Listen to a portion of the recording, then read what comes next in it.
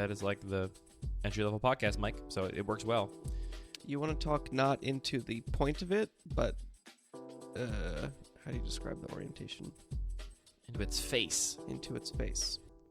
You might want to point the end at your face like you're about to eat it like a hot dog. That's not right. You want to be about like you're cracking it like a Pez dispenser and about to get the Pez out of its face. Is that right? I wish I was recording this. God damn. Oh, I am recording this. This is great. No. You describe the orientation of things you put close to your mouth. That's what I'm working with.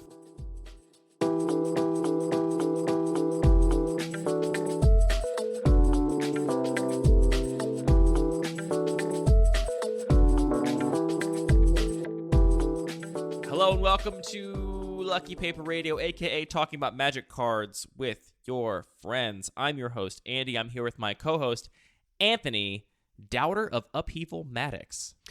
Not anymore. You've totally changed my opinion of it. I think it's going to end up in the rare module of my irregular cube. It's a hell of a card. So what you're saying is it was fun to play with and against. You enjoyed those games. It was interesting to see twice. In the two games we played. Mm-hmm, yep. I opened Upheaval in one of my Modern Horizons 2 sealed pools and felt it was my biggest bomb. I think it's more of a bomb than Murktide Regent, which was probably my next best card. And Anthony was like, "Do you even play this?" And I was like, "Of course I play this. This is how I beat people." And then sure enough, round one, played against Anthony, back-to-back Upheavals, won those games, so... It was rough. I mean, what's interesting... They weren't fun Magic We talk games. all the time about how important context is, and this is a great example. Well...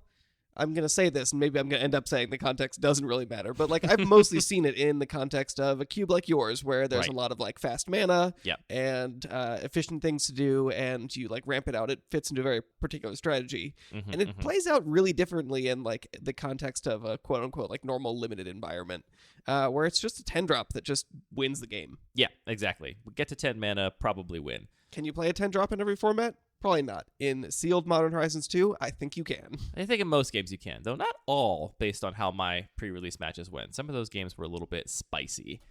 We don't have any time to dilly-dally, though, Anthony, because this is the beginning of our Modern Horizons 2 set review show, which this set has a lot for Cube. We are not the first ones to say it, but we have a lot to talk about. We're recording this in pieces so we can make sure we get it all in. And we're, of course, joined by our frequent set review companion, Jett, prioritizing bettering himself in the world by going to med school instead of making unpaid Magic content, Crowdus. Hi, Jett. Hello, hello. Congratulations on being accepted to med school. Thank you. It was actually funny. A lot of my interviewers would ask me about Magic, mostly non-judgmentally, although one of them was... Mostly, not entirely? One of them was extremely judgmental, as I could tell. I did not get in there. Really? Yeah.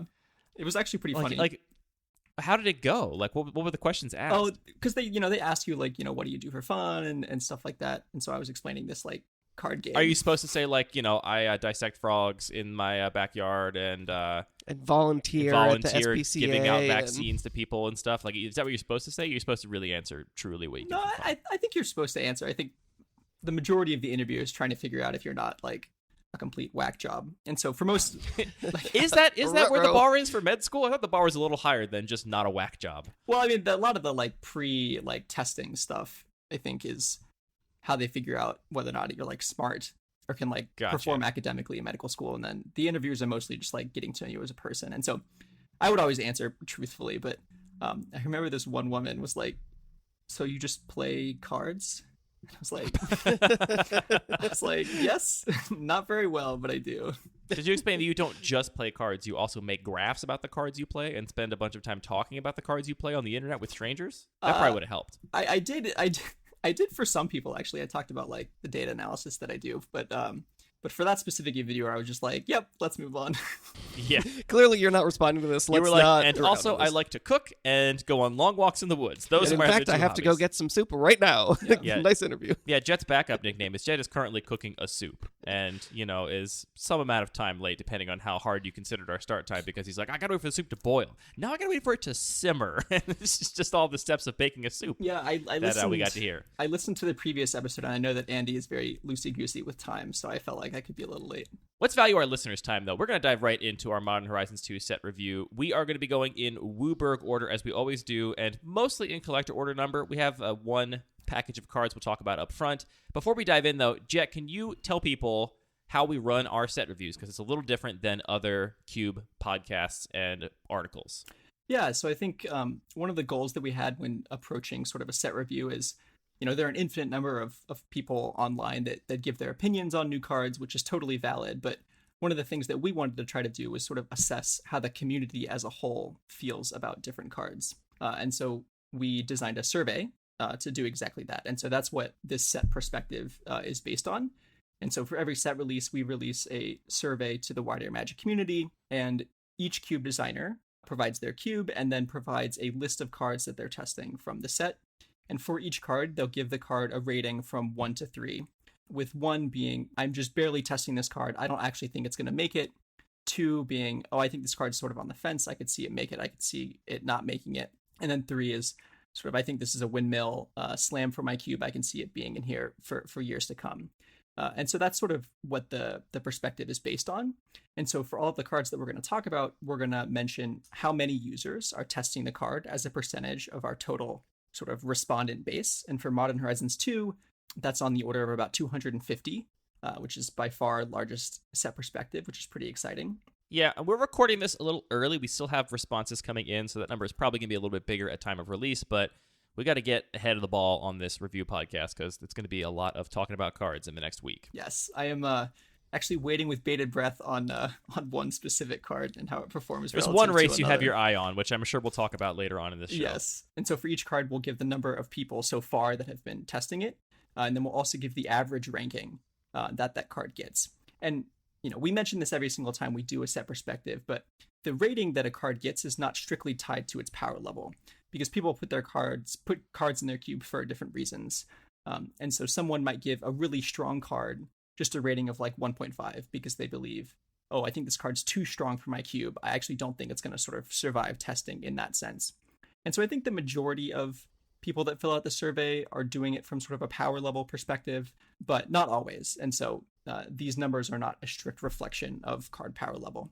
Yeah, there is a big chunk of the cube community that is definitely designing power-motivated cubes, where playing at a high power level is one of the goals that they're pursuing. But not everybody, and importantly, this set review is not just for those people. So we will talk about most of the powerful cards in the set and weigh in on them from a card evaluation perspective, pure power level. But also we're going to talk about less powerful cards in the set, cards that are interesting designs, and talk about things from a design perspective in terms of cards that are filling slots that previously weren't filled, or particularly clean versions, or otherwise of effects we haven't seen before, those kinds of things. So the cards really are just the ones we want to talk about. It's not meant to be a comprehensive list of powerful cards, nor is it meant to be any sort of comprehensive list of cubable cards, because you can cube any card you want. That's the beauty of Cube. Yeah, I think overall we just really want to dive in and celebrate this set that we are so excited about, and touch on all the interesting new mechanics, new evolutions of mechanics, and what really excites us about how those can be applied to different cube contexts. Yeah, this set is insane, both from a power level perspective for folks that are interested in that, but then also from just a really cool design perspective for folks that have sort of different priorities when it comes to cube design. And so there are a number of cards that support some really cool archetypes and are really cool designs that I'm excited to chat about. I feel like I know a set is really impactful for my cube when, in the process of trying to figure out what cards I'm testing, I also pull in 5 to 10 other cards that are not in the set, but have been floating in the periphery that I'm now this card goes in, right? This is the set that's going to get me to try Mishra's Bauble, and we'll talk about that totally. Maybe more later. But that's when I really feel like I know a set, regardless of how many cards I end up playing from Modern Horizons 2. I think it's going to be a lot in the long run, but even if it was only 8 or 10, if those cards also brought with them a bunch of other cards because it made me change my approach to how I design my cube, that's what's really meaningful to me. And I think in a really concrete way for a lot of lower powered cubes, we're revisiting a ton of mechanics. So if you're interested in some of these certain artifact synergies or madness or a bunch of the other things we're going to talk about, it just brings affinity for tokens. It brings it a whole bunch of new life that, sort of themes that maybe were kind of on the border of actually filling, having enough cards to really make viable in a particular cube now really can shine. So I think we're definitely going to touch on a lot of things, themes that are beyond this set. The last thing I want to do, just as a means of introduction, we know from looking at the numbers that this is a lot of people's first time listening to us. Maybe the first show you've listened to, you might not know us that well. So just for context, I think it's worth talking about our main cubes and the perspective we have on the game. I'm playing a vintage cube that aims to power optimize for fair stuff. So importantly, I'm playing a very fast cube with lots of great removal, lots of great low curve threats, a high density of fixing, but I am not playing strategies like Reanimator, Storm, Kiki Twin combo, that kind of stuff. Nothing that I think plays on a different axis than other things. So that's kind of the main lens I have in terms of card evaluation for things. You want to talk about your regular cube, Anthony? Yeah, so my primary cube is being in Andy's playgroup, already having access to this kind of high-powered experience. And loving it. I mean, you love it. And of course, loving that. Trying something a little bit different. It's a much lower-powered cube focused on what people might call micro archetypes or synergies, focused, on things like artifacts and spells matter. But it definitely plays a lot more like normal limited. Imagine just all of your cards are like lower-tier rares or high-power uncommons, but it's still very combat-focused and plays a lot like normal limited. I gotta say, I feel like Modern Horizons 2 feels a lot like your cube. Yeah, in the sense that there are tons of overlapping themes, and none of them are overly supported. I mean, I guess like maybe something like Madness or Artifacts is like a really robust theme, but there's a lot of like, micro themes inside. Right, of and those Modern overlap Horizons. though with like Delirium exactly. and all kinds of other delve. And then Jett, your cube is in many ways even more powerful than my cube because you are playing a similar set of powerful cards that are fair, but also some unfair powerful cards, or what I would call unfair cards. How would you describe your cube overall? Yeah, I think that's mostly right on the money. So I cube a 450 size cube that is essentially all cards are fair game with the exception of some cards that I deem to be too powerful. And that's mostly restricted to just the power 9, being Moxen, Ancestral Recall, Time Walk, and stuff. But I do cube cards like Mana Drain, Grim Monolith, Mind Twist. I'm also sort of not afraid to sort of break the traditions of cube, and so I'll break Singleton on some cards that I find interesting, like Young Pyromancer. And so I would say that I come at things from pretty much a power level perspective, but am definitely sort of interested in encouraging these smaller archetypes within the cube, and oftentimes willing to sort of break rules in some sense to boost those. Let us tarry no further and dive in with the first set of cards. Before we get to the Wooburg cards, we are going to talk about the Evoke Elementals first. This is a full cycle of creatures in Modern Horizons 2 that is maybe the most exciting set of cards, the most exciting cycle we've seen in the past couple of years. Almost all of these cards getting a lot of attention from cube designers at different power levels. We'll run down all of them first. I'll read the rules text. We'll talk about their rankings in the set survey and give our thoughts on them. First is Solitude. It's 3 white for a creature elemental incarnation. It has Flash and Lifelink. It's a 3/2. And when it enters the battlefield, you get 2 Swords to Plowshares, a creature. And it has Evoke, exile a white card from your hand. All of these cards have Evoke, exile a card of the same color from your hand in order to cast this for its Evoke cost. Yeah, and Solitude has a rating of 2.6 within the Cube Community Survey, and is being tested by 68% of respondents. High scores for Solitude. The blue one is Subtlety, 2 blue. Again, creature elemental incarnation. I'll stop saying that. This one has Flash and Flying. It's a 3/3. And when it enters the battlefield, you choose up to 1 target creature spell or planeswalker spell. Its owner puts it on top or bottom of their library. The owner of that spell gets to choose, not you. So this is a sort of memory lapse style effect, but only for creature and planeswalker spells attached to a 3/3 Flash Flyer. This one has 53% of respondents testing it with an overall score of 2.3. Then we have Grief.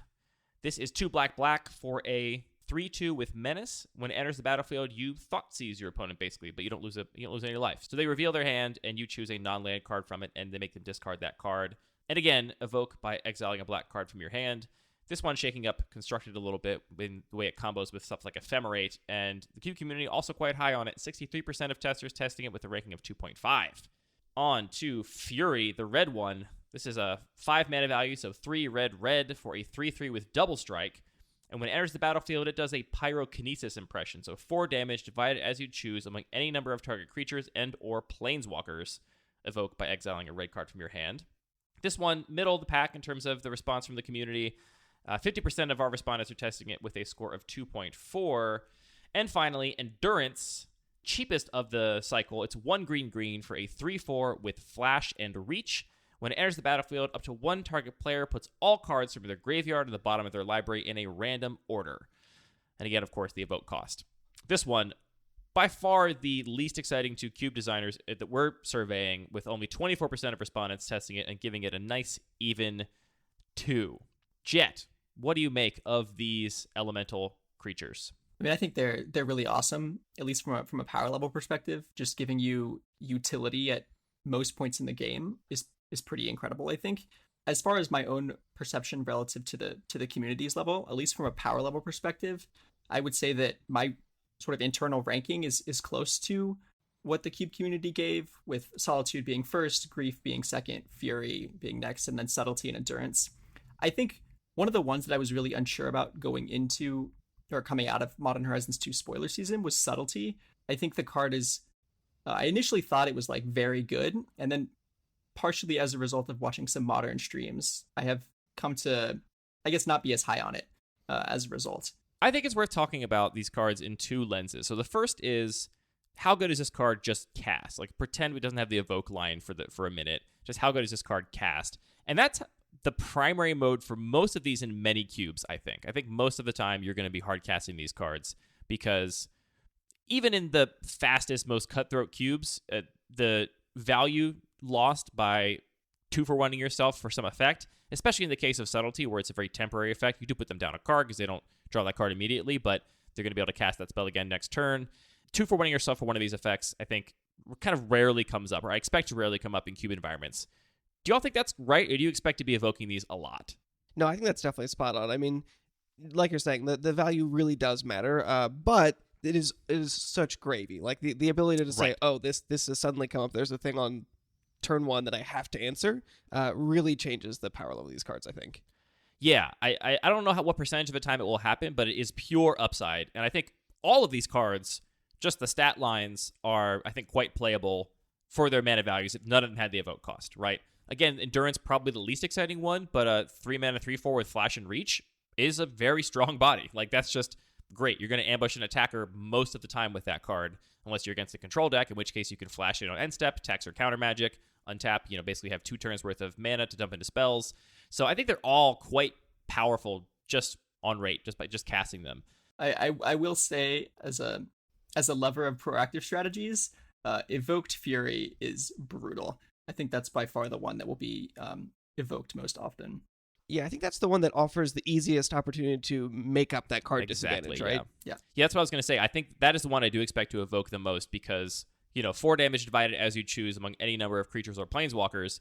Against certain decks, you're just going to kill 3 things. And so there, it's not even a value cost. You just get a free 2-for-3, right? Which is great. You're happy to 2-for-3 anybody anytime. And you spend no mana on it, which means that same turn you can also develop your board. You can do other things, cast other spells. So it's a tempo advantage and a value advantage, a card equity advantage. I kind of expect that one to be probably the most brutal in Cube. I think overall the community is awfully low on Fury, because it was the last one that was spoiled. People had maybe higher hopes for what it might be. I saw a lot of people lamenting that it didn't have Flash, which would be extremely gross.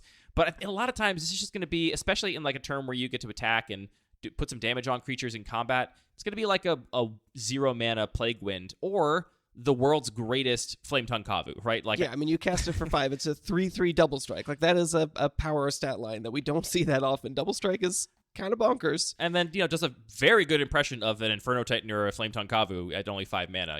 More damage than Inferno Titan. Can't hit face, so it's not a direct comparison. But that one I think is going to be really, really powerful. I think unless your cube doesn't care about creatures or combat much at all, or only certain decks really care about it, that one is the one I really expect to overperform. And Jett, I think you're right as the aggressive player to be worried about this card, because 0 mana, kill your thing, play a Planeswalker. 0 mana on turn 3, wipe your whole board, and also play a Planeswalker in my blue-red control deck is going to be really devastating. Yeah, and it's also pretty decent in proactive strategies too. Although I will say it's probably worse there as an offensive threat rather than a defensive one. Although having a 5-drop that isn't dead in your hand, if you have it in your opening hand, is also a pretty big deal.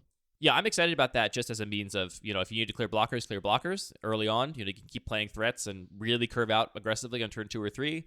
And if you top deck it late in the game, you just played a 5-drop in your aggro deck that you didn't have to make a slot for. So Fury is actually the one I'm maybe highest on. Grief is also one I'm really excited about, because I do love attacking hands so much. It's really the identity of Black in my cube, and I think it's just such a powerful and interesting effect. Like, it's an effect that makes your player make choices about what they don't want their opponents to cast against them, which sometimes it's obvious, but it's not always obvious. And so I really like that effect a lot. I actually had in our Modern Horizons playtesting an opportunity to evoke a Grief, which I think I missed, because even going into playtesting, I was telling myself, like, I want to be casting this card. I don't want to be evoking it. It's not going to be worth it. But I definitely had a game against Anthony, which we actually recorded and is on our Twitch and YouTube. You can find it somewhere, where I should have, on like turn 3 or 4, I didn't draw my 4th land. I really wanted to just cast my Grief. I didn't draw it, and I had stuck with a couple of extra cards in hand. I could have played my Blood Sky Berserker and then evoked my Grief to put 2 counters on it immediately, and it would have been the right thing to do in that situation, I think, for sure, hindsight 2020, because you happen to untap and play a 6-mana Ugin, which would have been great to have taken from you, and also put a 3/3 on board. So I actually think, it's going to come up where you're sequencing-wise, if you have a tempo advantage, you're going to want to leverage that free cast, and Grief and Fury are the 2 that I'm most excited about.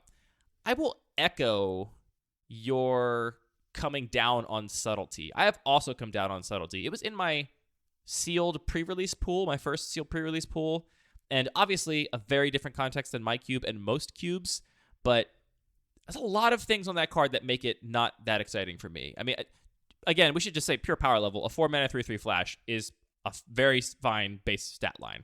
Flash flying. That's very solid. How often you're really going to get somebody with that enter the battlefield ability? There's a lot of limitations on it, and I think it's just going to... I think people are a little high on it, I guess, is where I'm coming down on it. I think I agree with you, Jett. I think I was on that page, but now I'm kind of, as we're talking about it, getting higher on it, just because like a Mystic Snake that actually has a much more relevant body is a real card, and the ability for it to, even though it doesn't hit any kind of spell, early game, again, just have that safety valve for if your opponent plays a Stoneforge Mystic and you just really need to answer that now. You can. Like, a free counterspell is extremely powerful. But see, in a situation where I really need to answer that Stoneforge Mystic now, how much better is it for them to cast it next turn? They're just going to draw it again if that's what they need to do.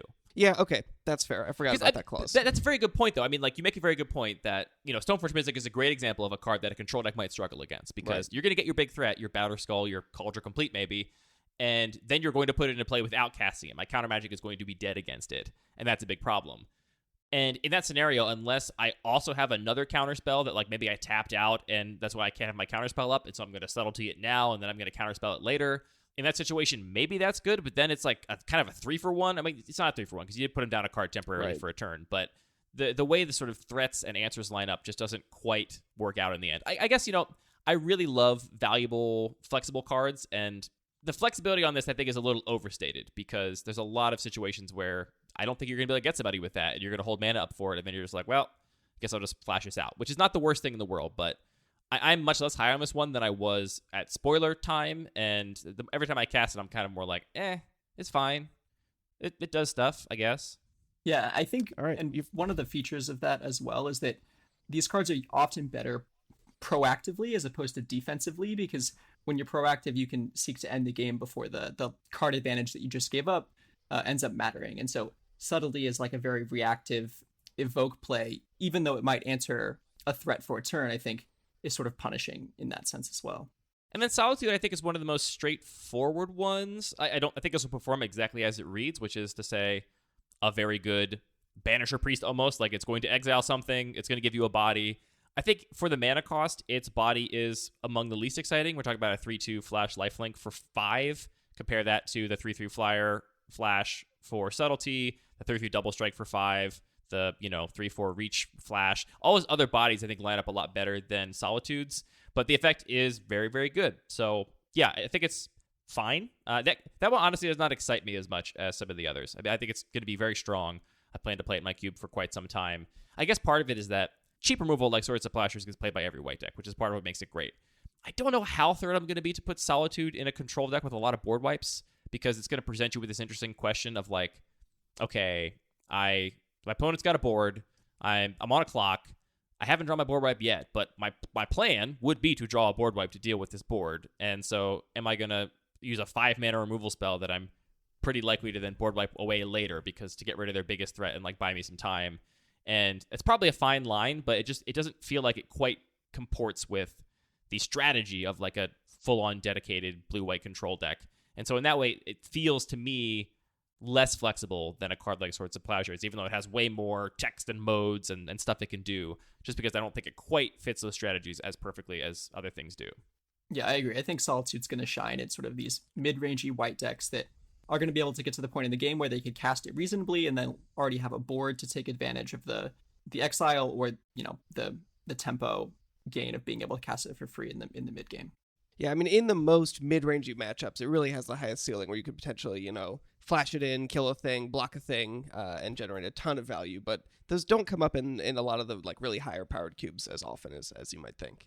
Yeah, but I mean, the floor here, assuming your opponent has a creature to get rid of, is great. Yeah, for sure. And if they don't, it's still fine. I mean, a 3/2 flash lifelink. I don't expect to play this very often without exiling something of my opponent's. That's a weird situation to find yourself in, but I mean, might happen. It'll happen sometimes. Speaking more broadly about this set of evoke creatures, and there's also a couple other common and uncommon evoke creatures, I do just really love evoke as a mechanic. Just the idea of saying we have this creature that, you know, in this instance, these incarnations are like the representation of grief and of solitude. And then the fact that you can, instead of summoning this creature that has this effect, you just are evoking it and gaining its power without actually summoning the creature in full is just so resonant, and it opens the floor up for so many subtle complexities and interactions that you can play around, because it ends up putting a creature in the yard, but the creature also enters the battlefield, so you can do stuff with ephemerate. So I love a mechanic that, in a way that reads simple because of the flavor, opens up and supports a lot of complexity. Yeah, I think these cards are slam dunks. They're pretty clean designs. I like how they are referencing, in many cases, iconic cards of that color. It makes them very iconic and resonant right out the gate. I will say, while we're on the subject, I am not excited about the prospect of ephemerating one of these cards. I mean, I don't run ephemerate in my own cube because I don't like the card that much. I know a lot of other cube designers saw these cards spoiled and were like, hooray, Ephemerate got even better, or even they're going to play Ephemerate for the first time now because of the potential payoffs of these cards. Those are the kinds of interactions that I just really try to avoid in my cube, where it's like, okay, you, instead of drafting, like, maybe you did draft a cohesive strategy, but then you also happen to draw these exact two cards, right? Which is going to happen whatever percentage of the game. And then you just get to triple Thoughtseize your opponent by turn 2 because you evoke your grief and you ephemerate it, and then you rebound your ephemerate and they have no hand left. And how many decks can actually beat that? And to me, that's like just as polarizing as putting Black Lotus or Mind Twist in my cube. It's just that it only happens less frequently, and you have to play a card like Ephemerate to get there. So you're saying you don't want your proactive decks to go up against triple Plaguewind? Yeah, I don't want people to be ephemerating their Fury. That's actually really gross because ETB is on the end step. You're talking again. yourself into it. No, it's too gross. Is the thing. It's too gross. So yeah, I'm not all about that. I know some people are, and so if you really like super swingy plays, then maybe that's for you. But I try to minimize the swinginess, and so these cards, if anything, make me stray even further from some of those synergies you referred to, Anthony. Like, I am not about playing these with Ephemerate. Andy, ever focused on the floor.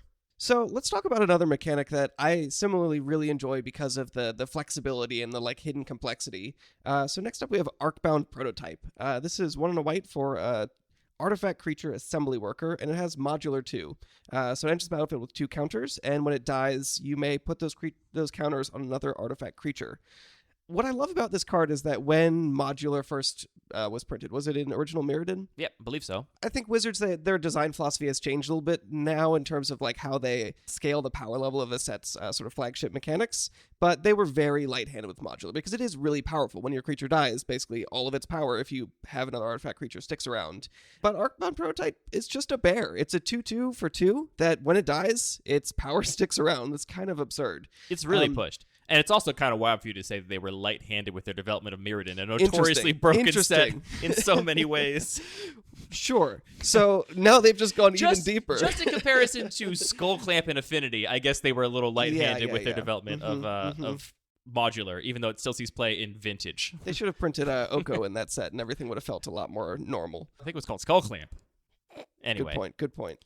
So I really enjoy this mechanic because it's sort of a light build around. You need a certain degree of artifact creatures to make it work, but I know a lot of cube designers are really excited about sort of artifact aggro. There's a lot of really interesting payoffs for it that I think just haven't been quite supported at the power level a lot of those cube designers are interested in. So us having a new 7 cards with modular, Arcbound Prototype being a nice, simple example, I think will really sort of bolster a lot of those opportunities. I have added modular and like Ravager style decks to my combat trick cube with this set to kind of complement the Hardened Scales decks. And yeah, I agree. A 2/2 with modular 2 for 2 mana is Very strong in a like modular style deck. And I think this is a perfect Anthony card, I think. It's like a bear, it's got a fine floor, and there's upside if you draft enough artifacts to make this card relevant otherwise. And maybe draft artifact creatures that have keyword abilities or stuff like that. Get your Vault Scourge, get your, whatever, and start putting some counters on it. I love it. A simple card that you and I both love, Anthony, is Barbed Spike. This is 1 and a white for an artifact equipment. When it enters the battlefield, you make a 1/1 colorless Thopter artifact creature token with flying and attach Barbed Spike to it. The equipped creature gets +1/+0 and has equip 2. A lot of text for basically 2 mana for a 2/1 flyer that you can then, at some point, move the equipment around, and the equipment is kind of like a bad short sword, basically. It gives +1/+0 for equip 2. Sort of less than a sword, it's just sort of a little spike. Yeah, some kind of like tiny little spike. This compares to Ancestral Blade, which is similar. It's a 2 mana 2/2 that pops into a short sword, which I think is a better card than some people give it credit for. Very great floor. Like I said, just a bear you're happy to play. This is even better. I mean, a 2/1 flyer for 2 is a very good aggro body, at least in the types of environments I'm curating. I found flying to be really important for reach in the aggro decks, and being able to then move that equipment to a different creature is oftentimes very valuable. Either if your flyer dies, or if you just have a certain type of combat where maybe your flyer is getting through no matter what, and you can threaten to, trade on the ground if you move that equipment to one of your ground attackers instead of, just throwing it away into a bad block. So I think this card's very strong, and if you have any kind of synergies, like you have artifact matter synergies, you have equipment matter synergies, this is the best way to put those things into a cube, because it also just comes with a 2/1 flyer. It's a way to get equipment into your deck without diminishing your creature density or anything like that. Yeah, I mean, that's it, and that's the perfect reason why I really love Ancestral Blade as well. It's an equipment that you can get into your deck without having that AB problem of, well, I draw my equipments, and now my deck doesn't do anything because I don't have creatures to put them on. I'm a little bit lower on Barbed Spike compared to Ancestral Blade, just because the Equip 2 is really... It's a much bigger jump, and I often find, like, with the Blade, you even end up saying, like, well, I'll cast this, then I'll equip 1, move the sword right away, and still have my 1/1 left over to jump block or something. Right, whereas that doesn't really work here. But or obviously, it could have cost 4 mana, which is a lot. Right. Yeah. The sort of text of the token having the flying and not being able to grant that ability to anybody. Right. Yeah. It's sort of just it's a much less clean read, I think. So I might end up just playing both because they do that thing. But yeah, it's a fine card. Yeah, I will say I like that the community sort of, I think, echoes partially what Anthony is saying. In terms of testers, only 11% of the Cube community is testing it, and they give it an average rating of about 1.8. I do think it's a really good example of one of the ways that Modern Horizons is so cool, which is giving these little incidental cards that offer payoffs for different synergies for different types of cubes that are just pretty good as floors on their own. It's a clean design, and if those numbers were tweaked, like you're alluding to, Anthony, if it was like equip 1 on that equipment and the equipment granted flying and it made a servo token or something, which would be kind of more complicated flavor-wise and would be harder to read on the card. But if it did that, I would be in my cube instantly. Being able to equip cheaper and also grant that ability would be a huge benefit. I think I had the exact same like redesign process in my head, then realized that card's actually kind of busted. It's messed up and also uglier. It would be clunkier to read. So another one of these interesting sort of like little micro synergies that's getting a huge power bump or brand new payoffs is +1/+1 counters matters. This is something we see, honestly, it feels like we see a little bit in every single set, and it often just doesn't really come off in a way that is appealing to cube designers. The +1/+1 counters thing is like a perfect example of the kind of synergies that I often try to avoid in my cube, like the broken +1/+1 counters decks that have the exact right combination of enablers and payoffs and get to build this insane board with at really cheap costs. It's like, all right, you did it.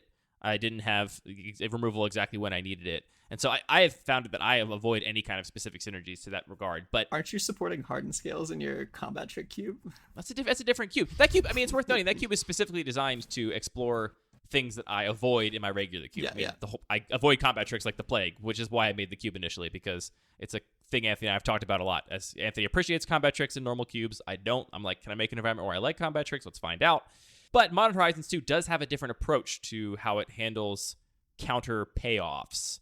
Yeah, I mean, I think part of the problem with both +1/+1 counters matter and life gain matters is you're already sort of winning when you're doing that, right? So a lot of these just tend to be like extremely snowballing effects where if you're doing it, you're really doing it, and it's very hard to interact with. And if you're not doing it, you have this Gird for Battle dead in your hand. Right, exactly. So I like seeing just like more space, more different cards, so that if you're trying to do something in the space, you have a wider palette to paint with. So I thought one of the really interesting examples here was Constable of the Realm. So it's 5 mana for a 3/3, 4 and a white. Giant soldier with renown 2, so when it deals combat damage to a player, if it isn't renowned, put 2 counters on it, it becomes renowned. So it's sort of like monstrous when it deals combat damage for the first time. And whenever one or more counters are put on it, exile up to 1 target non-land permanent until Constable of the Realm leaves the battlefield, so you get to Oblivion Ring something. So it's a messed up limited card. This card is pretty powerful. Completely messed up. Your opponent's kind of forced to chump block. If they let it through, you get to Oblivion Ring something. And then if you have any proliferate, you have a Gird for Battle, you have some other way to get another counter on it, you can really start going off. But it doesn't necessarily feel quite as snowbally. You actually can answer it because if Constable of the Realm leaves the battlefield, you get those permanents back. So I think it's actually a really nice space where it's a powerful payoff, but still leaves a lot of play to be had. This card, devastating in limited. Have you faced this already? I watched some people face it. One of the best decks at our pre-release event, I believe, had 2 of these with all manner of ways to put counters onto it, and it seemed kind of impossible to beat. It was pretty rough. The card's really pushed, I think. And overall, as the first example of the when a counter is put on this thing trigger, I like that for +1/+1 counter matters decks, because one of the things I don't like about the +1/+1 counter matters decks is that it's kind of all in, right? You made a big creature, right? And if it gets removed, it sucks. You lost all your big creature, you put all those spells or abilities or effects into giving it more power and toughness, and they just played a Doomblade or an O-Ring or whatever. And Constable Realm's not the best example because, again, you dump your eggs into this basket, they get all of your stuff back, but in general, the ability of when you put a counter on this thing, you get something out of it. I don't think we're going to talk about Herd Baloth, but that's another great limited card. It's just a 4/4 for 5 that when you put a counter on it, it makes another 4/4, which it's the equivalent of like enter the battlefield abilities versus like, big creatures with no enter the battlefield abilities, where it's like if you get to cast the card, if you get to cast a Mull Drifter, you get value off of it. Whereas if it gets Doombladed, you still got something out of it. Most of these counter matters things, it's like if you get to put a counter on it, then you get the value or get some value, and if it gets removed later, it's okay, you didn't lose everything. And so I really like this change or this new way of potentially approaching +1/+1 counters as an archetype. Right, and I think Herd Baloth is also a great example to bring up. So it's 5 mana 4/4. When it gets a counter, you get another 4/4 token. Extremely powerful. The reason I like the well, honestly, I probably like the green card more if I'm honest with myself. Of course you do. But I do like that the Constable does let itself trigger once on its own. So, right. If you can find a way to force through damage, then you get to do the thing one time. Whereas you probably get to do it more times because you also just exiled a thing after you got to get through. So, but the Herd Baloth, like, it can have that AB problem where if you don't have another card in your deck that says put a +1/+1 counter, you have a 5 mana 4/4, which you're not going to be excited about in most cubes. I felt this in my sealed pool. It was pretty clunky. I had to kind of scrape for just bigger creatures to play, and I ended up playing a Herd Baloth in a deck that had no ways to put counters on it except for one of that black-white reanimation spell, which I didn't get to do all pre-release. I was very sad. Well, that's a nice combo, though. It's okay. It'd be better if I had other ways to put counters on my Herd Baloth, but it's something at least. Fair. So yeah, I think the upshot here is if you're interested in these +1/+1 counter synergies, like so many other things, just go on Scryfall and put in O +1/+1 counter and see if there's anything there for you. You've gotten to the point where you're reading Scryfall queries out loud now? Oh my god, people need to know how to search on Scryfall. Our next card is one that leapt off the page at me when I saw it spoiled. We're talking about Esper Sentinel. This is 1 white mana for a 1/1 artifact creature human soldier. Lots of type line there to digest. And it has the ability, whenever an opponent casts their first non-creature spell each turn, draw a card unless that player pays X, where X is Esper Sentinel's power. This card is being tested by 42% of our survey respondents, and they give it an average rating of 2.1. This card has been somewhat contentious, I think, I've seen people with varying opinions on this card, varying from this card is wildly overrated and unplayable, it's a 1 mana 1/1, you can't play 1 mana 1/1 in your aggro deck, to this is the best 1-drop aggro has gotten in a very long time, specifically for environments that have lots of cantrips and spells and stuff. So which of these takes is correct? Oh, of course, the answer, Anthony, is always right squarely in the middle. I want to address first the comparison to Thraben Inspector. This comparison was made specifically on the first episode of the Modern Horizons review from the 540. And they were basically saying, oh, I don't like to play one-powered creatures in my aggro decks, except for Thraben Inspector. The idea being Thraben Inspector draws you a card and therefore is worth it. Esper Sentinel also threatens to draw you a card. That is the whole point of the card, in fact. And I think on the episode, actually, just to call Justin out a little bit, I think he did say that this wasn't worth a card until it had drawn you 2 or 3 cards, but he's happy to play Thraben Inspector, which for an extra 2 mana will draw you just 1 card. And I think there's an inherent there's a little contradiction there. If this draws you 1 card, I am thrilled. I am thrilled to play a 1-mana 1/1 that draws me a card in my aggro deck. That's great. If it makes your opponent play off curve when they shouldn't have, which will happen, I mean, we like to, when we're evaluating cards, imagine that our opponents are going to make a perfect right decision all the time and know that giving you a card is not as bad as playing off curve, then great, but they will just mess up sometimes. It's another opportunity for them to misevaluate the board, misevaluate your threats, and say, I'm going to let them draw cards, it doesn't matter, or I'm going to play off curve because I can't let them draw cards. It's another opportunity for them to make a mistake. And there's a lot of games where I think this tax effect is going to add up with other white tax effects to become pretty oppressive. Not to mention putting in equipment on this thing, putting a +1/+1 counter on it. And I've said on the show before, I'm actually an apologist for 1-powered creatures in aggro decks, even in the most powerful cubes. I think oftentimes what you actually just need is a body. You need something to crew your Smuggler's Copter. You need something to wear your Bone Splitter or your Grafted War Gear. You need something to put a equipment on. I think that's why Thraben Inspector has been performed so well for me in my cube, is because it's like, here's a cheap creature that replaces itself. So if I have no other 1-drop, I'll play it on turn 1, it's fine. I get to start attacking, doing the thing with it. If I draw it late in the game, I get to replace itself, it's great. This is a worse top deck than Thraben Inspector for sure, but I think much more powerful on turn 1. You're still going to get to brawl against most decks, especially if you're on the play when you play a 1-drop, and then you have this body around to do stuff with later, and just putting them under that sort of thumb screws of pay more mana for your spells or I'm going to draw cards, I think is a big problem. I could not disagree more. Great. No, I'm playing at the drama a little bit, but I will say, in terms of looking at aggressive creatures that have 1 power, I probably fall on the other side of the fence, where if the card doesn't have 2 power, I am immensely suspicious of it. And I will say that Thraben Inspector, specifically, I've come around on in aggressive decks. One of my playgroup members loved Thraben Inspector, and for the longest time, I refused to put it in my cube. And then I did, and it was pretty good, and so I admit to that. Don't you hate when that happens? Yeah, I hate admitting wrongdoing. Insufferable. But I will say that I think an aggro deck can only afford so many of those effects in my eyes, particularly in faster environments. For me, looking at Esper Sentinel, when you have other things like Mother of Runes, Giver of Runes, Thraben Inspector, I think it becomes difficult to play many of those effects in one deck. So a question for you, Andy, would you just play sort of all of those cards? Does the 2 power versus 1 power not matter to you in aggregate in an aggro deck? It doesn't really. No, I think, I would try and focus on my curve and have a little bit of both, but I also play Fairy Guide Mother. I play Judge's Familiar. I'm happy with these cards in aggro. They do stuff that I think makes up for their lesser power in ways that I think is very worth it. So I'm happy to add this to my suite of 1-drops. I don't even think I'm cutting a 1-drop for it. I think I'm going to go up to 15 1-drops in white. No, I'm going to cut Clever Lumen, so never mind. That card was never going to make it. No, as we talked about on the Search Station show. Didn't work out. I've gotten so few reps with it, but I don't think I never really had high hopes for that. But I'm happy to play another good 1-drop. I think, to me, what's really important about aggro decks is using your mana efficiently. Having a 1-drop is so much more important than having the ideal 1-drop. And so more 1-drops in my deck that have other utility are always very appealing to me, and I'm always looking at them and evaluating them for potential inclusion. I will also say, from the discourse, I feel like a lot of people underplay the value of card advantage in aggro, right? They're like, aggro's whole plan is not to draw cards. It doesn't matter. It's irrelevant. Aggro's plan is to kill their opponent before they get to cast their cards. That's how they win. And your environment might be like that. There are definitely cubes where the cards chosen basically lead to just Savannah Lions and Jackal Pup aggro decks that only want 2/1s for 1 mana, and their whole game plan is kill them quick, and once it gets to turn 5, if they're not dead, I'm going to lose because I have nothing else in my deck but Savannah Lions and Jackal Pups. And I have not found that to be the case in my environment. First of all, there's a thing called the mirror, and in the aggro mirror, I think card advantage becomes really important because you have a lot of dinky creatures that trade with each other, removal spells, a lot of 1-for-1s going on, and what you actually want to do is outvalue your opponent with either bigger cards or more cards. And so I'm happy to have Esper Sentinel in the aggro mirror as a means of potential card advantage, or as a means of actually gaining the tempo advantage that the card is supposed to grant if my opponent starts playing things off curve.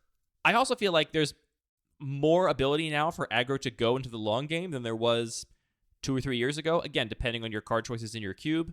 And playing an Esper Sentinel on turn 1 is a really great way to put yourself in a successful position for the long game. So yeah, it's worse at winning you the short game, which some people's vision of aggro is that that's all that it cares about. But I see Esper Sentinel, and I think in a matchup where I expect this to be a long game, and my opponent has a certain number of spells in their deck, I'm leading on this on turn 1 instead of a 2-1 because I know they're very likely to play a 1-drop anyway. I'm not going to be able to attack no matter what. So, why have a 2-1 in play if it does nothing versus this 1-1 that actually has a relevant effect on my opponent's sequencing and could potentially draw me some cards. Anyway, all told, I think it's probably a fine aggro 1-drop. It's not going to be like, I'm not picking this super highly. I'm not going to pick this above Mother of Runes or stuff like that. But I'm excited to play it, and I think it'll perform quite well. What I really like about it is that it's giving more depth to that white taxes identity and more depth to those 1-drops. And I think it was a couple sets ago that I finally cut the last just Savannah Lions variant from my white 1-drop section. I no longer have any just Savannah Lions variants. The only one I have is Kithian, I guess, kind of. But they all have enough value outside of their stat line that I consider them cards in their own right. Like your Dauntless Bodyguard is not just a Savannah Lion variant. That ability is very relevant. And I, cut the last one. It didn't matter. I think the last one was Luminarch Aspirant, which you so rarely hit Ascend. It was like, this is basically a Savannah Lions. It's not really doing anything else. You mean Sky Marcher Aspirant? Thank you. Sorry, Sky Marcher Aspirant. And so I'm already past that. I'm not doing just Savannah Lions anymore. And this is one I'm happy to add to that roster of non-Savannah Lions 1-drops that are, I think, very strong in aggro. And I think it'll do well. And so I know the people out there, too, that also don't like running a bunch of the same card for a variety of reasons. This is another great way to add diversity to that aggro deck. Another one of your goals, though, is to basically not have as few cards as possible that are not extremely dedicated to one spot. So, like, a lot of those aggro creatures you mentioned also can fit into mid-rangey decks as well. Do you think that's the case here as well? Yeah, I mean, if I'm playing a green-white mid-range deck, I'm happy to play this on turn 1 and let my opponent struggle to give me more cards under their cantrips or whatever. Yeah, I'm happy to play this in a mid-range deck. Not a control deck. I mean, I'm not going to play pretty much any of the 1-drops in a control deck, but any deck that is anywhere under control, yeah, I'm happy to play this, I think. Do you play Thraben Inspector in a control deck? I will sometimes side it in against aggro because it effectively trades for a attacker early and draws a card, especially if I have not enough removal. But I'm not the Thraben Inspector goes in every single white deck kind of person. I mean, I'll play it in my control deck, but I pick it really, really low if I'm playing a control deck. 1 mana target opponent struggles is not so bad. Yeah. Drew's hot take, which he recorded while his daughter napped. Esper Sentinel is much better than people are giving it credit for. Yes, it has a Punisher mechanic on it, and would be better if it was just tax or draw. But you know what else is a Punisher mechanic? Attacking. Punisher mechanics get better when they repeatedly pose your opponent the same question, which this does handily in any environment within a reasonable density of non-creature spells. All right, I want to talk about a card very different on the power level spectrum, just really briefly. Another sort of set of mechanics that I feel like every set review for the last couple that we've had, I've been like, they keep adding these like life gain payoffs here or there that seem a little bit more appealing. And this set has literally everything, so no surprise we have a little bit of a life gain payoff. So we have Nykthos Paragon. This is 6 mana, 4 and double white for a 4/6 enchantment creature, human soldier. This is apparently we're also on all kinds of planes here. This is clearly from Theros. It says whenever you gain life, you may put that many 1/1 counters on each creature you control. Do this only once each turn. So this is kind of an insane life gain payoff. I really like that it is big old Timmy card here. It's different in that a lot of the life gain payoffs are incremental. Like you want to sort of like set up loops and gain lots of, I'll have individual triggers. Exactly. Right. So I'll have my 4 copies of my Soul Sisters in play and I'll gain 4 life, and every time that triggers, a whole bunch of stuff happens. This is more focused on, can I gain a whole bunch of life all at once? So I like not only that they're making interesting, diverse threats, but that the actual like payoffs and way that you might want to build your deck within this sort of very narrow space of life gain matters or life matters actually has some texture to it in different facets. Yeah, that card is going to lead to some very story-worthy blowout moments in EDH where it's like, I did this and then I gained 150 life and put 150 counters on all of my creatures. It's going to be pretty messed up. That card is pretty cool. I agree. Yeah, I think actually that's a perfect spot for it. If you're playing like a slow, grindy multiplayer cube, I would like to see what this could do. Yeah, this seems insane there. All right, how about a more exciting white card? Out of Time. Out of Time is 1 white for an enchantment. When it enters the battlefield, untap all creatures, then phase them out until Out of Time leaves the battlefield. Put a time counter on Out of Time for each creature phased out this way, and it has vanishing, as you might expect from the time counters. I mean, this card is just such a cool design, right? Like, you're out of time in the sense that your creatures are gone. Whatever your plan was is gone. But also, you're just taking all those creatures and removing them from time. Oh, yeah, it's true. Isn't it's that so a bit cool? Of a pun. And it's, all these soldiers being taken out of their time. Jett, is this the 3-mana Wrath we've all wanted? Yeah, when I first read this card, I was like, this card's insane. And then I read it again and was like, oh, this card's pretty good. And then I read it again and I was like, I don't know about this card. It's I've heard that story from a few different people. We do have 15% of people testing this card with a rating of 2.2, which I think is high. I think this card is bad, and people are going to find out it's bad. And if you fast forward 2 years, a lot of people testing this card will not be on it anymore. Yeah, it's just a bunch of little things. It doesn't answer singular threats very well, despite being only 3 mana. Vanishing in particular is like a little awkward in that when the last one is removed, you have to sacrifice it. And so I was thinking of that fading. Fading. And then also like when creatures phase back in, they can attack immediately, I think. And so right, they get haste. Yeah, and so it's just a bunch of kind they don't have haste, but they've been in play the entire time. They never left. Like, yeah. Also like phasing is really awkward from like a rules perspective to have to explain to folks that aren't familiar with it. And so yeah, it's a card that as I read more of it and thought more of it and talked with folks about it, I came down on it significantly. Yeah, I think it's just bad. I think it's a bad card. I mean, the decks that want a board wipe... Here's where I think people are off on this card. I think a lot of people are using best case scenario thinking when they think about board wipes and their role in the environment. And while it's true that what you want to do with your board wipe is 4 for 1 or 5 for 1 your opponent, in reality, I think if you started keeping track, you'd find that a lot of times you cast a board wipe, you're killing 1 creature, 2 creatures. And it's just, that's what you need to do at that moment of the game. And that's part of why board wipes are good, is that it just wipes the board no matter what. And it can be that, your opponent just reanimated something or whatever. You got to get rid of that one thing. It can be a whole giant board of tokens. Doesn't matter what it is, gets rid of those problems that are in front of you. And this, if you exile 1 or 2 things, is just god-awful. It's not worth a card in your deck.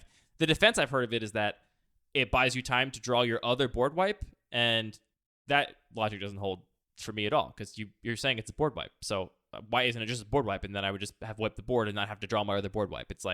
It's this like internal logic that doesn't make any sense. The fact that your opponent does get a chance to have an attack before you can actually cast your other board wipe is definitely gives a lot of credence to that argument. I don't know. I think it's a little bit more powerful than you're giving it credit. It does give you a lot of time, potentially. If you hit 3 creatures, like the game's going to look pretty different 3 turns from now. So I'm curious, but also maybe there's just no reason for this. I don't know. The creatures all come back at the same time, so like if you both have a board, I'm trying to think of situations where your opponent's board is better incremental value than yours, but yours is like better raw value. If they have a bunch of triggers or like abilities or something, and you want to exile those things, those abilities aren't triggering. I think that's a little too finicky. I don't know. I think this card is frankly overrated. I'm surprised 15% of people are even bothering to test it. I don't think it's very good. I will say one thing that's kind of cool is that Sam Black, who was a consultant for Modern Horizons 2, came out with an article that explained some feedback that he gave on cards during the set, and apparently this card used to cost 1 and a white, and I think would actually exile cards. It wouldn't actually phase them out. And then I don't remember exactly how it worked when it left the battlefield, but he says he recommended that it was tweaked after he Yorian looped a bunch of people in Modern. Yeah. Oh wow. Yeah, I could see that being pretty different card for sure. All right, the next white card that we're going to go over is Prismatic Ending. Zolthux's hot take. Prismatic ending, prismatic ending, prismatic ending, prismatic ending, prismatic ending, prismatic ending, prismatic ending, prismatic ending, prismatic ending, prismatic ending, prismatic ending, prismatic ending, prismatic ending, not prismary ending, prismatic ending, prismatic ending, prismatic ending, prismatic ending, prismatic ending, ending in a prismatic way. Converge exile spell. Which is an uncommon. It's X and a white sorcery, and it has Converge, which is related to the number of colors that are spent to cast the card. So exile target non-land permanent if its mana value is less than or equal to the number of colors of mana spent to cast this spell.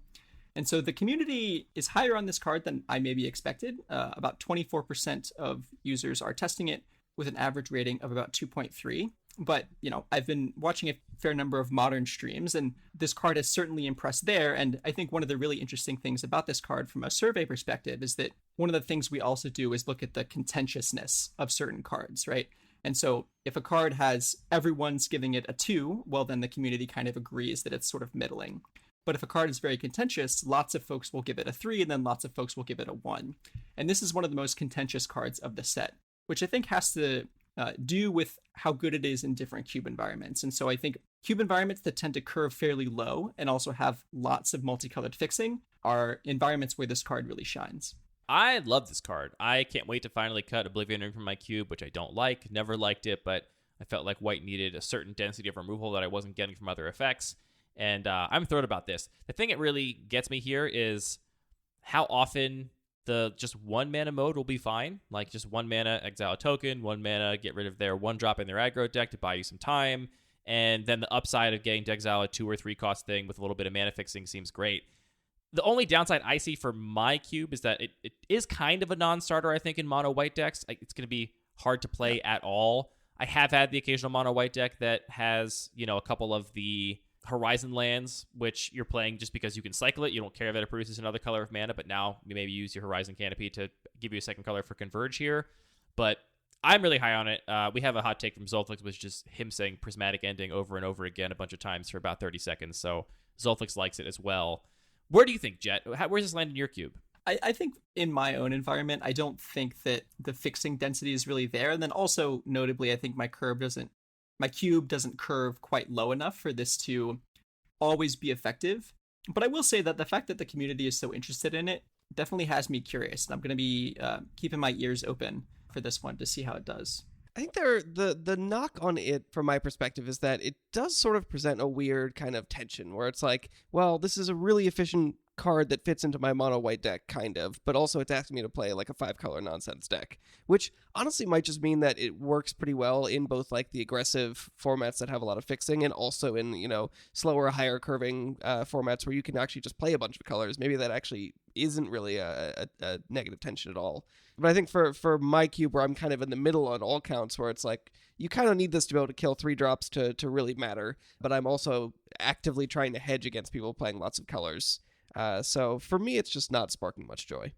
Yeah. I will say that another thing that's kind of interesting about it is that it's kind of an X spell that doesn't actually get substantially better when X increases. Like casting this for 5 mana with Wooburg to exile a 5-drop or less is good, but it's not insane. Yeah, it just scales with the threats, I think. Pretty straightforward. I mean, you are going to struggle in almost any cube to hit 4 and 5 drops with it. So I think the question of where are the important things on your curve is really important. Right. And I think how easy it would be to hit a 3-drop is probably the highest variance based on your cube's density of fixing. Most cube decks that are not monocolor will be able to kill a 2-drop with this thing at a relevant point in the game. And most won't be able to do 4 and 5, even if you're super dense on fixing. The question is how likely are you able to kill that 3-drop? And I agree, Anthony, on your cube, you don't want it to be super likely that your players are going to have access to all that mana because you don't want to encourage them to just draft nonsense piles. And also the 3-drop is a very important point on your curve in terms of the most relevant threats your opponents are playing. So I can see it not making sense there. Right. I do kind of like that aspect, and we've touched on this with other kinds of cards where you kind of get to play these, like, especially things like the Horizon lands, where you're kind of just happy to include those if they're off color, just in one color, and having them also have like incidental benefits and incidental interactions. That is pretty appealing. But what's the difference between that and just playing, greedier mana bases? I like it. I'm playing it. Very excited about it, but I understand how it's not sparking joy for others. I want to talk about Timeless Dragon. Eternal Dragon is a pet card of mine that I love dearly, and Timeless Dragon is the spiritual successor to it. This is 3 white for a 5/5 flyer. It has Plane Cycling 2. Plane Cycling important because it doesn't need to get a basic planes. It can get a non-basic planes. And then Eternalize for 2 and 2 white.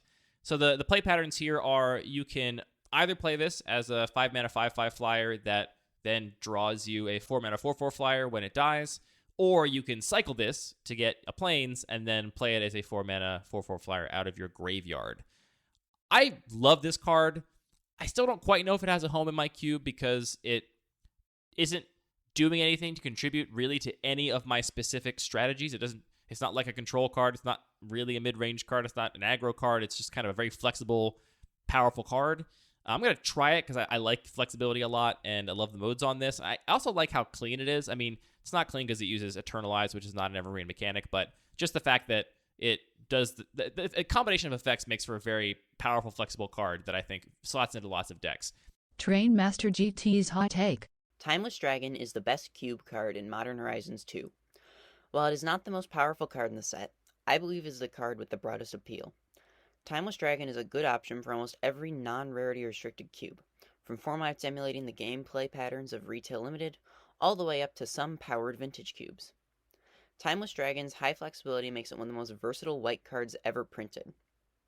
I can see a future where Timeless Dragon is a card people immediately recall when they think of Cube. Thank you. I want to tell a small anecdote about this from your deck that you drafted from our Cube for our Modern Horizons 2 testing, Jett. For my Cube, you drafted a green-white mid-range deck, mostly Oh man, that deck white. was not good. I don't think it was that bad. Frankly, the draft went a little bit off the rails, and none of the decks were incredible, so I think that's part of why that deck's not awful. I had a great time casting Spectral Procession, so I don't know what the complaint is. In that deck specifically, you weren't ramping much. You didn't have much mana ramp because you were mostly white, and you also weren't a control deck. You weren't playing board wipes and weren't aiming to go to a super long game. You were just a true mid-range deck without really much ramp going on. And that's a perfect example of an environment where I think Timeless Dragon really shines, that kind of deck.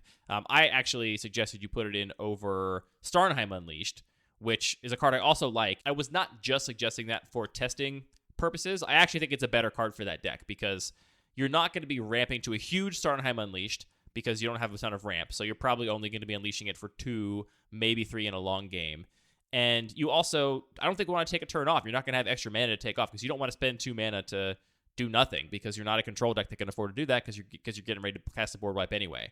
So the Timeless Dragon, I think, is a really nice mid-rangey threat that I'm going to try just because of how much I love the card emotionally. I want that old border foil so bad. It just looks so good. It's a card that I think that the Cube community has some sense of nostalgia for because I think a lot of folks were on Eternal Dragon or are currently still on Eternal Dragon and sort of see it as an easy swap. And so more people are testing it than I expected from a power level perspective, although, not everyone that fills out the survey does it from that lens, but 41% of the community is testing this card, and they give it an average rating of 2. Yeah, I don't know. I mean, I do think it's really powerful. In a control deck, plane cycling and then having a free roll 4/4 flyer later is not bad at all for 2 mana. You hold up your mana for a counterspell, you don't counter anything, you draw your land you need. I think the card is very powerful. I don't think it's I don't think it's a chump. I think it's a very powerful card that just is nice and clean. Yeah, I mean, it's such a clean evolution and callback to Eternal Dragon.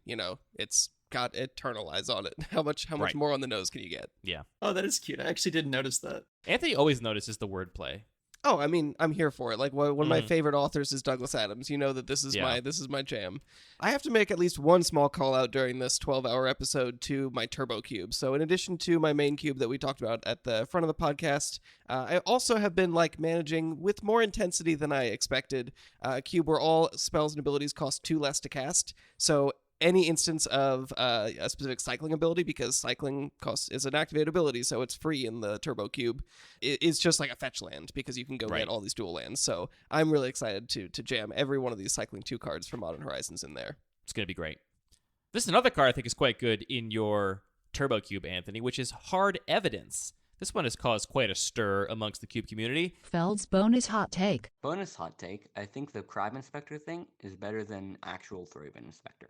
It is 1 blue mana for a sorcery that creates a 0/3 crab creature token and also investigate. So it creates a clue token, which has 2 sacrifices to artifact to draw a card. We have 22% of Cube designers testing this card with a rating of 1.9, which I gotta say I think is low. I think more people should be excited about Hard Evidence. What do you think about Hard Evidence, Jett? I mean, from a Magic player perspective, I love this card. It's a crab. Perfect. Who doesn't? Because Magic players love crabs. Is that a as thing? you know, it's well established. Absolutely. It's just a crab. That's awesome. I guess you're coming around to not liking it on a power level perspective is what I'm about to hear. What if I was like, no, I think it's the best card of the set? Well, I'd be pleasantly surprised. I think a lot of people, myself included, are sort of drawing comparisons between this and Thraben Inspector, right? Because they are very similar cards in that 1 mana sort of make a clue and provide some body. I think from a power level perspective, it is good. And I could definitely see it slotting into my cube. It being a spell is pretty relevant synergy for a lot of different things that the blue decks are trying to do in my cube. But I also think that I don't know. It's just not a card that like really speaks to me, I guess, and I can't really verbalize exactly. You just said you loved it because it was a crab. You said that. Well, you just said you subjectively loved it, but then you're like, but it doesn't speak to me though. Even though it's my favorite card as a Magic player. The crab speaks to me, but as a cube designer, it speaks to me as a Magic player. But as a cube designer, it doesn't speak to me nearly as much, unfortunately. You don't want to put a crab token in your token box, is what I'm hearing. Yeah, unless the token is cool, then I'll do it. It's a nice token. I also have to say, as far as token creep goes, this is less egregious than it sounds. Like, we're all like, God, do we need a angel token without vigilance and one that's a warrior? I'm still so mad about that. Oh yeah. But we actually, there's only one other 03 token in Magic, and that's Teo's Wall, and no one needs that. So I'm happy to Anthony here with the esoteric token power toughness distribution knowledge, bringing the heat. I'm here for the 03 token getting a canonical, powerful brand to it. I think his card is very good. Very, very good. And here's my reasoning as to why. I think the comparison to 3-Bit Inspector is understandable because obviously they're both 1-mana cards that make a creature and make a clue. So I get the comparison. I think this is a circumstance where the color shift makes a dramatic difference in what the card actually does, right? Yeah. It's the fact that it's in blue is so much better than 3-Bit Inspector is in white, in my opinion. I think his card's better than 3-Bit Inspector. We have a hot take to that effect as well, and I agree with the hot take. And here's what it does. I think people that listen to the show, at least, will know the value of cantrips. We talk about it a lot. Pretty much all power-focused cube designers are on at least the most powerful cantrips, your Ponders, your Preordains. And they do a lot, right? I'm not comparing this to Ponder or Preordain, which I think is much better than this, but 1-mana cantrips do a lot of things in Cube, and one of the things they do is enable you to do something on turn 1 when you otherwise wouldn't have anything to do because you're playing a deck full of reactive spells. You're playing board wipes, you're playing counter spells, you're playing removal spells. What else are you going to do on turn 1? Nothing is the answer. You play a tap land if you're lucky, or nothing else basically. So you could play a Delver of Secrets. It's not really a control deck, I would argue, if you're playing Delver. Sure, I missed that. So Hard Evidence is another 1-mana cantrip, which has all the values of those 1-mana cantrips. Yes, it is slower. Yes, you have to pay 2 to crack that clue later on, but what it allows you to do is use your mana efficiently at all points in the curve. Now, what those 1-mana cantrips have in common is that they are great at enabling your strategy. They're great at digging their way through your deck. They're great at turning on all your Graveyards Matter stuff, letting you delve cards away, all the reasons we like cantrips, but they are a tiny bit of a liability against aggro. You're spending mana to do something that doesn't affect the board at all.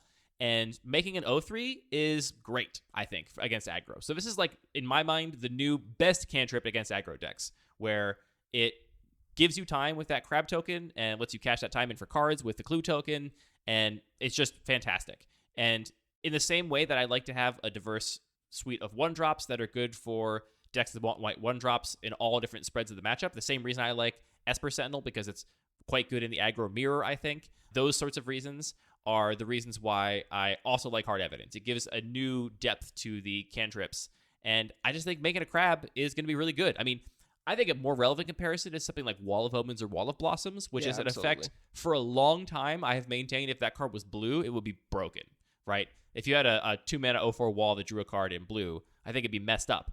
Right now, I'm playing Wall of Omens in white, and I think it's okay, but it's really only good in the blue-white control deck. And I'm not playing Wall of Blossoms because, in my opinion, there's not really a deck in my cube that wants Wall of Blossoms because the blue-green deck is trying to be a lot more proactive than just play walls. So the fact that this effect is in blue, I think, is huge. And like you said, Jett, it triggers your instant and sorcery cast stuff. It's a cheap spell to put in your yard. You can flash back with something. I mean, how is an aggro deck going to beat you doing Hard Evidence into whatever on turn 2, into turn 3 Snapcaster Hard Evidence? Like, you draw a card on turn 2 with your clue, right? Like, you just made a whole army of little, like, walls and blockers. Like, it's going to be really hard for an aggro deck to get through that. Army of crabs. The hard snap. I will say, I don't mean to call you out, Andy, but you said previously that you don't tend to put 3-Bit Inspector in your control decks. Is a 1-2 not better against aggressive creatures than an 0-3? Hey, I appreciate you calling me out. That's a very good point. I don't take it highly for my control decks. That's true. And maybe you're right. Maybe a 1-2 is better because it trades with a lot of threats. I don't know. I think to me, an 0-3 is kind of like a mini movable pacifism. Like, I think a 1-2 is going to trade with most things, which is good because it removes something. And the 0-3 will instead be able to absorb a decent-sized attacker every turn without dying for the big early part of the game. So yeah, I think you're right to point out my hypocrisy. I think maybe Threadbare Inspector is even better in control than I'm giving it credit for. But I do think moving this effect to blue makes it even more appealing to me. And perhaps if Threadbare Inspector made a Threadbare Inspector token and was a sorcery, I would be as high on it. I think it was the a card crab, type you'd be shift is higher on really, it. really huge. Well, no, I mean, it's just the fact that like this is also going to fuel your Treasure Cruise or your Murktide region, which we'll get to shortly. And I think that is a big difference in control decks. And I think this also makes sense maybe in a blue-red deck where you have your young pyromancers and things like that, where you're really not trying to do that in white.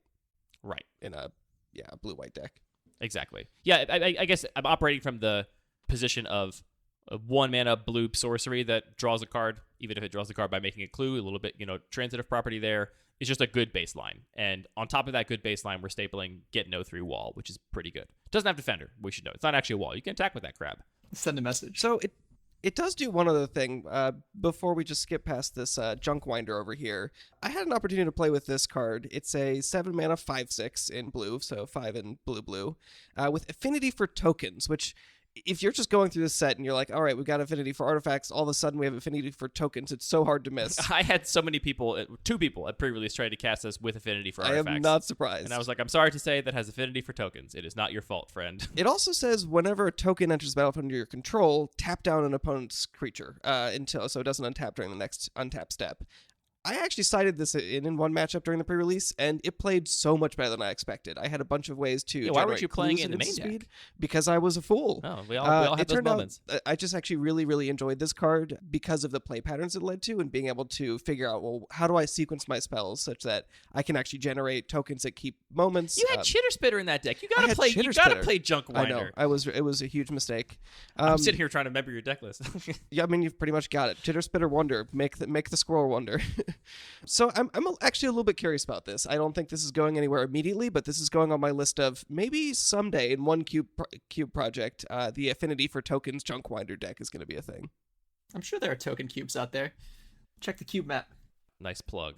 All right, moving on to our next card in blue. This is one that I'm personally really excited about. It's Lose Focus, which is 1 in the blue. Counter target spell unless its controller pays 2. It's an instant, obviously.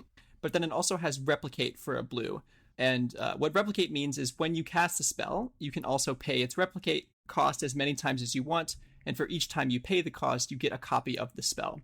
And so this is functionally a mana leak kind of card, but it has Quench. Right, it is exactly Quench.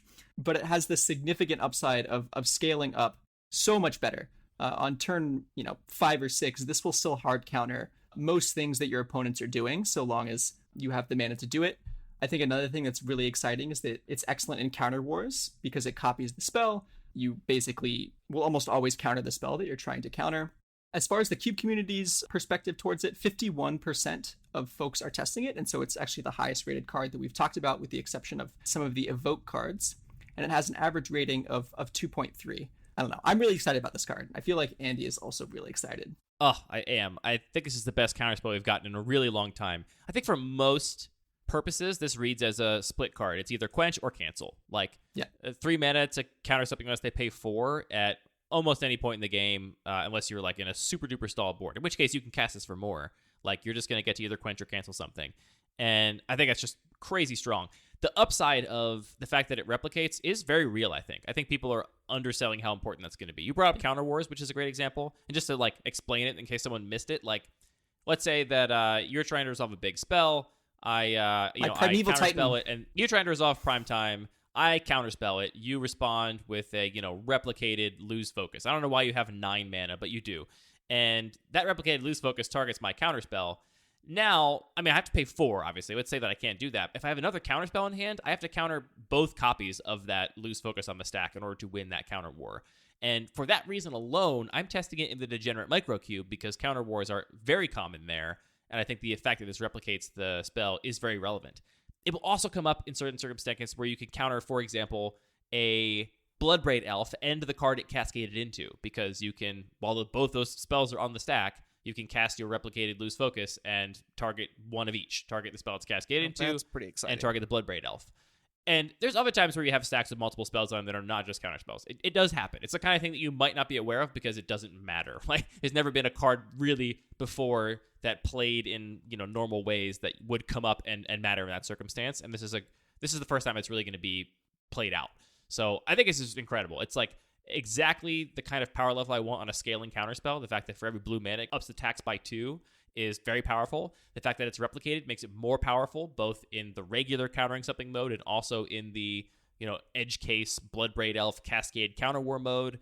And just a great floor. Floor of Quench. Quench is a card I've come very close to testing in my own cube. So this card is great. I love it. Fantastic. I wish we got a cool art version or an old border version, but I'll settle for the regular pack version. I can't wait to see the Flusterstorm countering a Lose Focus and see how the targeting works there. Oh boy. That's going to be quite complicated. Yeah, I think I'd just give up in that instance and say that's fine. My spell can be countered. Another thing is that 1 in the blue is so much cheaper than blue. Right. It's so much cheaper. It's very hard to overstate how important that difference is. Maybe one way of putting that is that we have had lengthy conversations about which is better in the Degenerate Microcube, Mana Leak or Mana Drain, because blue is so much harder to hit. And the 3 mana tax is almost strictly a hard counterspell in the Degenerate Microcube because you have so few lands, and even stalled games don't result in you having 10 lands in play because you only had 4 in your whole deck. And also, it's kind of hard to build a deck that can take advantage of the colorless mana off of Mana Drain. So in the most powerful environments, we've had that conversation. Which is better, Mana Leak or Mana Drain? And it's mostly because of that easier casting cost that makes a big difference. Sky's first hot take. I think that Lose Focus is going to be an absolute cube staple in the future. I think that Quench is already borderline fantastic, and most people know about how strong Mana Leak is. And I think in a lot of ways, Lose Focus is approaching the power level of Mana Leak. It's obviously a little weaker with a lot more flexibility and a lot more niche use cases, like winning counter wars or countering multiple spells on the stack at once. And I think for that reason, once people try it out, if they weren't already playing Quench, they're going to quickly discover the power level of this card. This next card, I think, is the prime example, the flagship example of how moving an effect to a different color dramatically changes its evaluation. We're talking about Murktide Regent. This is 5 blue for a 3/3 flyer with Delve. So far, it sounds pretty bad. It's 7 mana 3/3 flyer with Delve. However, it has Murktide Regent enters the battlefield with a +1/+1 counter on it for each instant and sorcery card exiled with it. And when you exile an instant or sorcery card from your graveyard, or rather when it leaves your graveyard in any way, put a +1/+1 counter on Murktide Regent. This has drawn comparisons to Tombstalker, which I think is a very fair comparison. Even more fair, frankly, than the Thraben Inspector hard evidence comparison, because it is a big flyer for 7 mana. It's got 2 colored pips, so 2 of those mana cannot be delved away. And it's going to enter the battlefield as anywhere between a 3/3 and an 8/8 flyer, depending on how many instant and sorcery cards you can exile with the delve cost. I have not been on Tombstalker because it's in black. And putting this effect in blue, I think, makes it fantastic.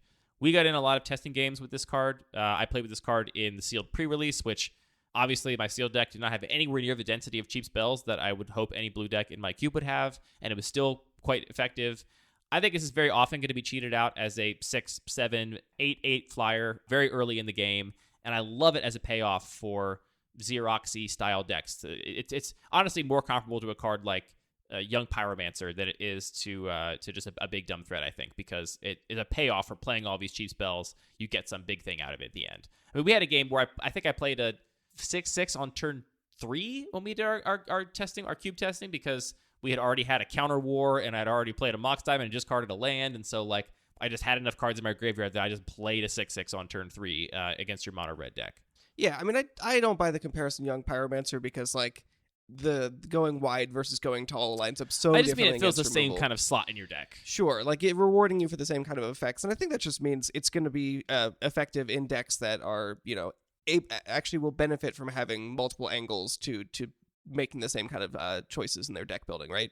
But yeah, I mean, just on power level, it is quite insane. I don't know how I pulled that game out. Well, you had a really good deck, turns out. Ragavan, pretty good. Your mileage may vary, right? Like my cube has double fetch lands. It has a very high density of cheap spells, especially cheap cantrips in blue, because I want the decks with Young Pyromancer and company to be really effective. So this was somewhat tailor-made for my environment. At first, I gotta say, I was kind of like, this is just a big body, right? Like, it doesn't do anything else. At first, we were comparing this to Ethereal Forager in a conversation off mic, and my first impressions was like, yeah, I'm not playing Ethereal Forager. I'd probably play that before Murktide Regent because it's, like, cool. It draws you cards, right? Like, it feels like there's more decisions to make, and it has, like, the way it plays out is different in each game, right? Like, sometimes you get to draw back removal spells, sometimes you draw back counter spells, and it just, like, has more play to it. And after playing with both, actually, I think I'm significantly higher on Murktide Regent, both from a power level perspective and also from a play pattern perspective. It's just really, it's a very cool payoff in your deck that, let's say you played a Pyromancer on turn 2, and you made a bunch of elemental tokens with your cheap spells, and they answered them somehow, and then you play an 8/8, right? Like, you get to do both. You get to have both the big threats and also the little incremental advantage, and both sides of that coin is just really fun to play with, I think. Yeah, it's fair. In terms of the community's perspective, this card's being tested by 17% of respondents who give it an average rating of 2.1. Yeah, so not that high. I think that might come up a little bit, but honestly, I think there's a lot of people that just don't play the kinds of cubes that I have, right? Like, I do have, like I said, a bunch of fetch lands, a bunch of cheap cantrips, and if your cube does not have that, you're probably less interested in this card, both from a power level perspective and a play pattern perspective. Yeah, and I think also it's the comparisons we're making to sort of color shifted effects, I think are good ones, but I do think that is something that can be very context dependent. So in this environment, blue is all about, in your cube specifically, blue is all about casting these cheap cantrips, filling up the graveyard with spells, but we can easily imagine a cube that's much more focused on black being the color that's filling up the graveyard. Right, you're doing self-mill or something in black, you're playing Ransack the Labs and stuff like that, and then you are fueling your Tossagers or your Tombstalkers. But I think you can sort of take that logic of, if we shift an effect in color or shift it in card type in a particular environment, does that actually change the power level? Which I think in many cases it will. Yeah, I guess the point I want to drive home is that you do have to reevaluate it. Like, you can't just say, exactly. You can't just say, I'm not playing Tombstalker, therefore I don't care about Murktide Regent, or I think Threadbane Inspector is middling, therefore when you make it a crab instead of a 1/2, I'm less interested in it. Because it becomes a very different card in that different context. And if Tombstalker never existed, I would still be excited about Murktide Regent, and it's just, I just don't want the comparison to Tombstalker, which I don't actually think is particularly great, because in my cube, for example, Tombstalker would basically be a blue-black card. You wouldn't really play it in many other contexts in my own cube, and that would make it much more narrow that I'd be interested in playing. Powerful in blue-black, for sure. It'd be about as powerful as, say, Murktide Regent, but just in blue-black. Whereas here, Murktide Regent, any deck that's playing blue is going to be happy to play a Murktide Regent in my cube, I think. Whether you're really low to the ground tempo deck, where you're like a blue-red, like aggro deck, you're going to play Murktide Regent. You're a control deck, you're going to play Murktide Regent. It's a great catch-all for all those effects. I mean, it's also much more powerful, I think, in blue, because blue can really easily take advantage of having a cheap threat that it can cast later in the game while still holding up counter magic, which is not going to happen as often in black in a lot of contexts. That's the other thing, is that you might say, like, well, yeah, sure, but how good is this going to be on turn 7 when it's a big flyer is kind of the par for the course? And the answer is still very good, because you get to cast it and hold up counter magic, or cast it and also remove something of your opponents, or do whatever you want to do. So, or cast an upheaval and then cast a Murktide Regent. This may or may not have happened in my sealed pool. Oh man. Yeah, I think that for what reads like kind of a boring, I hate the word boring, but people have this card as boring because it's just a big dragon, right? It's just no fancy abilities. It's just a big body that flies. It leads to, I think, very interesting lines in deck building and gameplay because of the way it interacts with these cheap spells and things that put stuff in the graveyard. So all those things, playing it late and being able to hold mana up, getting to race it out early. This is one of the cards that is going to have me playing Thought Scour. I mentioned earlier that sets that make me play cards that are not from that set that I've been thinking about for a while are ones I'm most excited about, and Thought Scour is going in my cube because it seems great with Murktide Regent. So that's where I'm at on it. I like it a lot. It's been good for me, and I'm excited to jam into the cube. Are we okay with having a blue dragon? Is that okay with everybody? Yeah. Okay. Dragons are all 5 colors, right? The color pie is a myth. Green is the one that gets the least dragony dragons, but I feel like blue has lots of dragons. Okay. I want to do a quick shout out to Rise and Shine. 1 and a blue for a sorcery. Target non-creature artifact you control becomes a 0/0 artifact creature. Put 4 +1/+1 counters on each artifact that became a creature this way. You might think to yourself, why is that last part worded that way? It's worded so weird. It's because it has overload for 4 blue. So you turn all non-creature artifacts you have into 4/4s. I think for cubes that have an artifact deck, and Jett, I include your cube in this. I know you have this kind of emergent blue-red artifact deck. This is a really potent win condition. I say as somebody that lost to a Rise and Shine and sealed quite a bit, the fact that you can turn all of your like dinky, it's not unlike Murktide Region in the sense that you've played these dinky little cards that enable your strategy some other way. You've played Mana Rocks, you've played Sensei's Divining Tops or Retrofitter Foundry, stuff like that. Yeah. Then you get to turn them all into 4/4s is I think quite potent. I actually compare this to the Saga that does a similar thing, which I will remember the name of. The Antiquities War. Thank you. I always get that one and Mirari Conjecture confused because similar rarity, similar color. The Antiquities War is a card I know that artifact decks have liked for that reason. It enables your deck, draws you more artifacts, and then it becomes a win condition. And I think Rise and Shine is kind of similar. If I was deep on an artifact strategy or I had an artifact-focused deck, I'd be really excited about Rise and Shine. Yeah, I think it's a little... maybe requires you to go a little too deep for my liking, at least with respect to where my cube is at and sort of the artifact theme. I cubed the Antiquities War for quite some time, and I really enjoyed the card, but ultimately felt like it was kind of unnecessary because the artifact decks kind of just tend to play mana rocks and then sort of larger spells and then have incidental synergies along the way. And so this is, I think, a little bit too dedicated. I will say that I love the art, though, and the flavor. It's just so cute that, like, all your artifacts... It is pretty cute. It has amazing I tell you, art. it's not cute when your opponent in their sealed pool is turning 5 of their indestructible artifact lands into 4/4s. That part's not cute. Yeah, that sounds rough. Yikes. I will say, like, in comparison to a lot of these artifact payoffs that we've seen, like, I'm thinking of Dance of the Manse as well, they're, like, expensive spells that you really need to go all in, and it has to go right for it to work for you, right? But the floor on this is so much lower because it ensouls the single artifact, right? Yeah. So Which I think is a fine effect for a lot of decks, especially if it's an artifact that you are willing to get rid of anyway, like it was a temporary thing. I imagine just like, I'm against aggro and I have a weird draw. Let's turn my Lotus Petal to a 4/4. Exactly. And now I have a 4/4. And that's a 2-mana 4/4, which is not bad. I mean, it's 2-mana 4/4 that puts you down a card most of the time, unless you've got, I don't know, a clue token or something from your crab, which is also blue. Anyway, I think the card is interesting, and if you were in an artifact deck, I think you should consider it because it is a very unique effect. We've not seen a sorcery that turns all of your stuff into an army. Actually, maybe we have. What's March of the Machines do? It's an enchantment? Doesn't matter. I will agree with Jett, though, that in a lot of cube environments, the artifact decks are very much focused on artifact ramp, where maybe like you don't want to be doing that early in the game because you're really setting yourself back if you end up having to trade with your soul ring or whatever you're doing. So in an environment where you're making incidental clues and treasures and things that don't necessarily need to survive to the late game and can build up a board that can really become an army is going to It's like an overrun to green decks that turns all of your elves into threats, but for artifact ramp decks. Yeah. You get to the late game, you're like, I don't need to ramp anymore. Now I just want an army of 4/4s. It's basically... that is fair. I just think it loses a lot of its modality in that context. You heard it here first. This is blue Craterhoof Behemoth. All right. So our second to last blue card is Rishadan Dockhand, which is 1 blue for a merfolk that has Island Walk, so it can't be blocked as long as the defending player controls an island. It's a 1/2, and then it has an activated ability, 1 and tap to tap target land. All I will say is I wish this card was white. Yeah, a great example of how color shifting robs us of a great card instead of giving us a great card.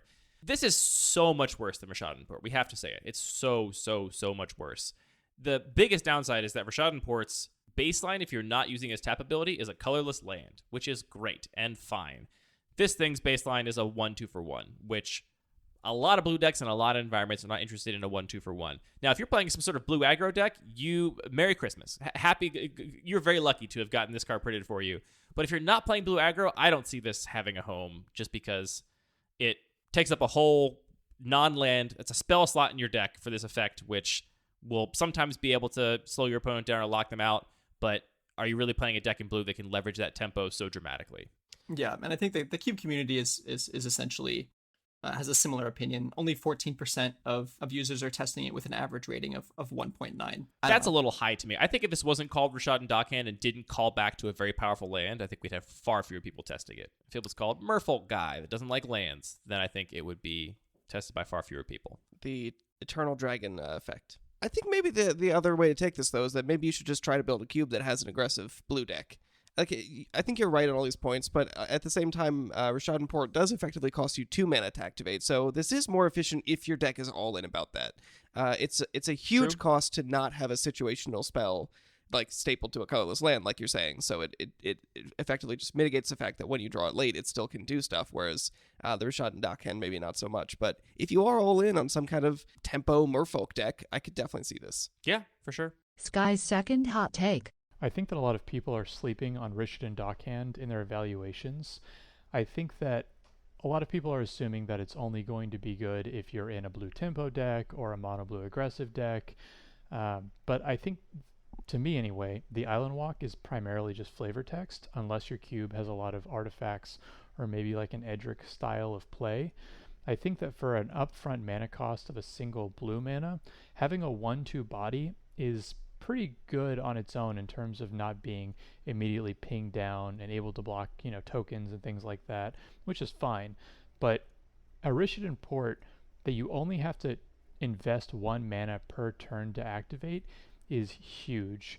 I know that a lot of cubes promote, 2, 3, 4 color decks and being able to choke people off of mana. I mean, we see how powerful it is already with just Rishadan Port being as strong as it is in many environments. And I think in many ways, this is as strong, if in a different way. Obviously, many people's environments, make this worse just on the basis of very cheap, abundant removal in ways that don't normally hit Rishadan Port. But outside of that, I think that this card is an absolute powerhouse and really should be tested by a lot more people. Like I said, if it was in white, I'd be thrilled. I'd be jamming that in my white section. I'd be running out of space for white 1-drop. Have to start cutting Isamaru. I gotta cut Isamaru soon. He's not that good anymore. Another 1-power white 1-drop, and he's all over it. All right, our final blue card, I think, is actually in a similar vein. It's Suspend. Suspend is 1 blue for an instant. It says exile target creature and put 2 time counters on it. If it doesn't have Suspend, it gains Suspend. And just as a reminder for folks, Suspend is at the beginning of your upkeep, you remove a time counter. When the last is removed, you play it without paying its mana cost, and importantly, it has haste. And so I think this is a card, when I first read it, I was like, wow, this card's really good. It gives you so much tempo. And then I, read it a second time and was like, maybe it's not that good. And then I sort of have come down on it more and more. I will say that it has really nice synergy with like Teferi, and so people are trying that in Modern. Yeah, that's rude. Yeah, but the community, I think, is sort of in a similar place. Like Rishadan Dockhand, only 15% of respondents are testing it and has an average rating of 1.8. I can't account for why that many people are testing this card. What do you think it is? I mean, to me, this seems like, in most circumstances, a much worse bounce spell. Returning something to your opponent's hand, sure, there are situations where it gives them the opportunity to recast it immediately, and that's worse for you than them having to wait 2 turns, even if they don't get to have to pay for it in 2 turns. Like very, very late game, where your opponent is top decking and has no cards in hand, you'd rather have Suspend than a bounce spell. But in most circumstances, I mean, the whole point of it, it's a tempo card, so you don't want to cast it in super late game anyway, because what do you do in super late game if you're playing this sort of tempo card? I don't know what accounts for that people testing this card. I mean, is it, you can do combos with this with like Valky, right? Can't you suspend this and then cast Valky off, cast yes. Tibalt off of Valky? Is that why people are playing it, you think? Or is it purely as a tempo spell? I think it's probably mostly as a tempo spell. I think a lot of people see this and then they sort of are reminded of like Unsummon. They're like, well, maybe Unsummon has this like really cool, tempo-oriented game plan that this can enact. So do you think this card is just worse than Unsummon? A big majority of the time, yeah, I think so, probably. I mean, I think it's very appealing, I would guess, to a lot of cube designers because it is very resonant. Suspend is a mechanic, and here it is on a card, and I like does the card. what it says. To be clear, I like the card, and I'm actually, one of my cubes is in that 15%. I'm playing this in the Combat Trick cube, where I really like it because the instant speed interaction is huge, because you're very often fizzling a Combat Trick and a trigger and other things when you interact with something in instant speed.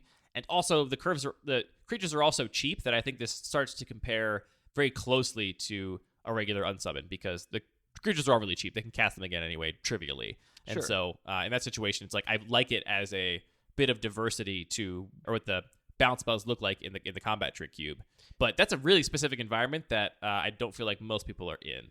But it also has the potential. I don't know if this is going to come up often, but you can cast this on your own creature. So if your opponent casts a Wrath and you need to save something critical, it'll be back in 2 turns. So I think that little bit of flexibility is better than a bounce spell there. You can, of course, bounce your own thing, but then you have to recast Right. it, which ties up your mana. So it is better reactively than a bounce spell, which is true. So I don't know if that's powerful, but it definitely is. I can see why that would be appealing. It's like It's definitely something that's appealing to me. You can arcane denial your own spell, right? That comes up a lot. I mean, I condescend my own spell pretty often. Like, more often than I would expect. That's true, actually. I would say 10 to 12% of the time I'm casting Condescend, I'm casting it for 1 blue mana so I can scry 2 because my opponent's doing nothing and I need to draw some action. All right, so we're all on Suspend now? Yeah, it's the I'm not on it. blue swords I of will say, plowshares. I will say I did have it in the same pool as the aforementioned Upheaval, and I really wanted to play it just for the memes because I wanted to spend my own thing and then Upheaval.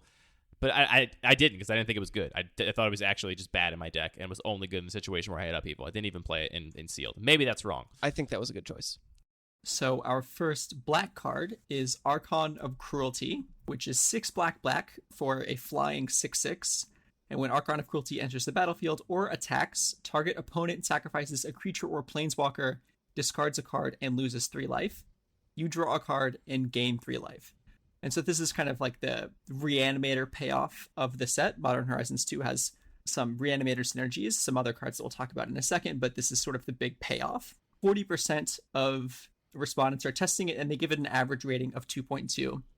And that was where I was on it. That was the sort of rating that I gave it initially, but I sort of have seen some people playing with it in Modern, and the effect has seemed far more brutal than I initially thought. What do you guys think of this card? It seems pretty brutal. It's like Cruel Ultimatum on a stick, kind of. The first thing I thought when I saw this was just, oh boy, sneak attack. You're going to get 2 of those triggers in 1 turn, draw 2 cards, your opponent sacrifices 2 life, drain them for 6 life, and swing with a 6/6 flyer. Going to be hard to come back from that. As far as cheat targets go, I think this is pretty appealing. The only cube I have with cheat targets in it right now is the Degenerate Micro Cube, and this doesn't quite get there on terms of power level for that environment, but I can totally see how this is very appealing for anybody that's playing Reanimator, Sneak Attack, those kinds of decks, Show and Tell, especially Show and Tell, given that it edicts your opponent in other environments. I'm actually pretty surprised that many players are testing this. I mean, even among the highest power cubes, are that many players including a Reanimator package? I think it's pretty common in higher power cubes, yeah. It definitely is interesting how, like, specifically in the Degenerate Microcube, where that environment tends to not be about value as much. It tends to be about, specific card combinations. It really doesn't do as much. But yeah, I mean, in a normal Legacy cube, just the sheer card advantage that this generates is kind of insane. It's close, honestly, in the DMC. The card I compared it to was Ashen Rider, and I don't think it's better than Ashen Rider in that environment, just because being able to exile anything, being able to choose the thing you exile, and also having it be exiled instead of just put to the graveyard where it can be possibly recurred, I think gives Ashen Rider the edge. But I also don't have that much room for cheat targets in that cube that don't have many applications. And Archon would just be for the Show and Tell and Sneak Attack and Reanimator decks in that environment. It doesn't overlap with other things like... I guess actually it does kind of overlap with Flash. You could Flash it in. It's not the best Flash target, but it does something at least. Yeah, I don't know. It's a cool card. I like it. I like the Cruel Ultimatum vibes it's given off. Yeah, I think for me, sort of where I've fallen on it is how good is it if my opponent removes it immediately? Because that's sort of the floor of your reanimation cards. And I think that floor is probably a little bit lower than the rest of the targets in my cube, but I could also just be wrong about that. Do you think this is worse than Ashen Rider in sort of traditional Reanimator packages that folks run at higher power levels? Yeah, I think it's probably really close. This is probably a little better than Ashen Rider, I would guess, in the average cube. Part of what makes it not as good in the DMC specifically is that card draw is just really not that valuable there, surprisingly, and so the card draw is pretty negligible. Similarly, like, the games are pretty much all decided by, like, one swingy play, and so something like draining your opponent for 6 or 3 doesn't really matter unless that thing sticks and ends up killing them. So in any other environment, I think that it's probably a little better than Ashen Rider on average, and certainly easier to cast. Actually, one sort of interesting comparison that I just thought about is Shieldred. I know a lot of cubes sort of still run Shieldred. Gristlebrand is obviously the premier reanimation target. Do you think this card is better than Shieldred? I think it's kind of apples to oranges, because Shieldred is only 6 mana, which I also see as very castable in environments that have ramp. Like, to me, it's kind of in the sweet spot that Grave Titan also occupies, where it's powerful enough that if you reanimate it, you're not like... Shieldred is 7, but... Oh, it is 7? Yeah. See? It's just about to play with Shieldred. Yeah, I don't know. I think it's better than Shieldred. Yeah, I like it more than that. Yeah, I think this is a card that I am definitely going to test, I think, as a result of seeing some of the play that it's seen in Modern, and I'm interested to see how well it does. I also lost to this in the Modern Horizons 2 sealed pre-release, and it felt pretty unbeatable. Wow, that's pretty rough. Gotta say. I actually do kind of like that aspect of this card, that a lot of the way Reanimator works in a lot of cubes is just, you do the thing, you reanimate your big target, and the game is over on the spot. And that's really not just the kind of gameplay that, like, do you have an answer right now, otherwise the game is over. That's just, I mean, it's fine sometimes, but that's not what I'm looking for most of the time. So this being a card that really it generates a lot of power. It's a way to win the game, but it also sort of mitigates the fact that you have 2-for-1 yourself or 3-for-1 yourself by going into this Reanimator strategy. Yeah. It's actually kind of interesting. Yeah, I like it a lot from a design perspective for filling that Reanimator slot for that exact reason. It is a little less all in. Right. Which is great. So I like the card a lot. I think if you're playing Reanimator package, I would definitely check it out. Next up is a card I am really fond of. Bone Shards is a single black mana 4 sorcery. As an additional cost to cast this spell, sacrifice a creature or discard a card, and destroy target creature or planeswalker. The callback here is to Bone Splinters, which is a similar card that forces you to sacrifice a creature instead of sacrificing a creature or discarding a card, and only can destroy creatures. And I think this is a really, really big upgrade, a big enough upgrade that I'm considering it just for my normal cube, my regular cube. That I say regular in that I don't have any Reanimator decks. I think if you want a discard outlet, this is a pretty darn good one. Conditional on there being a creature in play to destroy, but that discard a card mode I think is really relevant on Bone Shards, and it's extremely efficient planeswalker removal at 1 mana. So I think this card is worth considering at all power levels. The community is somewhat divided on it. It's got 22% of our respondents testing it with an average ranking of 1.9 amongst unrestricted cubes. I think it will be pretty popular in Peasant and Pauper. I can see here that the Peasant testers, we have 33% of the respondents testing it and a rating of 2.1. So lower rarity cubes, I see this being very popular, but I don't think the unrestricted cubes should be looking the other way at this. I think it might be good enough for play even at the highest power levels. It's definitely a weird feature of this whole set that I saw this and was like, oh, cool, Bone Shards reprint. Or, sorry, well, yeah, I guess I said Bone Shards reprint and moved on because I thought it was just Bone Splinters. But I am totally with you, and this is the rare occasion where, like, in two very different environments, I think we are equally excited about a card. I mean, for me, I actually really, really love downside mechanics and cards that have unique costs that you can turn into an actual part of your strategy, right? I also love downside mechanics. Like, you have to pay 2 life to tap your Ancient Tomb. Totally, that's a great example The best of a totally downside. fair downside. But what I really love about Bone Shards is it's this kind of card that asks you to pay an extreme cost, but you can turn it around. And Bone Splinters, am I doing that right? Yes, Bone Splinters is the older card that is less flexible, and a strictly worse card than Bone Shards. Right. And just having that, like, single cost is very conditional and just doesn't work on a lot of boards, so you can't necessarily run it just like as a removal spell in most of your decks. This actually, because it gives you that much flexibility and, well, it's late in the game, I can get rid of an extra land, or it's early and I happen to have this token that doesn't matter, I think it actually makes this card a lot more powerful, and means that if you're putting it into sort of a lower power environment, you can, like, much more likely actually find a way to turn that downside into an upside, which is really, really exciting to me. And I think, to your point as well, it works in really powerful environments where the raw efficiency really matters, and you can afford to either, lose a card here or there, or lose a creature that doesn't matter. But in lower power environments, it's not pushed because, that value is going to be a real cost. Yeah.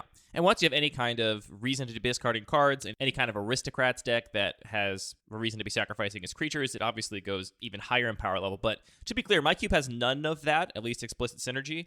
Like, I have the good self-recurring black 1-drops and stuff, so I'll be happy to sacrifice a Gutter Bones or a Dread Wanderer to this thing, or a Blood-Soaked Champion, Bitter Blossom token, or just discarding a card. Like you said, you're playing an aggro deck, you don't need your 4th or 5th land, you just turn your Bone Shards into an extremely efficient removal spell. So raw power level, it's not crazy. So I would not be surprised if it turns out that it's actually a little clunky, but it has just enough improvements over Bone Splinters, a card which I wouldn't touch at all in my environment, to make me be interested in testing it.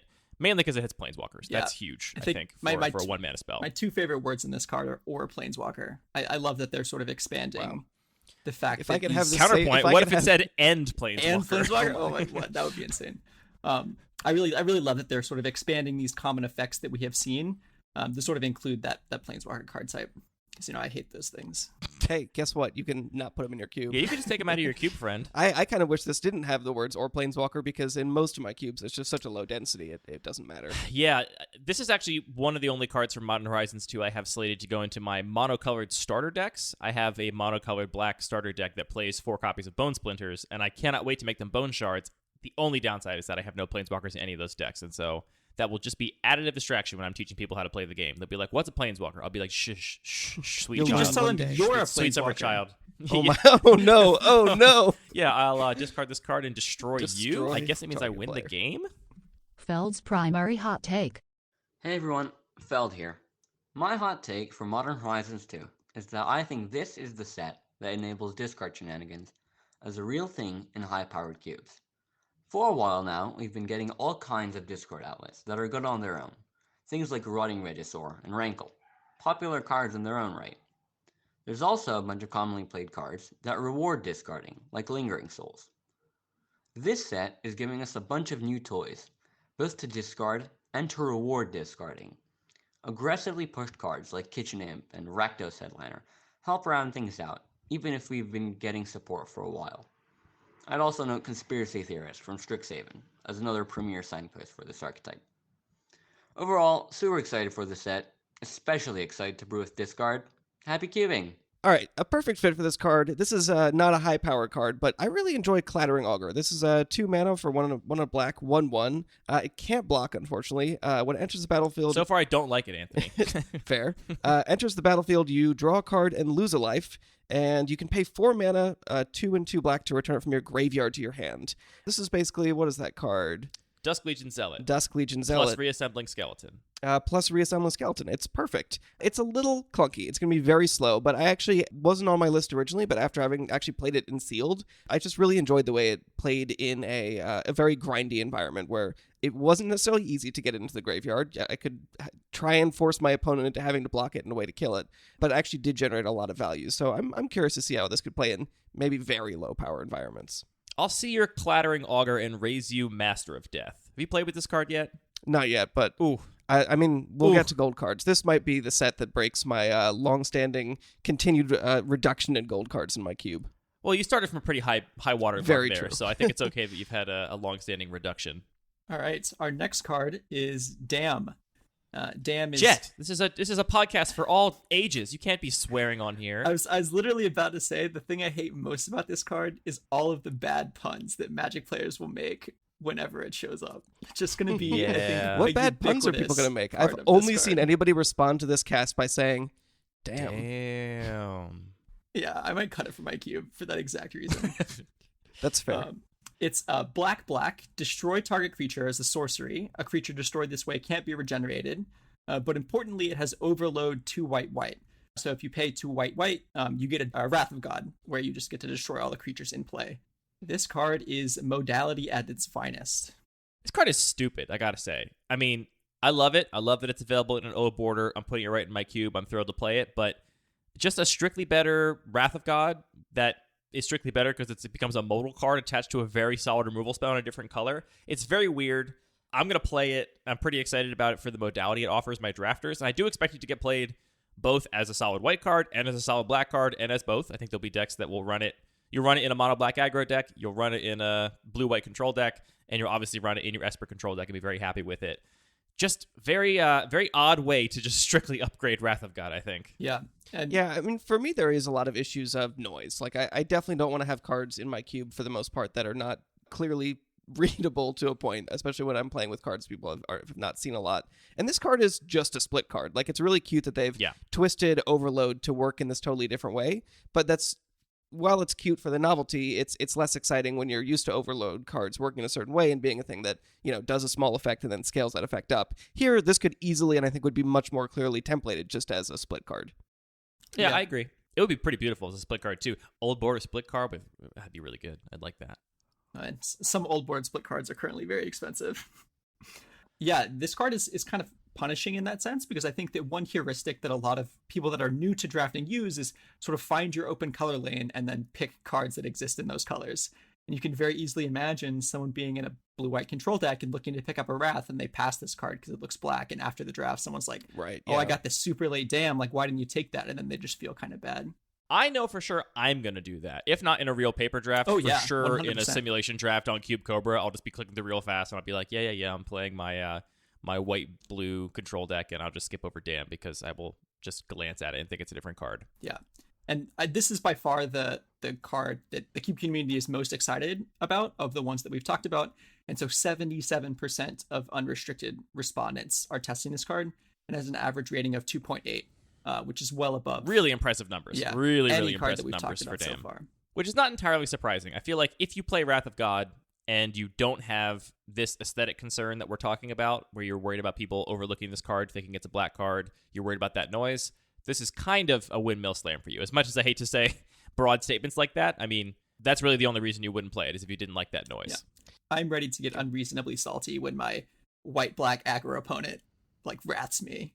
Yeah, that will happen. I'll push back a little bit, though, and say I don't think this is just an aesthetic concern. I mean, maybe we shouldn't get too much into semantics, but, like, the fact that the card is difficult to read, it actually, like, has a real cost on your players, taxing them during the draft. I think that is a real concern. Yeah, I didn't mean to, like, minimize it by saying it's an aesthetic concern. It does contribute to how the card will be played and drafted. Right. But what the card does in its text, like, it's powerful. It's a powerful upgrade over Wrath of God. And modality is a thing I hear lots of cubers espousing the virtues of, I myself included. I love cards that are flexible. I love that this is a Wrath that will not be stuck in a sideboard of some black deck that got it late. They'll play it as a removal spell. I think that's very cool. All right, our next black card is also quite popular. It is Dothy Voidwalker, which is black for a creature, a 3/2 that has Shadow, and Shadow means that it can only be blocked and can only block other creatures with Shadow, which I forget. It exists in the Shadow plane, very obviously. I forget that all the time. Which is different from the phased out plane. Right. And it has a pretty impressive ability, which is that if a card would be put into an opponent's graveyard from anywhere, instead exile it with a void counter on it. And so it sort of has a static rest in peace effect. And then you can tap and sacrifice Dothy Voidwalker to choose an exiled card an opponent owns with a void counter on it. You may play it this turn without paying its mana cost. And I will note that ability actually doesn't target, which is actually something that I only just noticed, which is kind of neat. But is the targeting important? I mean, it's an exile. Yeah, what can interact with it in exile? Else. I guess somebody could pull from Eternity in response. I guess, it's going to keep you from pulling from Eternity or Aether Vialing in your Rift No, Sweeper. I think it's more that your opponent doesn't strictly know what you're going to cast off of it. Although I expect that to be fairly narrow, because usually there's going to be what can they do about it? One good spell.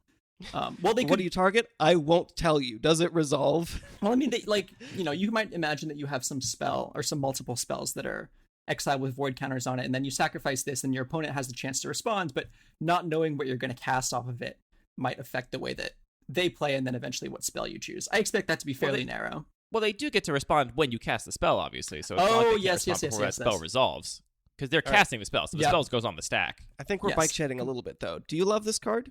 I don't love it. This card is cracked, I gotta say. I mean, it's just 2 mana, 3/2 unblockable creature. In most environments, they might have some shadow thing. You, Anthony, in order to deal with my Dothy Voidwalker in our testing, Phyrexian metamorphed it, so you had a shadow creature to trade with it, which was an interesting line. It totally worked out for you. I was thinking, like, how will I ever deal with the shadow creature? And then drew the metamorph and thought, there's a funny answer. I'll make my own.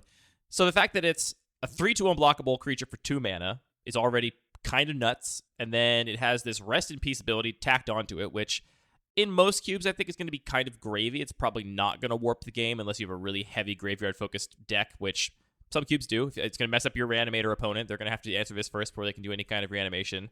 And then just getting to free roll something huge is going to be sometimes wildly game ending, and I think actually a lot of times probably won't come up that much.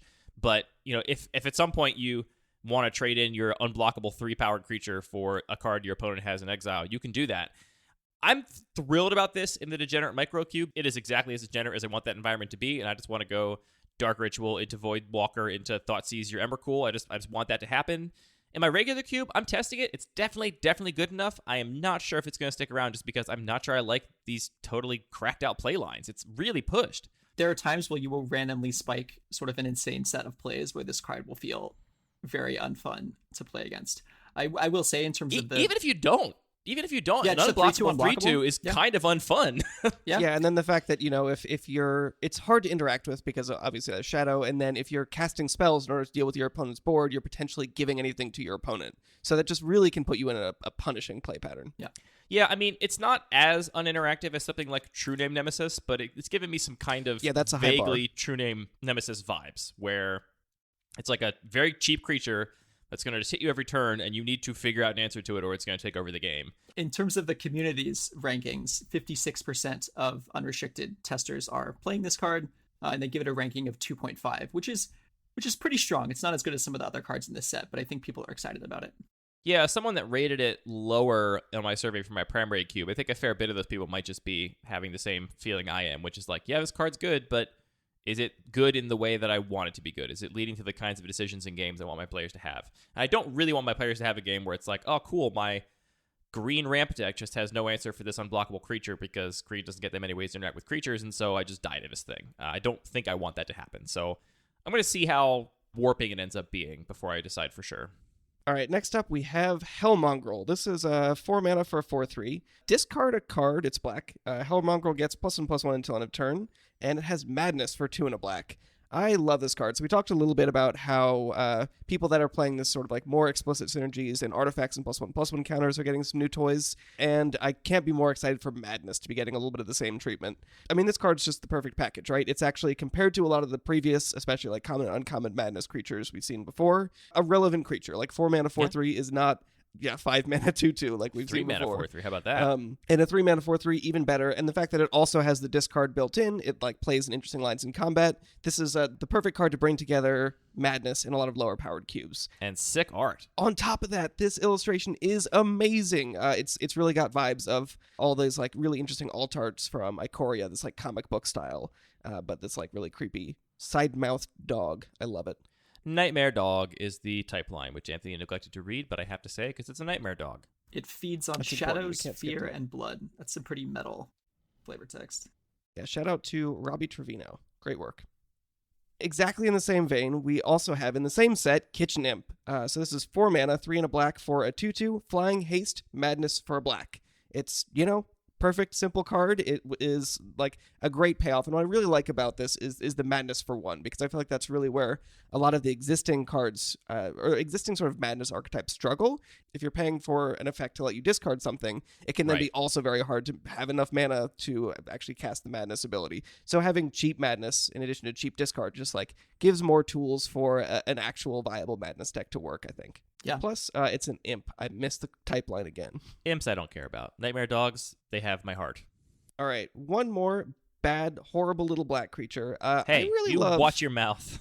We've got Nested Shambler. This is 1 black for a 1/1. It's a zombie, and when it dies, create X tapped 1/1 green squirrel tokens, where X is Nested Shambler's power. So this card is not super high power level, but for some reason, power matters just gets me so excited. Put an equipment on this, get some +1/+1 counters on it.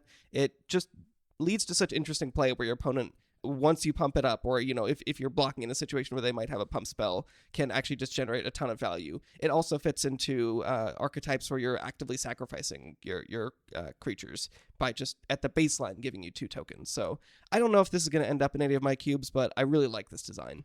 I have it in the Combat Trick Cube. You'll be pleased Nice. to hear. It's a great thing to put counters on. Great thing to just throw a huge combat trick on and swing in and say, go ahead, trade with it. I dare you. I want to make a bunch of squirrel tokens. It's also, you kind of talked it down a little bit, but it's being tested by 77% of the Pauper testers that responded to our survey. So it seems like it's going to be perhaps a Pauper all-star. Reminds me a little bit of Doomed Traveler in white, which I think is a card a lot of Pauper cubes are still playing quite a bit of. The 1 mana 1/1 that dies into a 1/1 flyer. Obviously, on the baseline, this is considerably worse, getting a tapped 1/1 without a keyword ability instead of a 1/1 flyer. But that upside of throwing equipment on it, hit with a combat trick, put a +1/+1 counter on it, do something, and you get a big payoff, it's right in that Anthony sweet spot. An opportunity to build around it and get a little synergy. This card is basically just like the Black Dreadhorde Arcanist, right? No. It's a 1-power creature that you want to pump up its power to make it do stuff. Watch out, Legacy. Your metagame is going to get shambled. Is the flavor of this card that the squirrels are like coming out of this dead body? My understanding is the flavor of this card is the squirrels are piloting the dead body like an exoskeleton. Yes, exactly. And the bigger the zombie, the more squirrels pop out when it bursts. Yeah, exactly. Because it was that's just gross. I'm sorry I thought through that. it's just a big corpse being animated by squirrels inside of it. Hope you're eating right now, listener. All right, our next black card is Persist. Persist is a very simple card. It's 1 and a black sorcery. Return target non-legendary creature card from your graveyard to the battlefield with a -1/-1 counter on it. I will say that somehow I initially missed that this is literally just the Persist ability. Like, it took me like a week after this was spoiled to realize that like this is the keyword persist on a card, which is kind of embarrassing. Yeah, I think it's great. I love to see this clean effect. I obviously understand why for metagame power level reasons it has to say non-legendary. I do wish just for clean spell reasons it just returned any creature with a -1/-1 counter on it. But nice clean effect. And for people that care about that additive distraction, a card like Animate Dead does have real costs. There's like 110 words of text on Animate Dead. It is very complicated for new players to read and understand. And Persist is the same thing, but much cleaner. A very similar thing. Obviously, you can't return your Grizzlebrand or anything into play, but I think this card is great. I'm glad it exists. As somebody that's not playing a Reanimator strategy in my main cube, it does not interest me, but nice, clean Reanimator effect. Yeah, and in terms of how the cube community feels about it, 36% of unrestricted testers are trying it out, and they give it an average ranking of 2.2. So kind of middling. I will say, if you're interested in trying out this card in your cube, sort of assess in your Reanimator decks how many targets this will hit. I took a look at mine, and usually I only have about 2 to 3 non-legendary cheat targets in a given Reanimator deck out of usually about 4 or 5. And so I'm not entirely sure that it's consistent enough, because I think there are several instances where it's really punishing, where you have a Gristlebrand or, an Emrakul, the Promised End in the yard, and you're not going to be able to hit it with this card. But I will say that it offers a lot of redundancy for Reanimator packages. I think this is really the first pushed reanimation spell that we've gotten since kind of the old ones. And so I think for folks looking to up the redundancy of that package, this is a really good card for that. You just gotta swap out Grizzlebrand for Archon of Cruelty. Then you're done. Nice and clean. Easy peasy. Does it actually print an 8 mana not legend? Yeah, Archon of Cruelty is not a legendary. Wow. Fun fact, Infernius Spawnington III Esquire, that like unset card, is also not a legend. Also not legendary. There's lots of those running around. Lots of those Demon Beast Grandchilds or whatever its type line is. I can't not give a quick shout out to another one of my favorite returning mechanics. Next up, we have Tizerius Charger. It's 3 mana for a 3/2 Pegasus, 2 and a black. It has Escape for 5, exile 5 other cards from your graveyard, and it escapes with your choice of a 1/1 counter or a flying counter. I just love Escape so much. It's just like a clean way to give you a little bit of extra value, play with the graveyard so you can interact with discard effects. And it has just such a clean cap on it as well. Unlike a lot of graveyard interactions or graveyard mechanics we've seen, like Delve and Dredge, that just end up being completely broken. It just regulates itself, I think, in a really even way. So this card is not extremely powerful, but it just hits on plenty of potential interaction points that I really enjoy the way it plays out. I give it 1 star. How can a Pegasus not just have flying? It's a Pegasus. Well, if you look at its wings, it's kind of broken. It only comes back as a flying Pegasus when it's a zombie. That's kind of sad. That makes sense, right? No, doesn't. Typeline Pegasus should fly. 1 star, says Andy. Would I ever Andy actually put a card in judge. any cube that creates flying tokens or flying counters? I'm not sure, but I wouldn't if I were you. It's okay. You can just denote it with like a simple die and not be confusing at all. right. No, the blue die are flying die. Clearly, you need to buy more dice, Anthony. You need dice with like little symbols, like a wing on one side. And hey, we talked about this. No dice ASMR during the set review. Our second to last black card is Turok, Dread Cantor, which is 1 and a black for a 2/1, but it has a number of very important abilities. First off, It sure does. it has a lot of them. It has Kicker Black, so you can pay Black as you cast this spell. And if it was kicked when it enters the battlefield, target opponent discards 2 cards at random. So you literally get him to Turok when it ETBs. And then its static abilities, it has protection from white. And then whenever an opponent discards a card, you put a +1/+1 counter on Turok Dread Cantor. And so if you're able to kick it for 1 and triple black, you'll get a 4/3 that him to Turoks your opponent when it enters the battlefield. Yikes. Which is pushed. In terms of the community's perception towards it, 32% of folks are testing it from the unrestricted category, and it only gets an average rating of 2, which I'm not sure if that's due to perceived lower power level or people just dislike randomness. I will say I tested against this card. I was playing a mono white deck, and I was like, oh yeah, this card randomly has protection from white. I can never win. Yeah. That is my least favorite line of text on this whole card is protection from white. That line aside, I really like this card. I think 4 mana for a threat in an aggro deck, like especially triple black, should come with a big payoff, and a Hymn to Turok on a turn in the game where you can produce 4 mana is way less devastating than hit Turok on a turn on like the second turn of the game. The notoriously frustrating playline with that card is on turn 2 on the play, your opponent just hymns you and happens to hit both your lands, and then oops, you accidentally are mana screwed now, and didn't have any control over that. And at least this card doesn't threaten to do that until a point in the game where you've already had a chance to play a lot of your threats. It's more likely to eat a counterspell, more likely to have some other board presence in play when it's cast. So I like it as a cleaned up version of Hymn to Turok. I like it stapled to a very reasonable body. There are definitely games where I'm going to play this out as a 2-mana 2/1 that gets bigger when I Thoughtseize and Inquisition of Kozilek and whatever my opponent. So I like the card a lot. I like the design of this a lot more than Dauthi Voidwalker, except for that protection from white line. I really wish protection from colors was not a thing. What about protection from everything? If you earn it, it's fine. Like, it's fine on Progenitus. If you pay 7 mana for it. I'm actually kind of starting to think maybe Hexdrinker's not for me, which I know is going to break your heart, Jett, but that's a conversation for another podcast.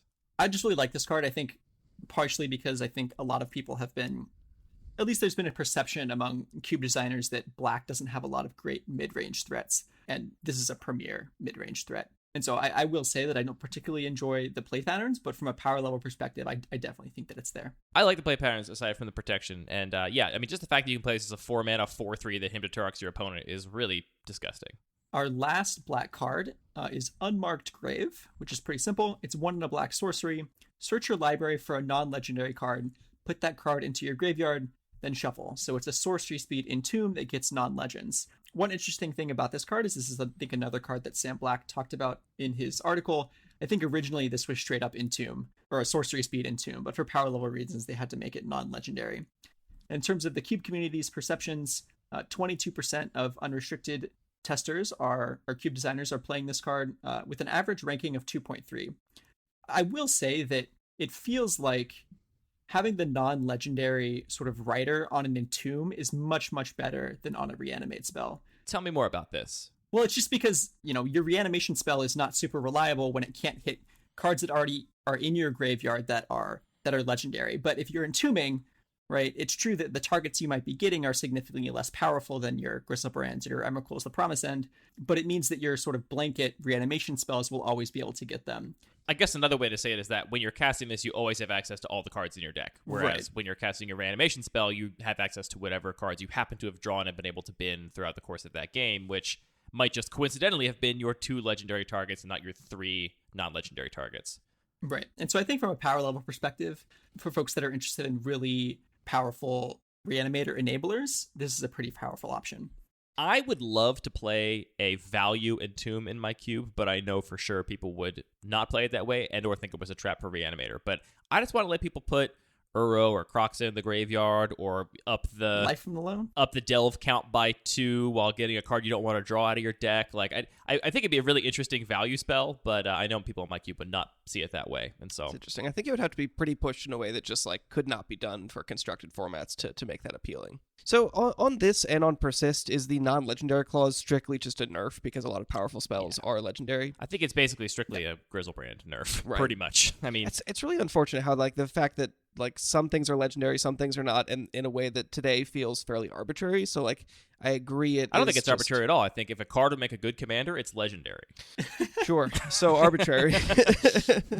Yeah, I think that, even if this was flavored in a way that, I mean, okay, I have to give them credit. Unmarked Grave is pretty flavorful. It's very flavored.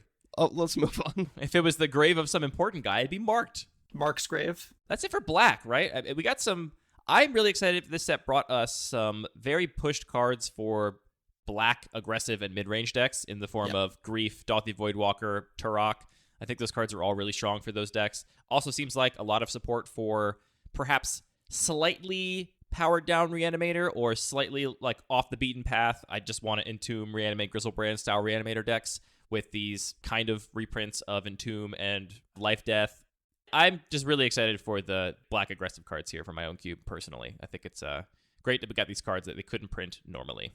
I'm scrolling back, and the black card I'm most excited about, I forgot to put on the list, so we'll just talk about it in the next episode. Wait, what is it? Tell us quick. I also really like Legion Vanguard. This is 2 mana, 2/2 Vampire Soldier. Pay 1 and sacrifice another creature to have Legion Vanguard explore. It's a bear. It's got a lot of possibilities for interaction, and I love that 1 mana cost on activated abilities. I came very close to putting that in the combat trick cube as well. I don't know if it quite fits there, but I'd love to see this. Got a hard scales deck in there. True. Puts a lot of counters on things. Shall we red? Let's move on to red, yeah. First up, we have another modular card, so I don't think we need to dive into why that's interesting a second time, but we have Arcbound Tracker. This is 2 in a red, 3 mana for a dog. Can't miss that. It's got Menace and Modular 2, so it comes in effectively as a 2/2 for Menace. And whenever you cast a spell other than your first spell each turn, put a 1/1 counter on Arcbound Tracker. So again, I just love this sort of combination of effects where it is a reasonable body on its own. Modular is a cool effect, and it intersects perfectly with this like draw 2 mechanic that we've seen in recent sets. And this one actually isn't the same as a lot of those, like on the second spell. I'm mixing these up. It's a combination of the draw 2 and the whenever you cast a spell, do a thing effects, where it triggers on every spell after the second. After the first. Correct. I can't read this card. Also, remotely. I don't know, even by draw 2, you mean second spell. Second spell. There's no draw 2 mechanic that I can think of. But this is exactly my point, is that when you're putting this into a cube where you have like prowess and instants and sorceries matter and non-creature spell put a counter, there are a lot of these really similar effects. It does start to add up to some complexity, and I was just intentionally manifesting that to there was a piece of performance art. I see. Very effective performance art. I felt the confusion that you want to make sure your players don't feel when they're drafting your cube. Right, and now you just have to cut all of that out together. Great. And move on to Blazing Root Walla? Thanks, Arcbound Tracker. Enjoy your spot in the Turbo Cube, where you will be busted. Oh, I can't wait. It's going to be so fun. Blazing Root Walla is a card I'm really excited about. 1 red mana for a creature lizard. It is a 1/1. It has an ability for 1 red mana. It gets +2/+0 until end of turn, but you can only activate this ability once each turn. And it has a madness of 0. I am thrilled about this red aggro 1-drop. I don't have, again, any specific micro archetypes. There's no madness deck. There's no discard red graveyard deck in my cube. So I don't know how often this madness is going to come up. I mean, I do have the occasional card that discards, your seasoned pyromancers, those kinds of effects. But mostly, I'm just excited for this to be a 1 mana 1/1 that threatens to be a 3/1 every time it attacks or blocks. I think it's going to be really effective and efficient in aggressive red decks. And like how a few sets ago, I got off of the Savannah Lions aggro cards in white, with this set, with the addition of Blazing Root Walla and a couple cards we'll talk about next, I'm going to be off Jackal Pups in my red section. No more red 2/1s with downside in my red section, because I think this competes for those exact same slots and gives you an interesting depth to that kind of effect in your cube. You love to see it. And again, the madness for 0 is so incredible because it actually lets you just put it in a madness deck and it can work. Jett, am I seeing correctly here in our spreadsheet that there's not enough people that are testing this card for it to even be worth mentioning the testers here? Yeah, maybe there were actually, and I just removed them to spite you. That's possible. I think this card is underrated. For sure. It's great. I mean, the ability to turn your extra mana into making this a 1 mana 3/1 is really relevant. And that threat of activation, again, on attacking or blocking, is very real. And if you get to madness it for 0, then, I mean, come on. You're having your cake and eating it too. I think it's a really great effect. So we've talked both about how known quantities tend to get evaluated pretty highly among cube designers, and also how color shifts can really affect the power level of cards. Do you think this is a case where those two are kind of shifting in opposite directions, and this actually is a really powerful card compared to Basking Root Walla because it is in a more relevant color? It is also different than Basking Root Walla, I'm pretty sure. Scryfall is down, but Basking Root Walla, I believe, is 1 and a green to give it +2/+2 until end of turn. So the ability to pump costs more and also pumps toughness. And I think in an aggressive deck, you would much rather have the cheaper pump for just pumping the power rather than just the toughness. But yeah, I think people are getting distracted by the Madness 0 here, and they're like, oh, I don't have a Madness theme, I don't have a discard theme, so I don't want this card. I'm very happy to have this as an aggro red 1-drop. Yeah, It's going to be great. I think people are also undervaluing how much fire breathing for +2/+0, like how much better that is than +1/+0. +2/+0 is a lot of power for 1 mana. Just look at it this way. This card basically says, if it's blocked by a creature, you may cast a free shock on that creature, or if it is unblocked, you may cast a free shock on your opponent. And by free, I mean free in terms of card. You have to pay mana for it, but you don't have to pay a card. Yeah. That's what this fire breathing ability says to me, and I think it's very relevant. Yeah, I like that framing. All right, our second red card is Brea's Apprentice. It's our third. You're skipping over Arcbound Tracker. Come on, Jett. Oh, I'm so my apologies to the artifact dog. But your apologies to the Turbo Cube are noted. I do like cats more than dogs. We have to mention every dog that's in the set, right? All right, Brea's Apprentice is 2 in a red for an artifact creature, Human Artificer. It's a 2/3, and when it enters the battlefield, you get a 1/1 flying Thopter, and then you can tap and sacrifice an artifact to choose one of the following. Exile the top card of your library until the end of your next turn. You may play that card, or target creature gets +2/+0 until end of turn. I just sort of flagged this card. This card makes you sacrifice a whole creature for the fire breathing +2/+0 ability, and Blazing Ruwala gives it to you for a mere red mana. It's okay, Andy. We know that Blazing Ruwala is underrated. It's good. Sorry, I didn't mean to interrupt, Jett. Go ahead. No, you're good. I just flagged this card because I think this is a really cool example of a lot of different things coming together in one card that ends up supporting a lot of different archetypes, right? This has a lot of artifact synergies. It's also just a good value creature, right? A 2/3 that creates a 1/1 flyer when it ETBs is a pretty good floor. And then also has sort of aristocrat synergies. It can be aggressive. It can offer you card advantage in the late game. I just really like this card. And it actually did a little bit better in the survey than I expected. 15% of unrestricted users or cubers are testing it with an average rating of 1.9. I have to imagine if I was in a lower powered cube, I would absolutely love this card. Gotta do a shout out to listener James, who is in our local play group and has a Brea cube, so a greenless cube, and of course is playing this card, because not only is it good in the cube, but it's got Brea right in the name.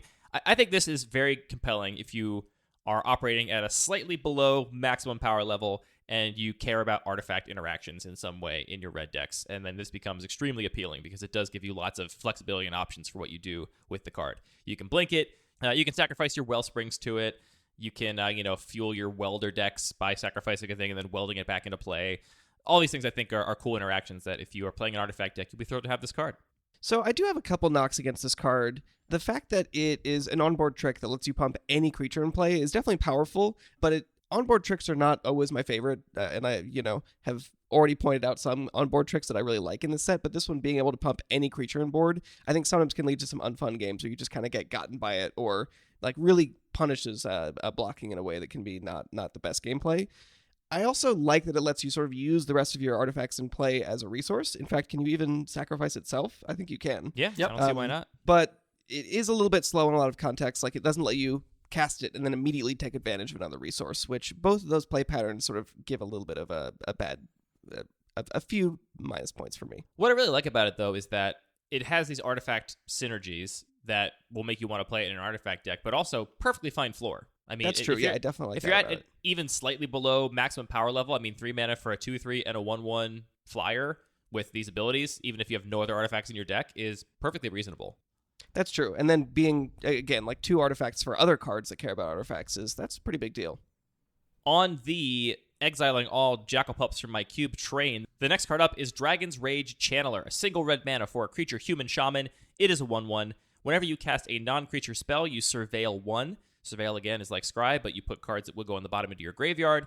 And it has Delirium, so if there are 4 or more card types among cards in your graveyard, Dragon's Rage Channeler gets +2/+2 and has flying and attacks each combat if able. So it becomes a 3/3 flyer that attacks every turn. This is another aggressive red 1-drop I'm really enthusiastic about. It is not 2 power for 1 mana. So there's some people that feel that you must have 2 power on your aggressive creatures to make them worth their salt. And this does not have that. It's a 1/1. I feel called out. I think in many cubes, the Delirium is going to be much harder to turn on than some people are expecting. 4 different types is sometimes a little difficult for an aggressive deck. Basically, if you're not playing any enchantments or artifacts that naturally go to the yard, which many aggressive decks are not, you need 1 creature, 1 instant, 1 sorcery, and a land to hit the graveyard in order to turn this on in your average mono red deck. And unless you're breaking Singleton for fetches or including some weird oddball effects, I think it's going to be kind of hard to do. But even without that, I think the floor is perfectly reasonable as a 1 mana 1/1 that surveils when you cast it on creature spell. It's going to help you improve your draws. It's going to fuel your graveyard for delve or other kinds of strategies like that. You can put your Crocs in the yard, and I'm excited about it. I will say that we have, it looks like 26% of cube designers testing this card, and if we take the testing here to be purely representative of viability as a red aggro 1 creature, I think this is worse than Basking Root Walla. In a pure aggro deck, I would rather have Basket Root Wallet than Dragon's Rage Channeler. What I really like about it is that it does kind of lean into this blue-red, tempo-y, spellsy deck while also being perfectly fine in a mono-red deck or even, a red-black deck or something like that. So it's a card I'm really excited about. I can't wait to play with it, and it is the card that is going to finally push me over the edge and make me add Mishra's Bauble to my cube. That is some pretty powerful. This card is just like a perfect card design, right? It's really good. It's so good. Like Optimal Surveil and design. Delirium just feel like they fit together. It gives you value for doing what you already want to be doing. And Surveil is such a great mechanic. Like I enjoy it so much more than Scry that I don't have to physically put stuff on the bottom of my library, and everything I'm binning is a potential for value in the future of the game. I so often It also feel... makes those Surveil decisions way more interesting because you may have a card on top that you're happy to draw, but if it's not an instant or sorcery that you can cast and immediately send to the yard, if it's a creature or something, and you need that creature in your yard to fuel Delirium, you might decide to bin a card you'd otherwise be happy to draw because you explicitly have Dragon Rage Channeler in play. So the abilities to interact, and they also affect each other in a way that is very pleasing. Exactly, yeah. I feel so often, do you feel the same way that it feels like they've designed so many Magic cards and they must be running out of space, right? Like they've pretty much designed every Magic card. Some days I feel that way. I think there is diminishing design space for like clean cards that aren't overly complicated. So I see where you're coming from, but I do think there's a lot more space than maybe some people give them credit for. I agree, and I feel like when I see a card like this, that really sort of highlights how much space there is, because, there in every set, there are a couple sort of flagship mechanics, and that's kind of what the set is about, and then we're never going to see them again outside of something weird like this, or if they're, again, a major theme. So the fact that this set has given them an opportunity to say, let's take the Surveil, chance that Surveil and Delirium return again in the same standard set, very slim. So this card can only exist in a Modern Horizons style product. Which is, I think, one of the things that really makes this set feel like a cube set and not just a normal standard set, that there's so many opportunities for these really unique card designs that we couldn't see anywhere else, and really shows how much more Magic there can be. Yep. What do you think about it on power level, Jett? I think it's pretty good on power level. I will say that, as usual, I am suspicious of aggro 1-drops that don't have 2 power, but I think Surveil is like a pretty large upside. Actually, my biggest gripe about the card is that I know when I play it, I will always forget that it has to attack each combat when it has Delirium. That is a little bit of a weird downside. I don't mind it, but I can see how you'd be concerned about always forgetting it. I can see where that would come from. Okay, our next card is one that I have a little bit of a love-hate relationship with. It is Flame-Tongue Yearling, which is red for a creature Kavu. It's a callback to Flame-Tongue Kavu, and so it's a 2/1. And when it enters the battlefield, it deals damage equal to its power to target creature. But the nice thing is that it has multi-kicker 2.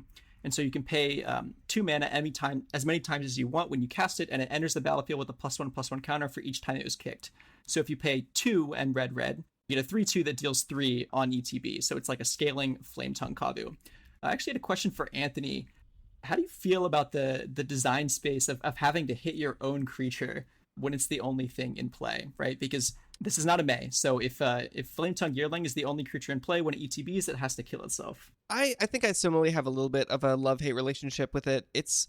I feel like the thing I want to contrast that to is like Exclusion Mage versus Manowar. And I actually really love Manowar more because it doesn't come up that often that you end up having to bounce your own creature with it when you don't want to. You just don't play the card. But like I feel like Manowar plays into more spaces where there are reasons why the downside can be turned into an upside. This is kind of just downside. It lets the card be templated a little bit simpler, but I don't love that it's just a gotcha that's going to confuse some people, especially, if you're playing in digital platforms and your opponent can't just say like, maybe don't do that right now. I was going to say, I think if this set was on Arena, there's no way they would have templated this card this way. Probably right. I think it did it because it's specifically a callback to Flame-Tongue Kavu, and not even as a balancing thing. I don't even think they did it because it would be too good if it only could target your opponent's creatures or was a May. I think it's purely because they wanted to like be a callback, and I don't like it in this instance. That is one of the biggest gripes I had about Flame-Tongue Kavu back when I played it, that your opponent would Wrath, and you'd be the aggro deck with a 4-drop in hand that you just can't play because your opponent just Wrath, and there's nothing in play to hit with it. So that's by far my least favorite line of text on this card, but I am in love with the rest of it because I love cheap creatures, I love scaling threats. This is a slam dunk for me. It hits on all corners, except for that having to kill itself thing. Yeah, I mean, it's just a spicy boy. My love-hate relationship definitely extends also to its swinginess. This card is brutal, right? Like if you're an aggressive deck, say against a ramp deck, and you play a 1-drop, and they play an elf, and you play this card, like how are you ever losing that game? Just the fact that it's so efficient. And they could evoke Fury on the next turn. Right, and then you just lose on the spot. Yeah, that's fun interactive gameplay. Yeah, and so this card is extraordinarily powerful, and the Cube community, I think, generally tends to agree. 49% of unrestricted cubers are testing this card, and it gets an average rating of 2.3, which I think is right around the space when, at least on power level, the Cube community starts to think that it's quite good. And so I will play this card, and I think inevitably be frustrated whenever its downside does come up, because I think something that's a little more frustrating for me is that Flametongue Kabu's downside was less likely to come up because it was a 4-drop, but as an aggressive deck, you can imagine this will come up on turn 2 a lot more than Flametongue Kabu, and it's not that the drawback is worse there, right? Like, you could wait until turn 4 to play this card, but it's just going to feel a lot worse. The way I would maybe mitigate that in your head or in your Cube listener is don't put this in place of a 2-drop. Put it in place of a 4-drop, and you'll be very happy with it because, as Jett said, there's a lot of games where you're not going to want to play this on 2. So if it's your only 2-drop in hand, you're going to feel a little punished when your opponent doesn't have a creature and you don't get to curve out in your aggro deck. But if you treat it as a 4-drop, then, you know, it's got all the same upside as Flametongue Kavu with just additional flexibility. That's kind of funny. I feel like so often we look at scalable cards, we're like, well, this is a 4-drop, but, you know, if you have to evoke it on turn 2 because you're really in a bind, you can. Whereas I feel like this is even more powerful when you do have the opportunity to cast it on turn 2. Yeah. So saying it's like, it's a 4-drop, but sometimes you get lucky. Sometimes you get lucky, get to cast as a 2-drop and kill your opponent's first play.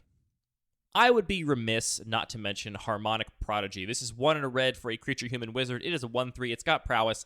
And it says, if an ability of a shaman or another wizard you control triggers, that ability triggers an additional time.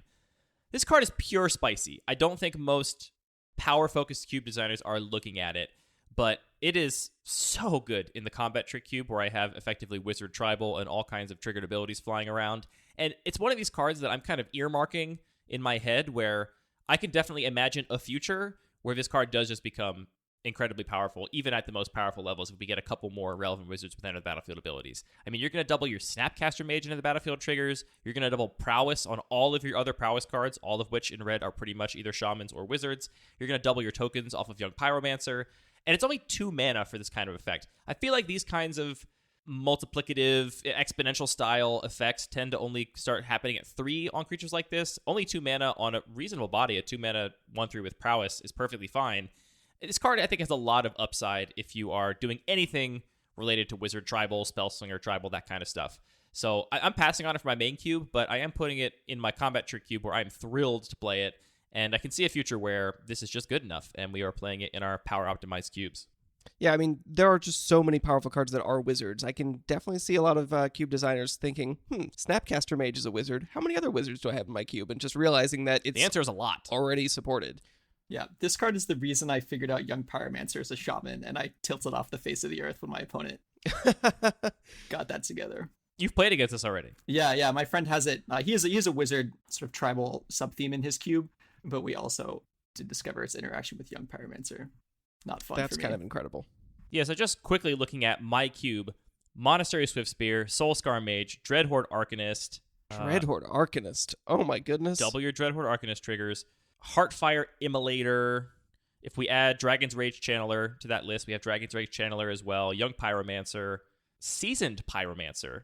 Oh, that's double spicy. That triggered ability. That's just without even me trying to support this. Oh right? yeah, Fauna So, Shaman too, right? That's an activated ability, though. That's activated No, ability. I know. Oh, well, was that a joke then? That was weird. Yeah. Not a good one. Seagate Stormcaller. Look, I'm just saying this card's going to do stuff. So if you are looking for a spicy inclusion, there's your spice for you. Seagate Stormcaller's sick. You get like 3 brainstorms. That pretty much wraps it up for red, so we're going to go ahead and move on to green, right? Nothing else to talk about in red? Yep. There's no important red cards. Oh, wait. Oh, sorry. Actually, the most important red card of all time, which is Ragavan, Nimble Mountain? Pilferer. I haven't heard of this one, Jett. What does it do? Yeah, that's a great question. It's a kind of a hard card to understand. I think a lot of people in the Cube community were a little unsure of its power level when it was first spoiled. Luckily, of course, yeah. I realized its power, and so I'm here to preach the power of the monkey, as it were. And so Ragavan is 1 red mana for a 2/1, and so of course know that Andy won't put this in his cube. And it's a legendary creature, Monkey Pirate. This slander. Whenever Ragavan Nimble Pilferer deals combat damage to a player, create a treasure token and exile the top card of that player's library. Until the end of turn, you may cast that card, and it has dash for 1 and a red. Yeah, this is by far my favorite card of the set, and I think many people think that it is the most powerful. It is actually in an extraordinarily tight race with Ignoble Hierarch, which is a card we'll talk about later.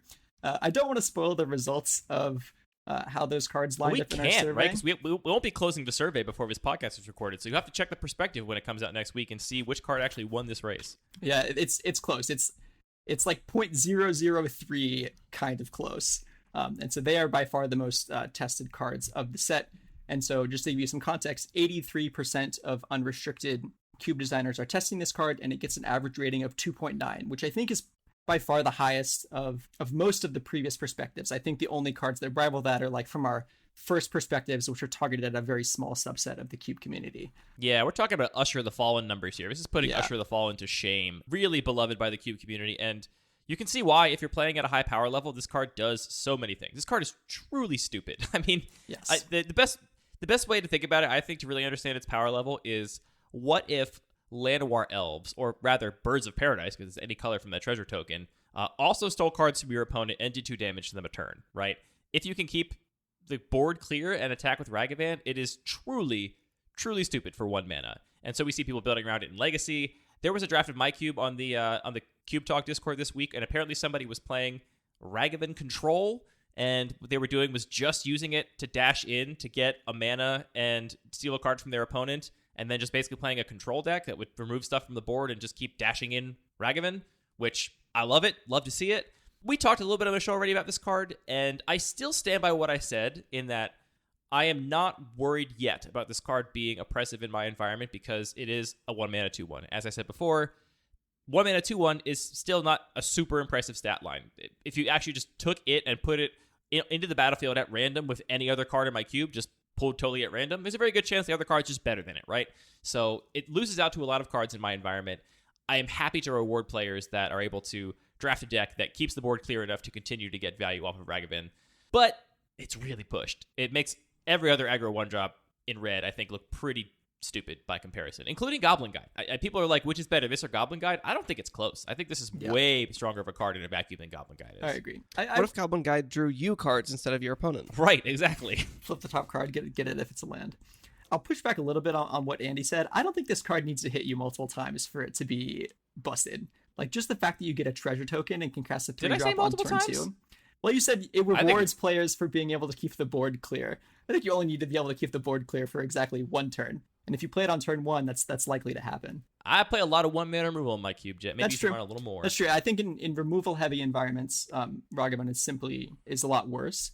I think. Well, you know what I say? Ragavan's just a Baneslayer. So if you like Baneslayers, then I guess you're gonna like Ragavan. Baneslayer. Moving on. You're triggering a lot of people. I will say one last note. Triggering myself. One last note about this card. I love it for so many reasons. Not the least of it, the art, and the fact that it's a callback to Kari Zev. But which art do you like, the set art or the extended art? Oh, I love the extended art, mostly because the extended art uses a lot of orange, and I actually really love orange on foil red cards. And so I have already sort of resigned myself. Very specific fetish you have there, Jett. Don't kink shame me on air. I said specific. I didn't say shameful. But I will say that actually the thing I love the most about this card is how relevant the dash is. I've always felt like dash was kind of flavor text on Zurgo. Not to say that it's strictly flavor text. Jett, you're breaking my heart. Really?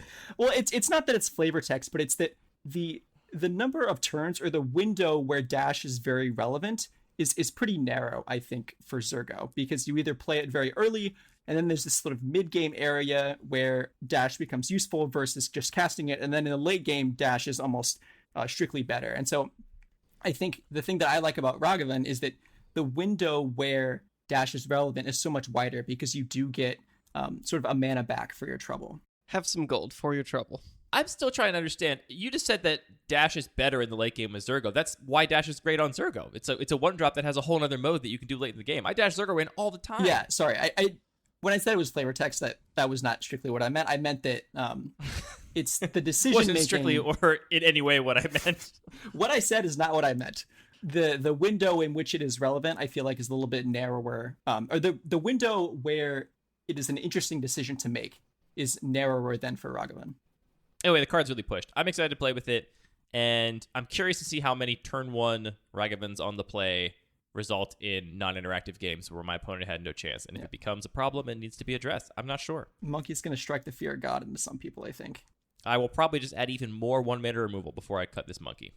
Speaking of 1-mana removal, our actual last red card is Unholy Heat, a single red mana for an instant. It deals 2 damage to target creature or planeswalker. It, like Dragon's Rage Channeler, has Delirium, and if you have Delirium, it does 6 damage instead.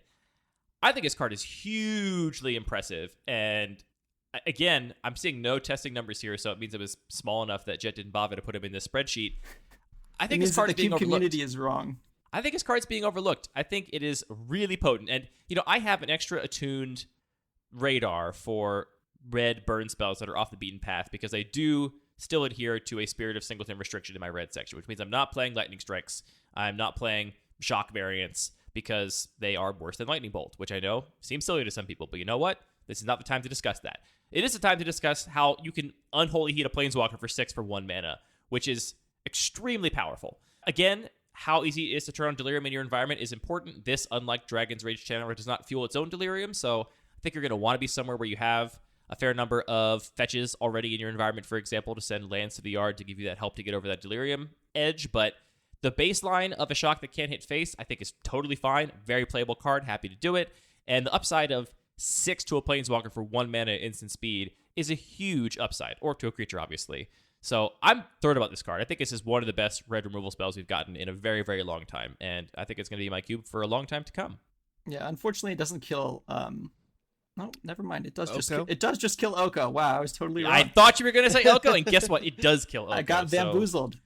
Get wrecked, fool. Yeah, I think for me, because I don't have this restriction on Spirit of Singleton, I think shocks that still hit face are generally going to be a little bit better. But I think for folks that are interested in increasing redundancy of those effects, this card is really powerful.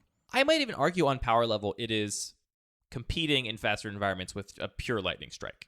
The mana efficiency is huge here, and especially if Lightning Strike is a lot better if you have like draw-go control that it's unlikely to present a target for a burn spell, even a Planeswalker. But if your games are decided on board and you have lots of combat and creatures on both sides of the battlefield, this is really compelling, I think. That's it for red. All praise Monkey. I'm just ready to go turn 1 Monkey into turn 2 Karizev, and both win the flavor war and then also probably that game. How do you win the flavor war by creating a weird parallel universe where there are two of the same? That's not the flavor creature. war at all. In the old rules, would you have to sacrifice one of the Ragavans? I think that applied to planeswalkers, but Ragavan's not a creature type. It just applies to cards of that Might name. as well be. In the very old rules, you'd have to play your own Ragavans in your own deck just to kill your opponent's Ragavans by putting into play and making them sacrifice theirs. In the very old Legendary rules. On to green. Quick shout out to Abundant Harvest, which we talked about in the Strixhaven perspective and spoiler because it was in the Mystical Archive cards. Had a chance to play with this card a little bit, and I think it holds up to the hype. So if you are in the market for a flexible green card that is a land early, is a threat late, check out Abundant Harvest. It's great. I love it. But we're not gonna dwell on it though, because we've already talked about it quite a bit. I would be remiss if I didn't give some praise to Andy here for putting me on this card. It's good. Now I can sleep. I got my external validation for the day. Thank you, Jett. No problem. So the next green card up, which is the first brand new green card from Modern Horizons 2, is Bannerhide Krushok. This is 4 mana for a 4/4, 3 and a green. It has Trample, Reinforce for 2, 1 and a green, which means you discard this card and put 2 1/1 counters on a creature. It also has Scavenge, which is 7 mana, exile this card from your graveyard, and you put 4 counters on a creature equal to its power. This card I have to give a little credit to Artless Bread in the MTG Cube Talk Discord for pointing this out. What up, Artless? I am a huge fan of Gore-Clan Rampager, which is a really similar effect. It's a 4 mana 4/4 trample that has Blood Rush. You can discard it to give a creature +4/+4. I think this is really similar, where you end up getting to, at instant speed, just use this as a combat trick, put counters on something. Those counters have an opportunity to interact with other mechanics. And later, if the game goes long, you can pay 7 mana to get even more counters. And again, this is just, I think, a really clean example of taking these 2 keywords we've seen before and combining them in a way that is relevant, because you can discard it, and then from the graveyard, it has an effect. I think this card is really powerful, honestly. Yeah. I think people might be overlooking it because it is a common, and maybe they're like, oh, commons, whatever. Pauper testers, 92% are playing this, and I think they are dead on the money. I think this card's going to be great in Pauper, so I see that there. But yeah, I mean, a 4 mana 4/4 with Trample might not seem exciting to people. But that's exciting to me. Even in the highest power levels, there are plenty of games that are decided by a 4/4 with trample. Like, that's just a good body. It's going to block well against aggro. It's going to put pressure on a control opponent. And all of this additional flexibility, the fact that you can reinforce it. To be clear, it's a 4-mana 4/4 with trample that draws a card when it dies. And that card it draws is a 7-mana, put 4+ and +1 counters on target creature, which is not the greatest card, but it's a card. It reminds me a little bit of Call of the Herd, which is a card that I think some people that have not played with will overlook in green sections. I played it for a long time. I was very happy with it. And that's just, 3 mana to make a 3/3 elephant, and then 4 mana to flash it back and make another 3/3 elephant. And 3 mana make a 3/3 and draw a card is great. And this is, 4 mana make a 4/4 trample. When it dies, you draw a card with the added flexibility of potentially giving you a combat trick that is more than worth the card in a specific situation. So the card's great, very flexible. I think if I wasn't on so many planeswalkers in my green mid curve, my green sort of top end, then I'd be actually interested in testing this card, even at the highest power level. Wow, that's a little surprising. All right, we're going to scroll right past Chitterfang. We love you squirrel players out there. Enjoy your Chitterfang. And we will talk about Chitter Spitter. Hi, Morrow. Hi, Morrow. So Chitter Spitter is basically the brand new Squirrel Nest. It's an artifact. It costs 3, 2 and green. At the beginning of your upkeep, you may sacrifice a token. If you do, put an acorn counter on Chitter Spitter. Squirrels you control get 1/1 for each acorn counter on Chitter Spitter, and pay a green and tap it to make a 1/1 squirrel token. So yeah, it's very similar actually to Squirrel Nest. Before we talk about that counter, the acorn counter text, because if you were to just put this on a forest, right, you tap the forest and then make a squirrel, it plays out very similarly. This is incredibly more powerful than Squirrel Nest, though, because the opportunity to start pumping up your squirrels, obviously it feeds itself because you can sacrifice the squirrels, you sacrifice your 1/1, now you make 2/2s, but it doesn't say sacrifice a squirrel, it says sacrifice any token. So if you end up having, some crab tokens or treasure tokens or anything else, I ended up playing this in Limited and realizing, well, I have these clue tokens, but rather than drawing a card, a 0-mana Anthem for my 4 squirrels is a pretty good draw. Turns out. The one downside I might give to this is it is an artifact, things can blow it up, and if it does end up getting destroyed and you've spent a lot of time making squirrels and pumping them up, all those counters are on this artifact, so you end up losing the Anthem as well. My only downside on this card is I really dislike at the beginning of your upkeep choices before you've drawn a card for the turn, just from a design perspective. I feel like, obviously it's a game. You can optimize that decision like you can optimize any decision, and you can figure out what your range of potential draws are and know what your decision you're supposed to make is if you're a skilled player. But I so much rather my players having options. If this was an option at the beginning of main phase, I'd be more excited about it. Obviously, it'd be a little broken if you could sacrifice things instant speed. Yeah. But, if it was just sorcery speed or only once a turn or something, I'd be even more into it. Beginning of upkeep is a little bit of a bummer. But yeah, this card did strike me as very powerful. And the thing that I like about it is that I think Squirrel Nest is pretty good. People have likened it to a Planeswalker that just makes a 1/1 every turn as an uptick for 3 mana, which is, pretty good. And here, the cool power this has is that if you're making the 1/1s because you need the bodies to jump block or something, it does that. If you're making the bodies but you are in a stalled board, you're not under pressure, then you can instead turn them into these anthems and just start making bigger and bigger bodies every turn, right? Even if there's nothing else going on board, you just, sacrifice your scroll beginning of your upkeep, then you have a 2/2 you can make. And then you sacrifice that one, and you can, have these bigger creature in play and just make it bigger and bigger as the game goes on. And I actually played with this a little bit in Sealed as well, and basically there was a threshold where I knew, based on my opponent's deck, once I get these to 3/3 or 4/4, that's when they're going to trade with everything and eat most of the relevant things, and that's the point where I'm just going to start making an army and keeping it that way. Yeah, it's almost just like a really unique take on a token strategy that isn't just about let's go wide and make a bunch of tokens, but it's about let's sculpt a strategy and sculpt a game plan about what kind of tokens do we really need here. What's the flavor here, Anthony? So it's a squirrel. It's got a little machine that shoots acorns, and the acorns make the squirrel strong. And also, it makes squirrels? Yeah, you got it. I don't get the flavor. I got to say, it's a resonance miss for me. I don't understand how sacrificing a squirrel makes all my squirrels bigger, but gameplay patterns-wise, I do like the decisions this card gives you. Whenever there's flavor questions, usually you can just answer it with squirrel, and then somehow that makes Magic players happy. Right, I think that's kind of part of it, is that the squirrels understand how this technology works. You do not. You'd have to be a squirrel. You wouldn't get it, you're not a squirrel. It's a squirrel thing.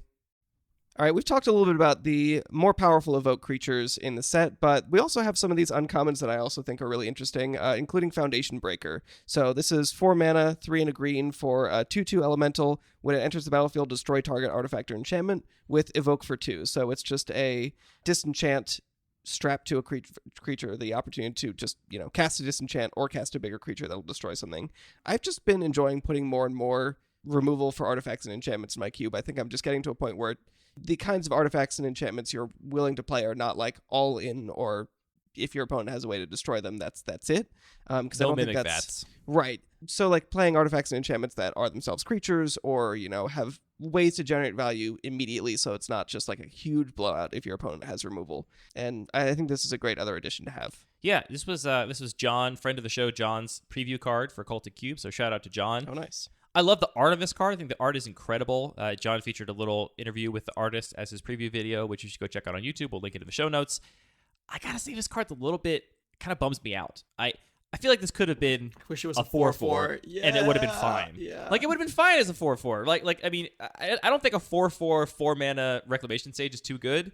So as a 2/2, it's like, I don't really see the value of it. Like, it doesn't quite get there for me because the modes just aren't that great on either end, frankly. So I'm a little bit bummed out by that, especially considering how cool the art is. But I can totally see how if you want more of this effect, this is an appealing. It's like very similar in power level, probably a little worse than Reclamation Sage, but at least it gives you those options. It gives you modes. Yeah, I think it's actually a good deal worse than Reclamation Sage, and I totally agree with you. It's kind of shocking, especially to see this at Uncommon, for how all the rest of the set looks to be talking Everything about else any is card so saying it's pushed. underpowered. But that's where we're at, I think. Right, if you look at like Arcbound Tracker, like these modular creatures we talked about that are just really pushed for modular abilities, like I'm a little surprised this isn't a 3/4, a 4/3, even a 3/3. I think would be considerably better than a 2/2. 4-mana 2/2 is just not doing it for me. Yeah, that's fair. So we also talked about this card a little bit when we talked about the 1/1 counters payoffs, but here we have in green Herd Baloth. This is 5 mana, 3 green for a beast, and whenever one or more counters are put on it, make a 4/4 green beast. That's the end of the text. So that's it. That's the card. That's the joke. The relevant parts of this card are it's kind of an insane payoff for a +1/+1 counters deck. But in the spirit of Balofs, it is insane if you get to trigger it, and otherwise pretty exactly. bad. But unlike, having lands, being able to put a +1/+1 counter on this is not guaranteed. So you really kind of need to be all in. It's not going to fuel itself. But if you're into that kind of gameplay where you're building an engine and getting some incredible payoff, then this could be a really fun card to play with. Now we have Jett's Nemesis. Yes, the anti-monkey card. It's Ignoble Hierarch, which is 1 green mana for a Goblin Shaman. That's just an 0/1, but it has Exalted, which means whenever a creature you control attacks alone, that creature gets +1/+1 until end of turn, and then it taps 4 Jund colors, so black, red, or green. This card is very strong. It is, along with Ragavan, the most popular card of the set. 81% of unrestricted cubers are testing it, and they give it an average rating of 2.9, notably at the time of recording, just below Ragavan. I am surprised this card is not a solid 3. And the reason why is because it feels to me like one of the most powerful and also most completely known quantity cards we've had in a very long time. Which is to say that if you play a Noble Hierarch and you are happy to have a card that is almost the same in slightly different colors, Ignoble Hierarch does exactly what it says in the tin. So I don't quite understand the designers out there that are giving this anything below a 3. If it's on your testing list, like, what are you? Do you think it's not going? You think it's going to perform differently in testing than you're expecting, or like I guess those same cube designers might also feel like Noble Hierarch's time is limited in their cube, and that card might get cut soon. So I'm a little confused as to why this isn't just a 3 across the board. About the card in general, obviously I love it because it's powerful, and I've always wanted a 1 mana dork that taps for red specifically. We have them in all the other colors. We have the Noble Hierarch for blue. We have Avacyn's Pilgrim. We have Elves of Deep Shadow. And this kind of fills that need for me. I do kind of wish that this was not just Noble Hierarch, just from a bigger picture Magic lore perspective. Like, could this have been a 0/1 that gives a creature menace if it attacks alone or something? Just something else. Because maybe it could give if an opponent's creature attacks alone, gets -1/-1. Yeah, something like that. Kills Ragavan. Perfect. No! Something like that, just because really Exalted does not feel Jund to me at all. And it kind of feels like this is a little too like wink to Magic players and not just a card that was designed to be effective and make sense and be flavorful. I mean, it definitely is, but at the same time, how much stock do you really put in the other 2 colors that Noble Hierarch makes? Like, you would just play that in all your green decks in Cube, regardless, right? If it just tapped for green, you mean? Right. Yeah, I would. So either way, it's kind of gravy, and I think that, yeah, it's just a cute card. Yeah. Yeah. The Exalted does come up. I mean, if for people that maybe haven't played with Noble Hierarch, I know it's a notoriously expensive card. Maybe you're budget constrained and you haven't played with a card like this. Exalted does come up, and it matters pretty regularly, I would say. Yeah. It is a very powerful ability to tack onto a Mana Dork, because you're rarely going to want to brawl through Mana Dorks anyway, and so the fact that it allows you to attack and pump a creature. The thing I imagine will happen quite a bit with this card, which I've already done with Noble Hierarch in my cube, is you turn 1, play your Noble Hierarch or Ignoble Hierarch. Turn 2, you play Krenko. And now when you attack, you're going to make an additional Goblin and attack for more power. This is even in, red as well, which is what Krenko does. Same goes for, a card like Dreadhorde Arcanist. Pump the power, you can flashback a bigger thing in your yard. This goes for anything else that cares about its power. So it's a relevant ability. So don't underestimate that if you've never played with Noble Hierarch. I think it's honestly a pretty fun mechanic as well. It reads a little bit like a downside mechanic. You get this reward, but only if you attack with fewer creatures. But it often just gives you more options in combat. Right. Say, well, I could just attack with both these creatures here, and there's these opportunities to trade, but I actually can, put more pressure on just by attacking with one creature, and it ends up being just, leading to more interesting combat decisions. In my I'm experience. just going to attack with my creature that has Shadow, my 2-mana 3/2 Shadow, Delphi Voidwalker. It Now can it attacks for 4. It can also do that. Now you're on a 5-turn clock. Oops. Yeah, I think I love this card on power level. I'll like what Andy said. It feels a little cheap, just the fact that it's like a strictly Noble Hierarch copy and paste. It feels like the card is so powerful and so interesting, and I don't know, the fact that it's a goblin, I think it feels like it should be not just like a direct call out, but it is what it is. I'm happy it exists. I guess if I'm being really petty and whiny, if you had told me they were going to print a Jund Ignoble Hierarch in Modern Horizons 2, I would have been so excited. And what I would have been excited for is all the possibilities of what the Jund interpretation of that card could be. Yeah. Not that they would just copy-paste Noble Hierarch and print it in Jund. I mean, to be fair, they've printed all kinds of weird little nuanced callbacks, and they're all over the spectrum from the very obscure to the very on the nose. And this is one that happens to be on the nose, and I don't think we can fault them for having things that fall at both ends of that spectrum. As Magic players, it's our job to fault Wizards of the Coast when they do anything that does not align to our desires perfectly, Exactly. Anthony. Have you not read this in right. the latest content creator zine? Sorry, going around? let me check Twitter real quick and see if I can confirm this. Yeah. Earlier before the All right, show, let's in talk- protest, Andy said that he wasn't going to put this card in his cube for that reason. This is all lies. I don't know why this guy slanders me so much. Let's talk about more squirrels, because I'm going to find where you applied to med school and That's go tell gonna- him you're such a slanderous liar. let's put aside this dispute and talk about more squirrels. Next up, we have Scurry Oak. This is 2 and a green for a tree folk with Evolve, and whenever one or more counters are put onto Scurry Oak, you may create a 1/1 squirrel token. It does actually say And it's a 1/2. you may create, which is interesting. I feel Yeah, like you don't have to. okay. Maybe your opponent has one of those things that makes your creatures bad. Yeah, You know what I'm talking about? Maybe they have Like, Elishnorn and that big black worm in play. they have a Masker Worm. Yeah, right? exactly. Yeah, exactly. Yeah, comes up a lot. Perfect. So you can play around Masker Worm. Evolve is such a fun mechanic, I think, but one of the downsides is it can be a really bad top deck if you just don't have it late in the game. So I really enjoy this card where it gives you just so much more payoff by making multiple bodies. I mean, just being more powerful as an Evolve card is very exciting. And then on top of that, just being that if you have Proliferate, if you have other ways to put counters on this, you can also make more squirrels. All around, it's just a really exciting card. A big density of green cards Anthony's excited about. I know. I'm shocked. Every Is other there gonna be a color, I'm like, oh squirrel yeah, we're package skipping in past their some cube? things, but that's fine. Here, I'm like, oh, but we didn't talk about Enchantment Dork. We didn't talk about, this Rift Sower. Go back and look at the green cards we didn't talk about. Including Smell Fear is another one that I love. So I think that one day we'll get a fight spell which will make other cube designers or cube players, aside from myself, excited. I don't think this is it yet, but it's still pretty cool. It's 2 mana, 1 and a green for a sorcery. It says Proliferate, so you can add 1 more counter onto anything with a counter. And target creature you control fights a creature you don't control. I think it's just a cool interpretation of a fight spell. If you have a +1/+1 counter theme, and you're looking for just more like bread and butter effects that have Proliferate or other ways to interact with your counters, I think this is a really nice, solid option. Here's how to print the fight spell that even power-motivated cube designers will be excited about. Draw Create card. a 1 mana. 3/3 creature with Death Touch. No, 1 mana, instant, split second. Yeah, I that would do wouldn't. it. No one likes split That's second. just Doomblade. It's bad. I wouldn't like this card, but it would be very powerful. Just tack on, draw 2 cards.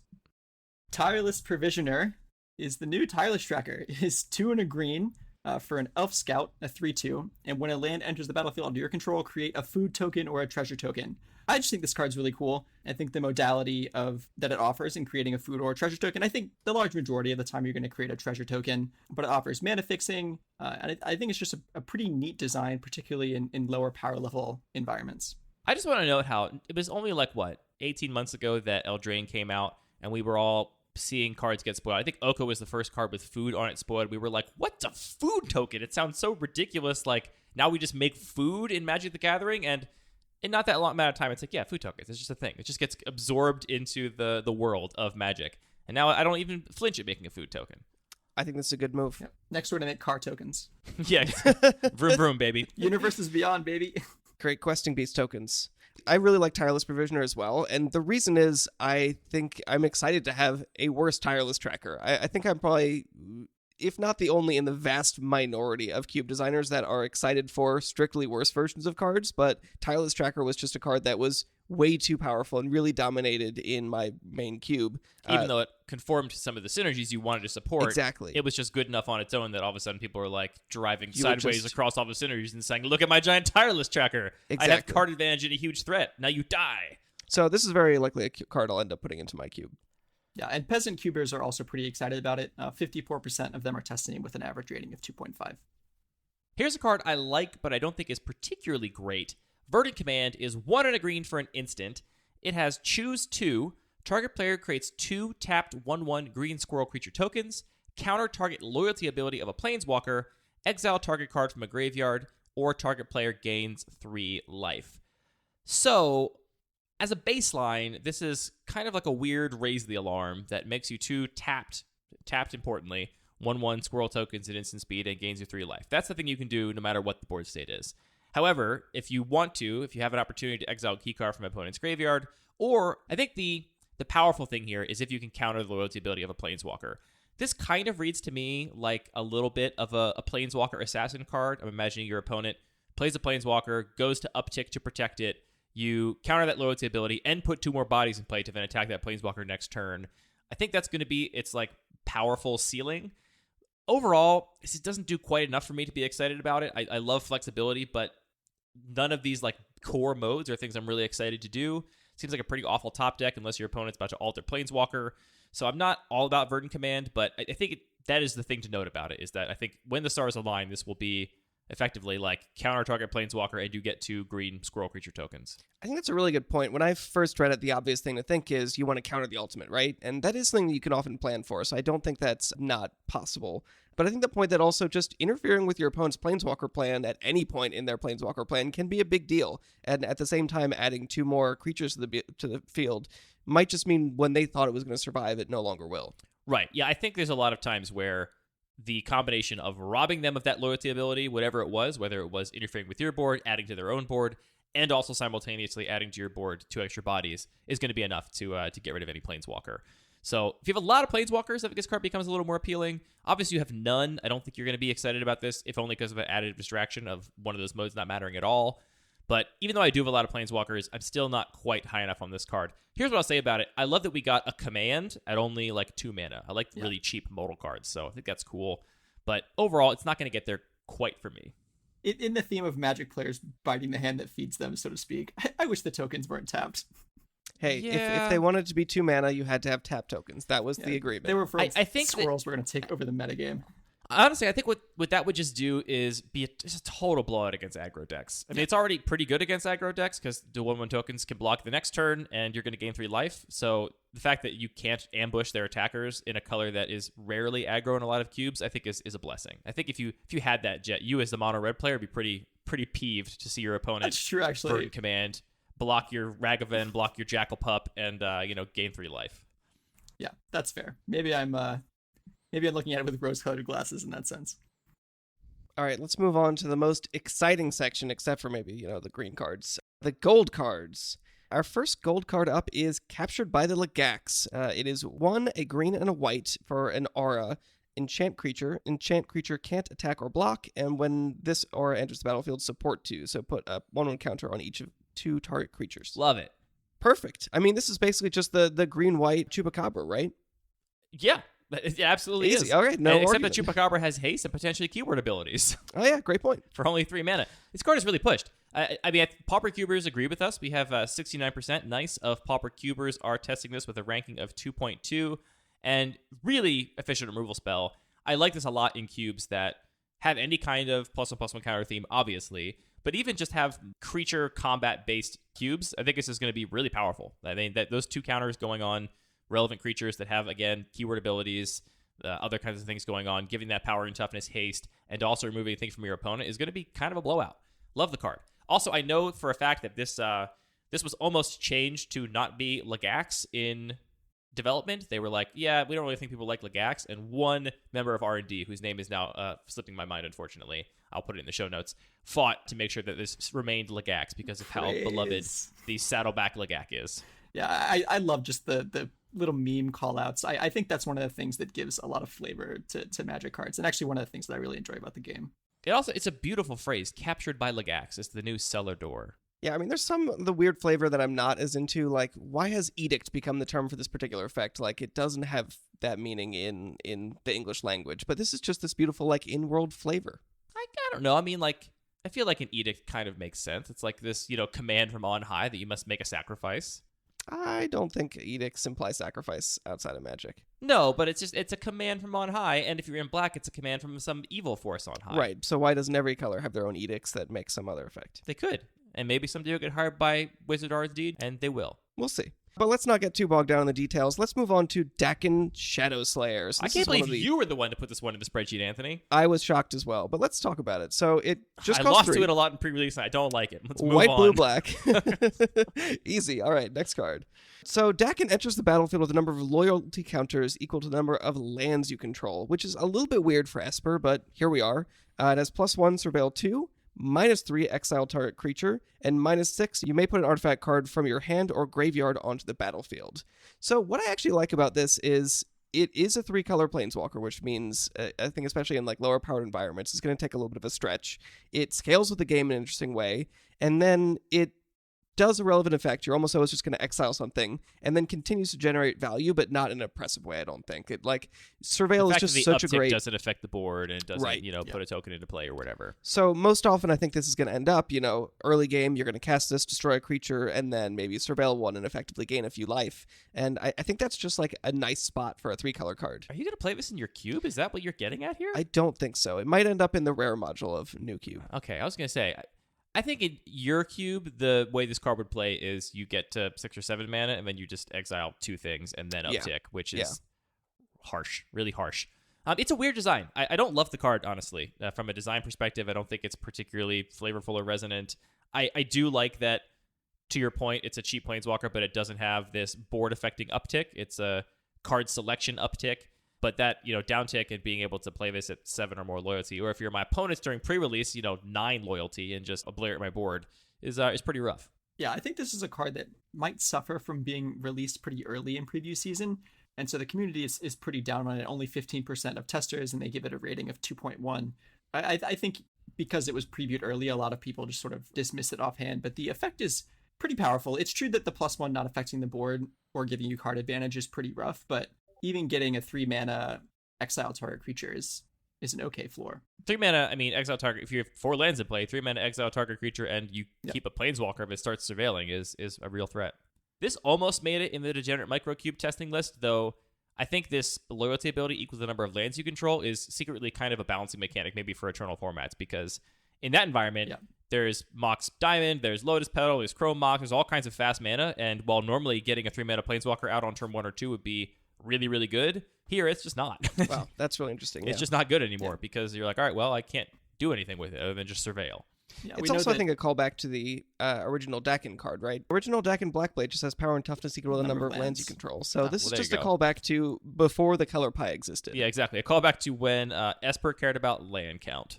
It's also a great callback that the original Dakin Blackblade was illustrated by Richard Kane Ferguson, and I believe he also illustrated the Blackblade card in one of the special editions. So it's been cool to see them carry this artist through the sort of like story of this character. Also, I'm not sure if you've seen his work, but he works in like multimedia and on his wall at like enormous sizes, like just like throwing paint and clay at his wall and stuff to make these giant pieces.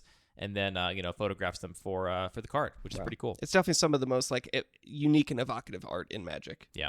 Also, can I just say how ironic it is that Wizards appropriately balanced... Isn't it ironic? Isn't it ironic? Don't you think? They appropriately balanced a 3-mana Planeswalker in Modern Horizons 2 and not Throne of Eldraine and War of the Spark. Yeah. I don't know. You say that now, but maybe somebody will break it. Time will tell. Let's talk about even more squirrels. And I know you're thinking we're just talking about every squirrel card, but this set has thinking. So many squirrels.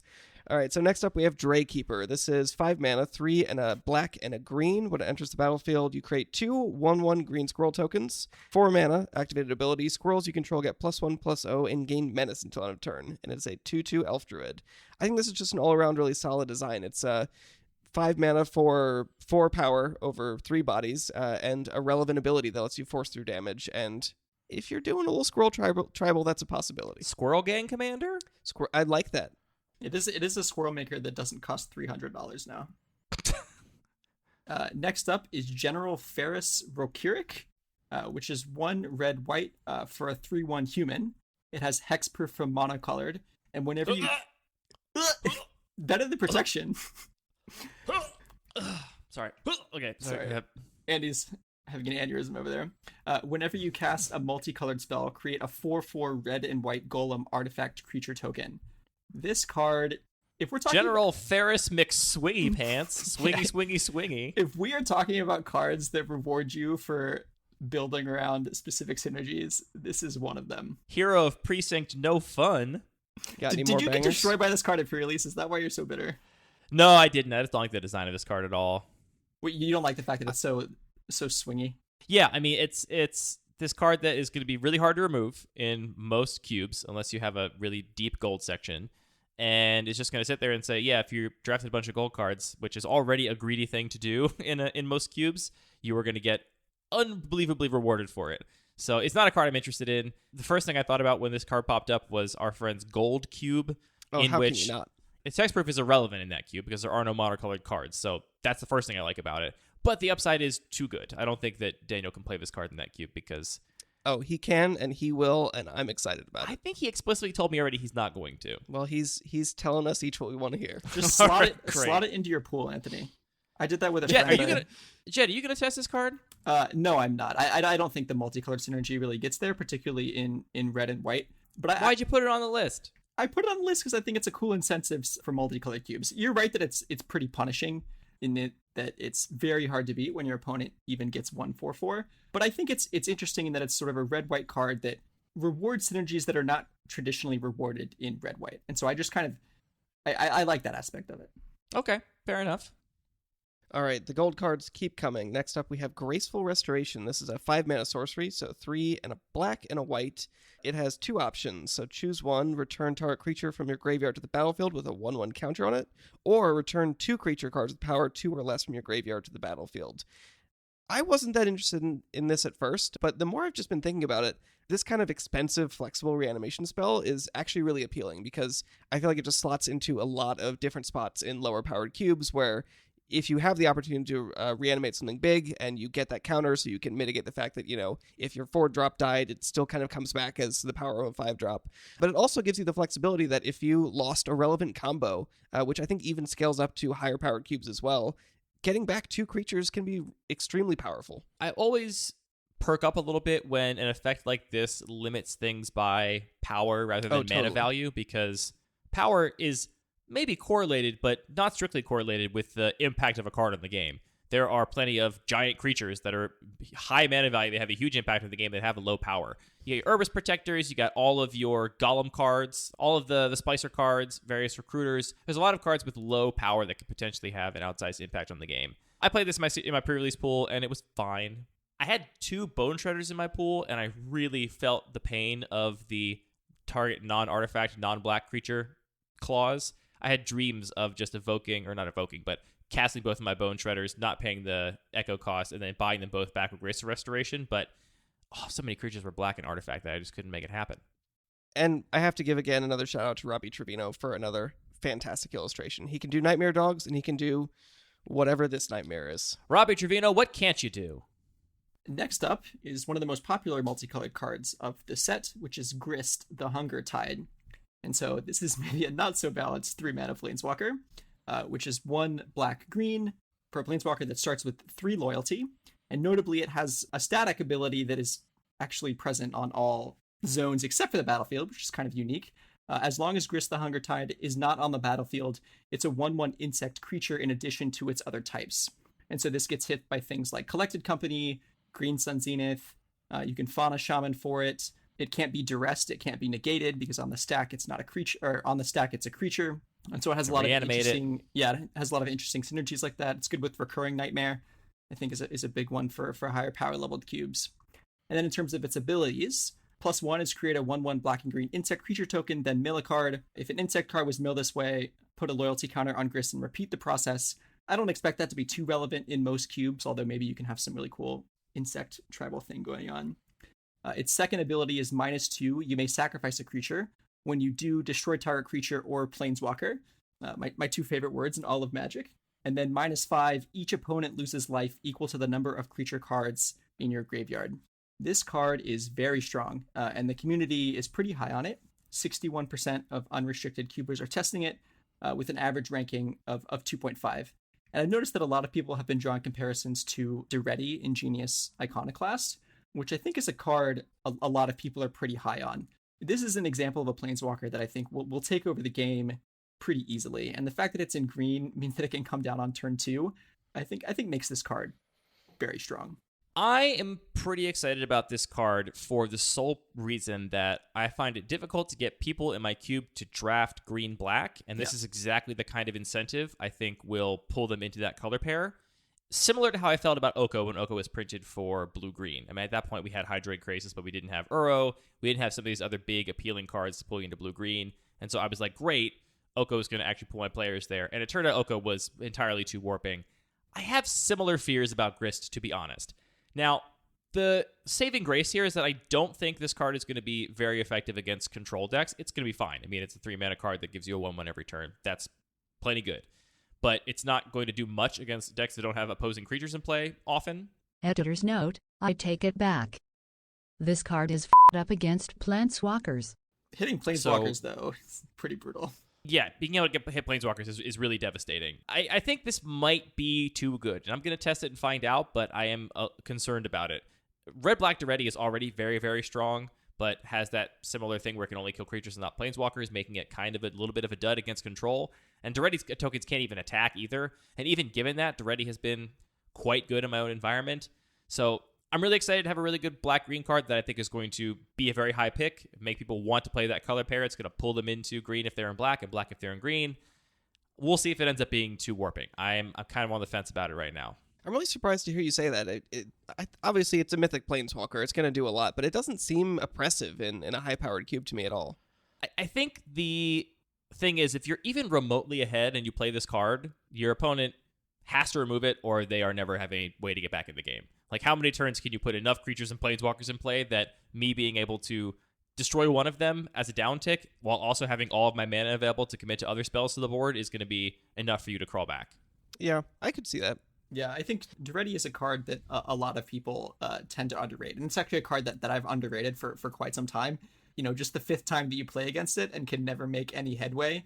That was at least the moment for me where I realized this card is very good. And so Grist, I personally think would be pretty similar. I'm still excited to play it, but I can definitely see that it leads to kind of unfun play patterns. So the question that I have is, because of the +1, how many insects do I need to include in my deck before this becomes a relevant card? At least we talked 7. about this before. At least 7. At least 7, right? Zolflux's rule of thumb. Yeah. Of course, Anthony's joking. It does not matter. Ignore that. It even says that insect thing. It's all additive distraction. It makes a 1/1, and it down ticks to kill stuff. Of note, it can't just alternate uptick, downtick every turn, which I think is one of the more powerful sequences with Duretti, because the downtick is 2 and the uptick is only 1. Maybe that's enough to keep it in balance. We will see. But it does feel like it's going to be a very potent card. Its ultimate is a lot more achievable than Duretti's, though. And also better in a lot of environments. Yeah. I play a lot of Duretti's in my own cube where getting back 3 copies of an artifact from a graveyard is not at all meaningful. And here, it will 100% close out games. You'll be late in the game. You've been milling yourself. You're playing a green-black deck that has creatures anyway, and you'll just drain your opponent for 7 or whatever to close out that game. It's going to happen. My feeling about this card is best summed up by I really, really hope it's not too good. The last thing I'll say on that point is that one of the things that I think really put Oko over the top for me in my play group was that it was in green and therefore fairly often came down on turn 2. And the same thing is going to be true of Grist. You're going to play a Mana Dork on turn 1. Yeah, that's and you're going to play a turn 2 Grist. And your opponent's going to be on the draw and have 1 land in play. And what are they going to do in that situation? I'm not sure. Time will tell. They better have Bone Shards in their hand. I'm so curious about the static ability, though. Like, it feels to me like just, they're clearly... All the Planeswalkers in this set have static abilities, and they all function very differently, either when they enter the battlefield or when they're in play, or in this case, completely out of play. I think maybe they're just saying, like, hey, this is a weird set. We get to try new stuff. Let's... Hey, watch us be weird. They're like the woman from Garden State where they're like, no one's ever stood in this place and made this Planeswalker before.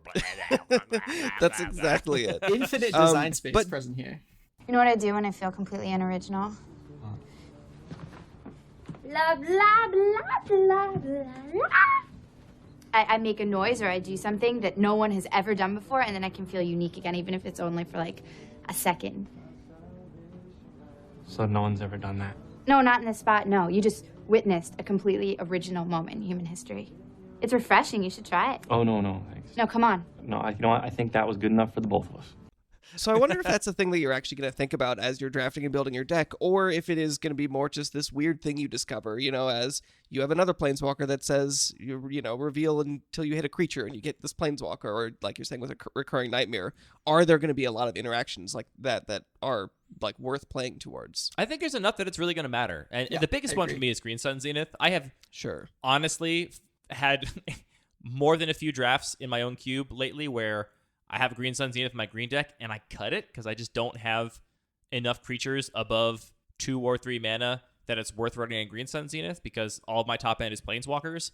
And having this to basically get on 4 with a Green Sun Zenith, I think is going to be really, really potent. Yeah, there was a game I was playing with it. Obviously, I can't read cards, and so my opponent duressed it on turn 1, and then 7 turns into the game, we realized, oh yeah, that should not have happened. Yeah. That's going to happen a couple times, I think. Yeah. Alternatively, your opponent can Valky this from your hand, but then they can't turn Valky into it because it just dies immediately for having no loyalty. Sad. But then you can demonstrate your knowledge of the rules and flex on your opponent. Which is the whole point of Magic in the first place. Ooh, you know what? I know exactly where this card needs to go, is the Judge's Tower. Yeah, this definitely goes in Judge's Tower. We got to play some Judge's Tower. I've been dying to do it. We should just do it with one of our cubes on stream. I've done it with my own cube a little bit. It's hard. I have to. It's challenging. Yeah. On to a card which I think is so clean and so beautiful. I talked about this a little bit before. Master of Death is 1 blue-black for a creature zombie wizard. It is a 3/1. When it enters the battlefield, you surveil 2. And at the beginning of your upkeep, if Master of Death is in your graveyard, you may pay 1 life. If you do, return it to your hand. This card is very, very powerful. I think more powerful than it looks at first. A 3-mana 3/1 that surveils 2 is not all that great, especially for a gold card. A 3-mana 3/1, not the kind of body you're looking to play. Surveil 2 is nice, but it's not card advantage, it's just card selection. However, that ability to pay 1 life and get this back from your graveyard at the beginning of your upkeep is really potent. And I was actually explaining this to one of my opponents during pre-release, who I think made a couple of mistakes in how they played against my Master of Death, which is to say they were like, oh, that card seems good, therefore I must get it off the battlefield, which is a very common heuristic for new players. When a card is good, you must get rid of it. But in fact, what makes this card good is anytime it goes to the graveyard. So basically, as a blocker, it can destroy any attacker with, that it can block with 3 toughness or less, and then you pay 1 life to get the card back. So you basically paid a life and 1 blue-black for that removal spell. Similarly, when it's attacking, it either has kind of pseudo-unblockable, or again, you're going to trade for one of those creatures, pay 1 life, get it back, do it again, you get the Surveil 2 as gravy on top of it. I think it's a really potent card. If I was at a slightly lower power level, I'd be really interested in playing this. I think anybody that is not at the peak of power level should consider this card. I think it's much better than it looks, especially if combat matters in your cube. Yeah, I mean, everybody loves Squee, but in a lot of cases, unless, you have exactly the cards to be able to discard and, loot with Squee, it just isn't really a card, whereas this is. Casting Squee feels awful, and really everyone knows this. You don't want to pay a 3-mana 2/2, but a 3-mana 3/1 that surveils 2 is very good. I mean, it's card selection. You play it late game, it's going to clear lands off the top of your deck, and it's a real engine in any kind of game where combat matters. Your opponent can't just ignore this, right? They either can't attack into it, they have to let it hit them every turn, depending on what the tempo of the game is. Because if I send it to your graveyard, you just get so much value off of being able to buy this thing back and do it all over again. Is there a card in the set with Surveil that we're not excited about? No, Surveil's a great mechanic. And Scryfall is down. I can't search to figure out if there's other cards with Surveil in the set that I don't like. I feel like if Scryfall is down continuously, the entire Magic content creating ecosystem will just collapse. Look, don't you even say that, Jett. We can't even think of that world. Thank you, Scryfall, for being there 99.9% of the time. Thank you, Daddy Scryfall. I will also say that a color shifted Squee in blue-black is so much better than being in red. Just vastly better. Yeah, I mean, I am a big Squee defender, so I will fight you a little bit there, just because red does have a lot of rummaging effects, and that is one of the places where Squee really shines, because it turns into rummaging effects into just pure card draw. But yes, in general, this card is a lot better than Squee. I will 100% grant you that. Our next card is Priest of Fell Rites, which is white and a black for a 2/2 human warlock, and it has tap, pay 3 life, sacrifice Priest of Fell Rites, return target creature card from your graveyard to the battlefield, activate only as a sorcery, and it has unearth for 3 white and a black. So when this is in the graveyard, you can pay 3 white black and return it to the battlefield.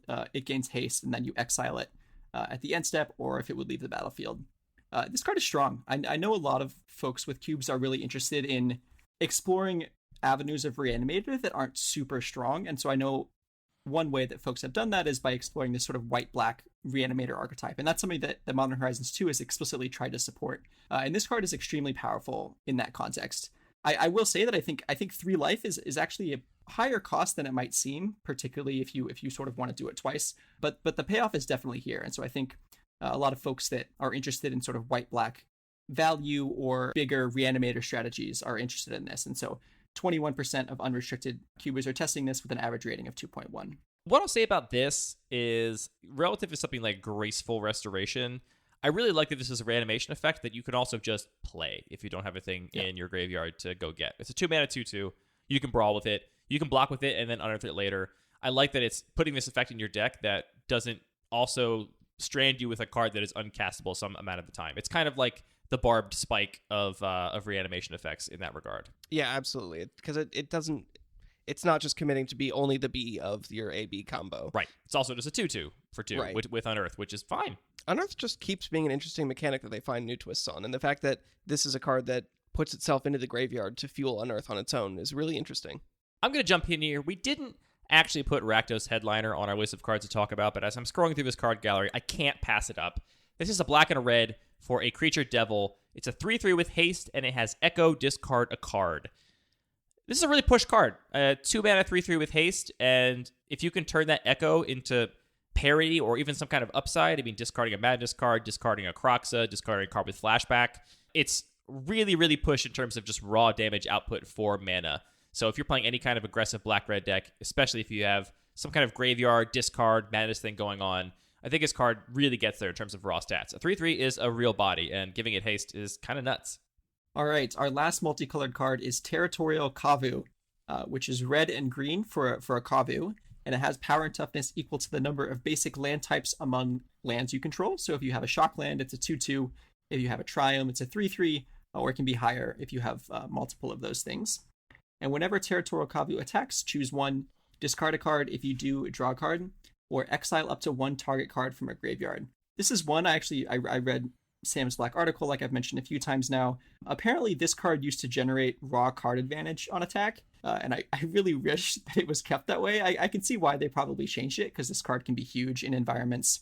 Yeah, even given how it's written now, it's a pretty pushed card. Right, yeah, in environments where you can reliably get, shock lands and triomes, like in Modern, it's incredibly powerful alone. But I don't know, I think this card's really cool. I think it gives an interesting payoff, and I think more importantly, an interesting payoff at sort of a low CMC. I think one of the issues with sort of land payoffs, particularly in red-green, is that they tend to be quite expensive. And so this gives you a payoff for doing that early. I saw this card, I immediately thought of Parker. This is a card basically made for Parker's Cube with the extremely high density of mana fixing and high density of cheap gold cards. This fits right into that mold. And I really like that this is one that kind of Tarmogoyf style grows with the game. You play it on turn 2, maybe it's a 2/2, maybe it's a 3/3, but it will continue to get bigger. And there's a lot of environments where you can just make this 5/5 that has, a 2-mana 5/5 with upside when it attacks, which is gross, truly gross. Yep, and 12% of unrestricted cubers are testing this with an average rating of 2.1. And so I think Many people are just interested in trying it out to see if it sort of fits their environments. But I think, like Andy mentioned, the subset of designers that are really high on fixing and really high on gold cards are really interested in this card, which I think is really cool.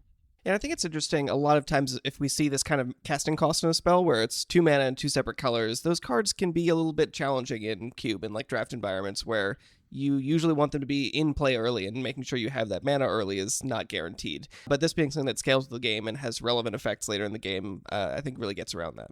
And Agreed. still is cheap, so you can still just cast it along with another spell at the same time. Yeah, make your 2 mana 5/5 and also abrupt decay your opponent's whatever. Seems strong. Gold cards. All right, I think we have to at least touch on Brainstone, just because this is maybe the most adorable callback. I love this little rock. I wish it was a real physical object. Turbo Cube. Turbo Cube. It's a shoe-in in the Turbo Cube. So this is 1 mana for an artifact. You pay 2, and you sacrifice it and Brainstorm. You draw 3 cards and put 2 cards back. Cute. Simple. I love it. Fun callback. Fun bokeh in the art here. I like that a lot too. It's a fun card. I don't think it's particularly powerful. It's worth noting. No. 3 Agreed. mana for a Brainstorm effect is probably about what it should be costed, especially in colorless. And given that it's what it should be costed, not particularly powerful. What I do think this can do is, because it's sort of like a little bit overcosted, but it does provide some value, is if you have Artifact Matters themes, this becomes a relevant thing that you're going to be happy to put in your deck, more than maybe some of the other things like Mycosynth Wellspring and Ichor Wellspring, which are just a little bit more marginal, I think. But if you're trying, and don't necessarily put themselves in the graveyard, but if you're playing things like Emery or other cards that care about artifacts, especially in the graveyard, this can have a role, I think. We got to talk about Cauldron Complete. 7 generic mana for a legendary artifact equipment. It has Living Weapon, so it makes a 0/0 germ and attaches itself to it on ETB. It has Indestructible. The equipped creature gets +5/+5, has First Strike, Trample, Indestructible, Haste, and whenever this creature deals combat damage to a creature, exile that creature, and equip 7.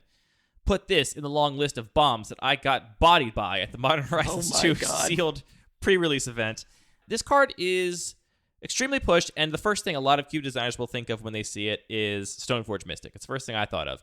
I put it here to talk about because I think relative to a card like Batterskull, which I adore Batterskull, this is, I think, worse for all of the kinds of play patterns I want to encourage. In that, if you are hard casting it, it's 7 mana, which is a lot, and there's a lot of games in my Cube where you're just not going to get to 7 mana, and the card's just going to be dead in your hand. And if you're cheating into play with Stoneforge Mystic, it's way more unbeatable than a Batterskull is. You're, on turn 3, putting in a 5/5 with haste Indestructible. The equipment itself is indestructible, and you're just smashing face with it, and anything it blocks gets exiled. It's going to be really difficult for anybody to beat. So I actually am probably not even going to put this in my Cube because I'm confident enough in how those lines are going to play that I'm not interested in it. But if you are really trying to do the most broken thing with Stoneforge Mystic you can do, this is probably it. Yeah, I agree. I'm not super excited to face this. Yeah, I agree. I think one thing that people have also sort of talked about at higher power levels in the community is whether or not this is good with Tinker. And it's kind of borderline in that sense. Like, it is true that it is wildly unbeatable, but you can tend to do often better things with Tinker. And so I don't actually know if people that have Tinker and Stoneforge Mystic, if that sort of bumps it up in terms of playability. I think it does. You think it does? You would put it in a cube that is also having that also has Tinker in it?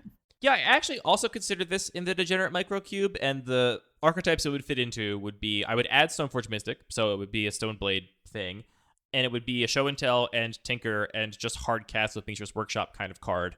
And ultimately, I don't think I have quite enough slots in that very small cube to make that happen, but there's a lot of games where tinkering into this on turn 3 is going to be just as good as, tinkering into Inkwell Leviathan or, Bulbous Citadel, whatever else you're going to do. It's just going to win the game. I mean, it's a very narrow range of answers that are going to beat this and not much that can race it. Yeah, and I think that the Cube community is kind of lukewarm on it for a variety of different reasons, potentially because of its swinginess, like Andy mentioned. 27% of unrestricted cubers are testing it, and they give it an average ranking of 2. I'm throwing one more card in here that we didn't have on our list. Liquid Metal Torque is a 2-mana artifact. It's a mana rock. You can tap it for a colorless mana, or you can tap it to make target non-land permanent become an artifact in addition to its other types until end of turn. I think if you're on 2-mana rocks, this is a very appealing addition to the suite of options we have here. Not as good as Mind Stone, but probably about as good as any other 2-mana rock that's producing colorless mana.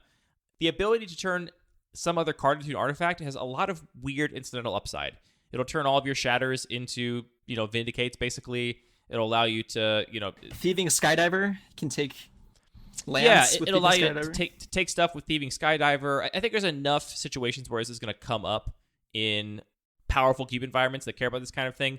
For example, if you have Tolarian Academy, it gives you another artifact for that, though at that point you're tapping it. Instead of for mana, you're tapping it to make something else an artifact. But still, cool maybe combo. maybe you need all that blue mana for something. You can make something a crappy permanent you have an artifact to sacrifice it to Tinker. Bump up your I think it's going to be enough to... Yeah. Although you could just sacrifice this to Tinker. Well, but this is better than a crappy other card you might have. Like, you might just want to sacrifice an extra land or something, or like some dumb token. I think there's enough situations where that upside is going to matter. You can't target lands, importantly, so it doesn't let you shatter your opponent's lands. You're right. Target non-land permanent. Thank you for pointing that out. Maybe you have a dumb crab token or something. I just think there's enough situations where it's going to come up that the upside of a card that is... If a 2-mana Mana Rock is already playable in your environment, I think that upside is pretty good, and it should be a consideration for that reason alone. Here's a spicy one from me. I want to talk a little bit about Monoskellion. 2 generic mana for an artifact creature construct. It's a 1/1 that enters the battlefield with a +1/+1 counter on it, so just a bear. And you can pay 1 to remove a +1/+1 counter from it to deal 1 damage to any target. This is a great floor. 2 mana 2/2 that you can pay a mana to shoot something for 1 damage is a really strong card, and the ceiling of being able to put more counters on it I think is quite good. I am considering this for my own cube just as a means of colorless aggro support. It's something I harp on a lot on this show is that aggro, I don't think, wins games by the quality of its cards, but by curving out, by using its mana efficiently. What 1-drop and what 2-drop you play is not often super relevant of the 1-drops and 2-drops you provide your players with. And even though this is just a 2-mana 2/2 that has a little bit of upside, I think in a lot of aggro decks, that's perfectly fine to play on 2 mana. The fact that it's colorless might be able to free up some slots and give you more room for those aggro threats without eating into all of your colors' curves. I suspect you disagree, Jett. I disagree in...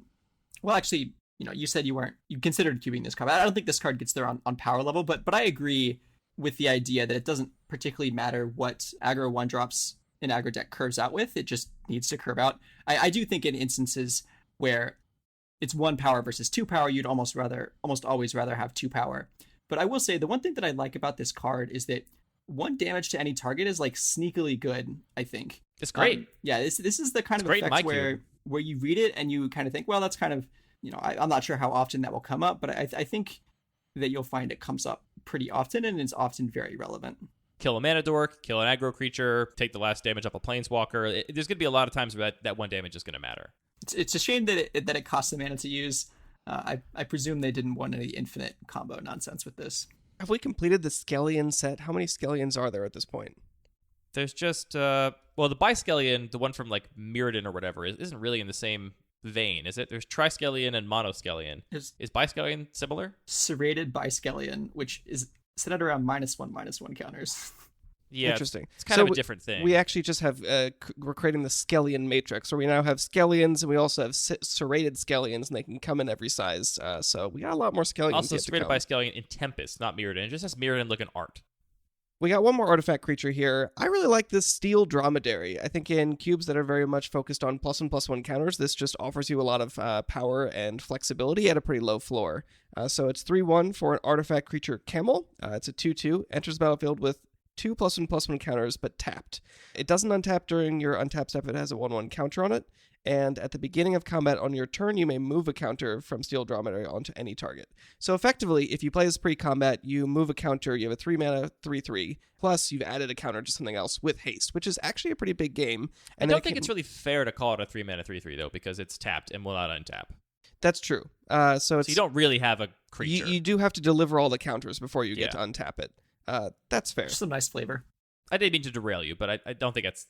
I think that's a disingenuous way to put it, because 3 mana for a 3/3 and a +1/+1 counter on something would be great, but it's not really that. All right, so how about this? It's a 3 mana for a 1/1 with haste.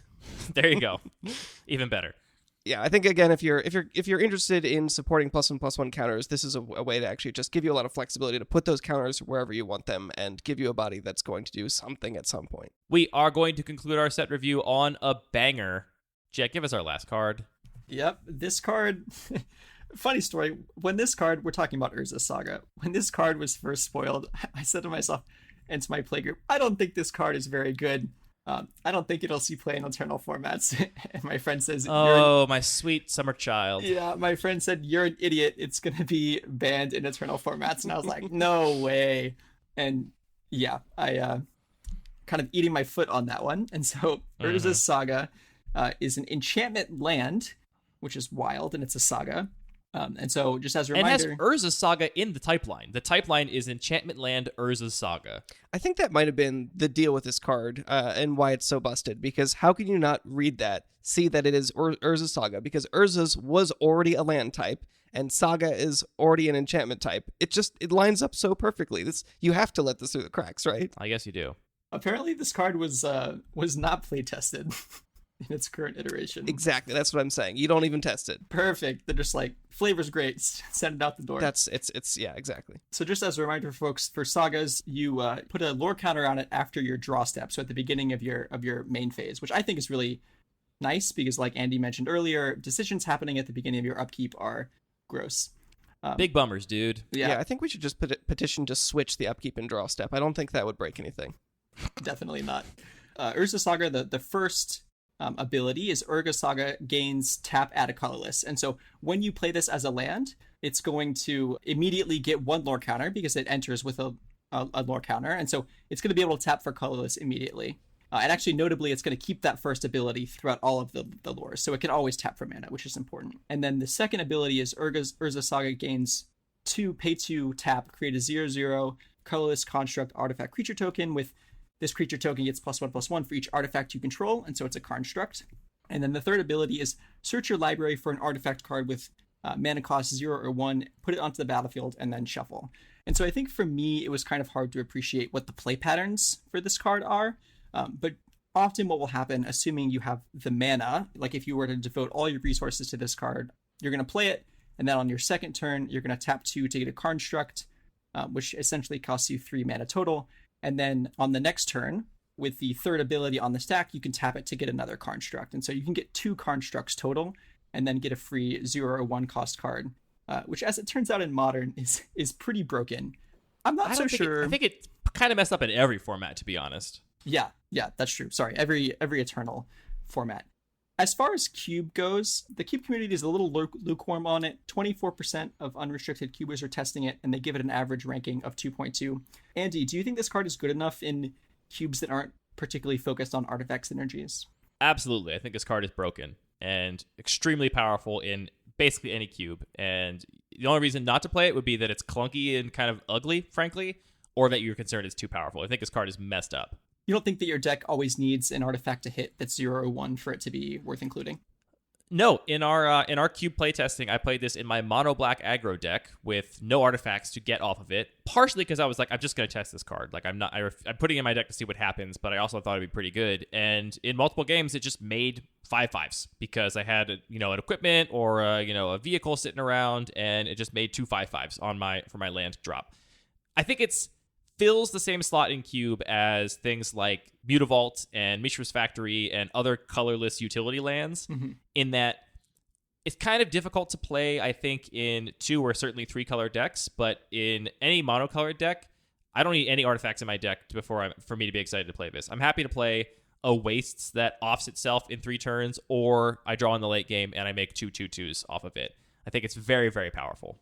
Yeah, I pretty much agree with you. I'm really excited for this card because I think it incentivizes, or rather is kind of a half incentivizer, half payoff for artifact decks, which I really enjoy drafting.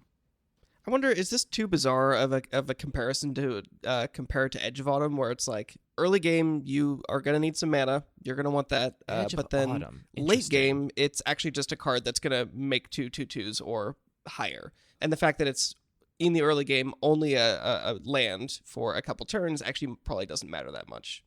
Yeah, I mean, we experienced both when we played this card in our Cube playtesting. I had a game where I made 2 5/5s off of it, and it felt completely broken, which I think it is. We also had a game where I was a little light on lands, and I played it as my second land for the game, and it was a waste that offed itself, and I stumbled on my mana because of it. Just like I treat Mutavault and Mishra's Factory, I kind of treat them, and Wasteland too, I kind of treat them as like half land slots. So if I think my aggro deck wants 14 lands, if 3 of them are Mishra's Factory and Mutavault and Wasteland, then I'll probably play 15 or 16 lands, because those lands I'm expecting oftentimes to not want to use as lands. I want to utilize them as spells. I think Urza Saga is the same, where it's kind of riding that edge between a land slot and a spell slot. And there will be games where it will be your, only other land, and it will feel bad. You'll feel like this card is bad because I wish it was just a basic land.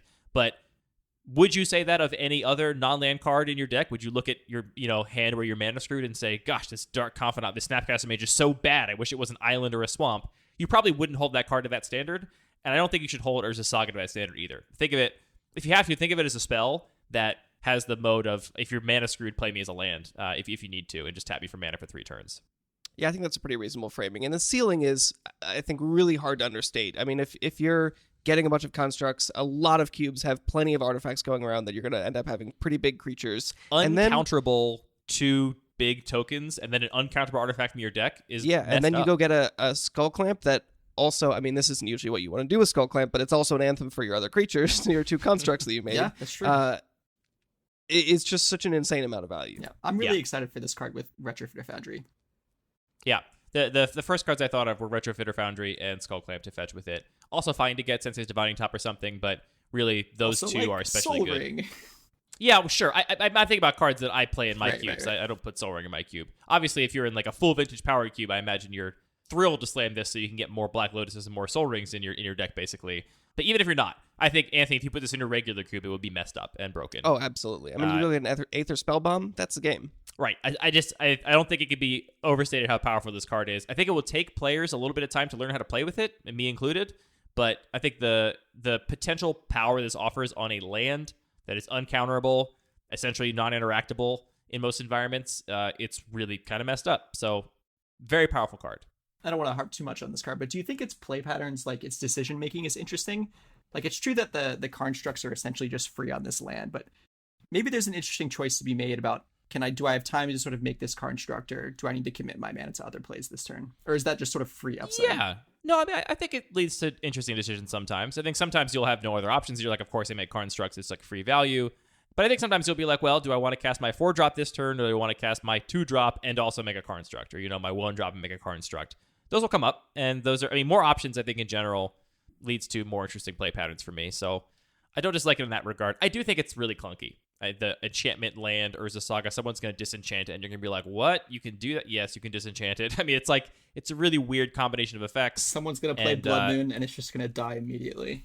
I did have a moment in my, keep harking back to my pre-release event, that's where I've played with these cards the most, where I cast Obsidian Charm Maw on my opponent's Urza Saga, which they had just played the last turn, which is extremely gross. It's the only non-basic land in this set that it can even hit. I mean, I guess that there's also Yavi Maya and the fetch lands, but you can technically target the dual lands. You can target the dual lands. It's not going to destroy them, though. But yeah, Obsidian Charmawing my opponent's Urza Saga was a high point for me, for sure. But I think a lot of those cases are actually just not that likely to come up, because if you have another spell you want to cast and another land, you'll just play your other land first and play your cards on tempo. If you're casting any more artifacts, then by the time you do start making constructs, they're just going to be even larger. So it's really these sort of like awkward draws where you really need that third land and you don't have another one that's not Urza Saga. But yeah, if you're sort of playing to maximize Urza Saga, I don't think that's going to come up all that often. I do expect it to be played mostly in mono-colored aggro decks, mono-white, mono-black, mono-red aggro. And there I think that the most interesting decision that will come up often is just, okay, I have no other lands. I only have 2 in play. When do I even play my Urza Saga? Do I play it now, or do I wait and just not play a land because I want to have this access to this third mana at a different point in the game because I don't want it to vanish on me at an inopportune time? Yeah, that could come up. I think the default mode for this, by far, should be you should want to make 2 constructs every single time.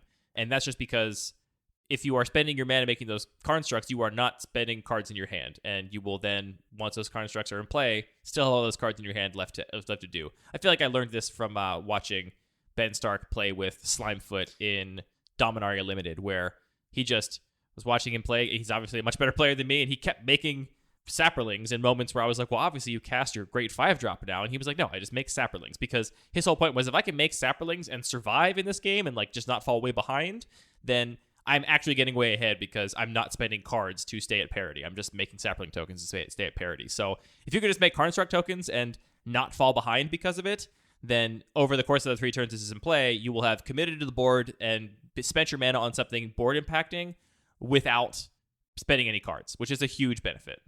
So do we like the card? I don't like it. I don't think I like it either. Jett, you do like it. I love it. Just because, like, I love cards that just have random synergies. Like, if Wizards printed an absolutely broken card that was, like, way too high power level for my cube, and one of my playgroup members was like, well, actually, it has this really cool synergy with, like, this random 4-drop, I'd be like, okay, that's fine. I'm jamming it. And that's just sort of how I approach cube design, honestly. I am really excited that we've finally broken the seal on enchantment lands, and I'm excited to see what comes next. Did we do it? Did we do it, boys? It sounds like we did it. Talked about only Cube 4 Horizons. hours. I'm looking at my timer now. We are 4 hours into the record, so that'll edit down nice. I'm sure that'll work out at the end. Thank you all for tuning in to this extremely long episode of Lucky Paper Radio. If you made it to the end, you are a champion. We, of course, have our perspective article, which is a companion to this episode. If you have not read that, you are missing out on more cards we didn't have time to talk about, more detailed data we didn't have time to read because reading numbers on the air is not that fun. You can dive into the interactive graph and see exactly how the community feels about all these cards. And so check that out on luckypaper.co. Jett, you're off to medical school soon, buddy. Yep, off to spread the good word of the monkey. How much less are we going to see you around the various cube communities once you start medical school, do you think?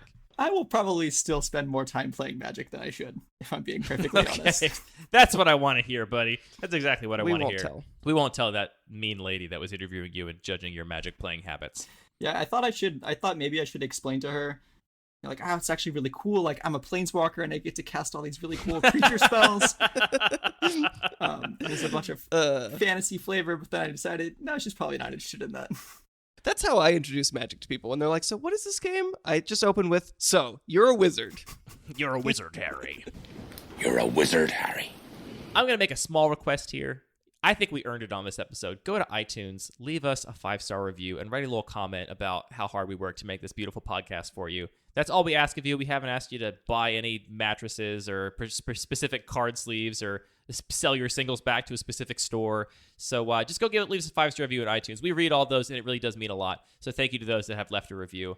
When you say we've earned it, you mean we've weeded out everyone else who cannot tolerate us. Yes, exactly. At this point, if I ask, everyone that finds us insufferable has already turned the podcast off, and they're not going to go leave a 2-star review in spite. You, dear listener, you must actually like us. Hello, 5-star friends. Hello, 5-star friends. It's good to be here we with love you oh so much. But that's it for this episode of Lucky Paper Radio. We are all going to bed. I'm going to go into the editing dungeon and edit a podcast, and you'll be hearing it on Monday when this podcast comes out. Yep, Thanks sounds like I have an article to write. And you have an article to write, Jett. You're not in med school yet, so I don't want to hear any med school excuses. And I have to fix split card rendering. There you go. We all have a little job to do.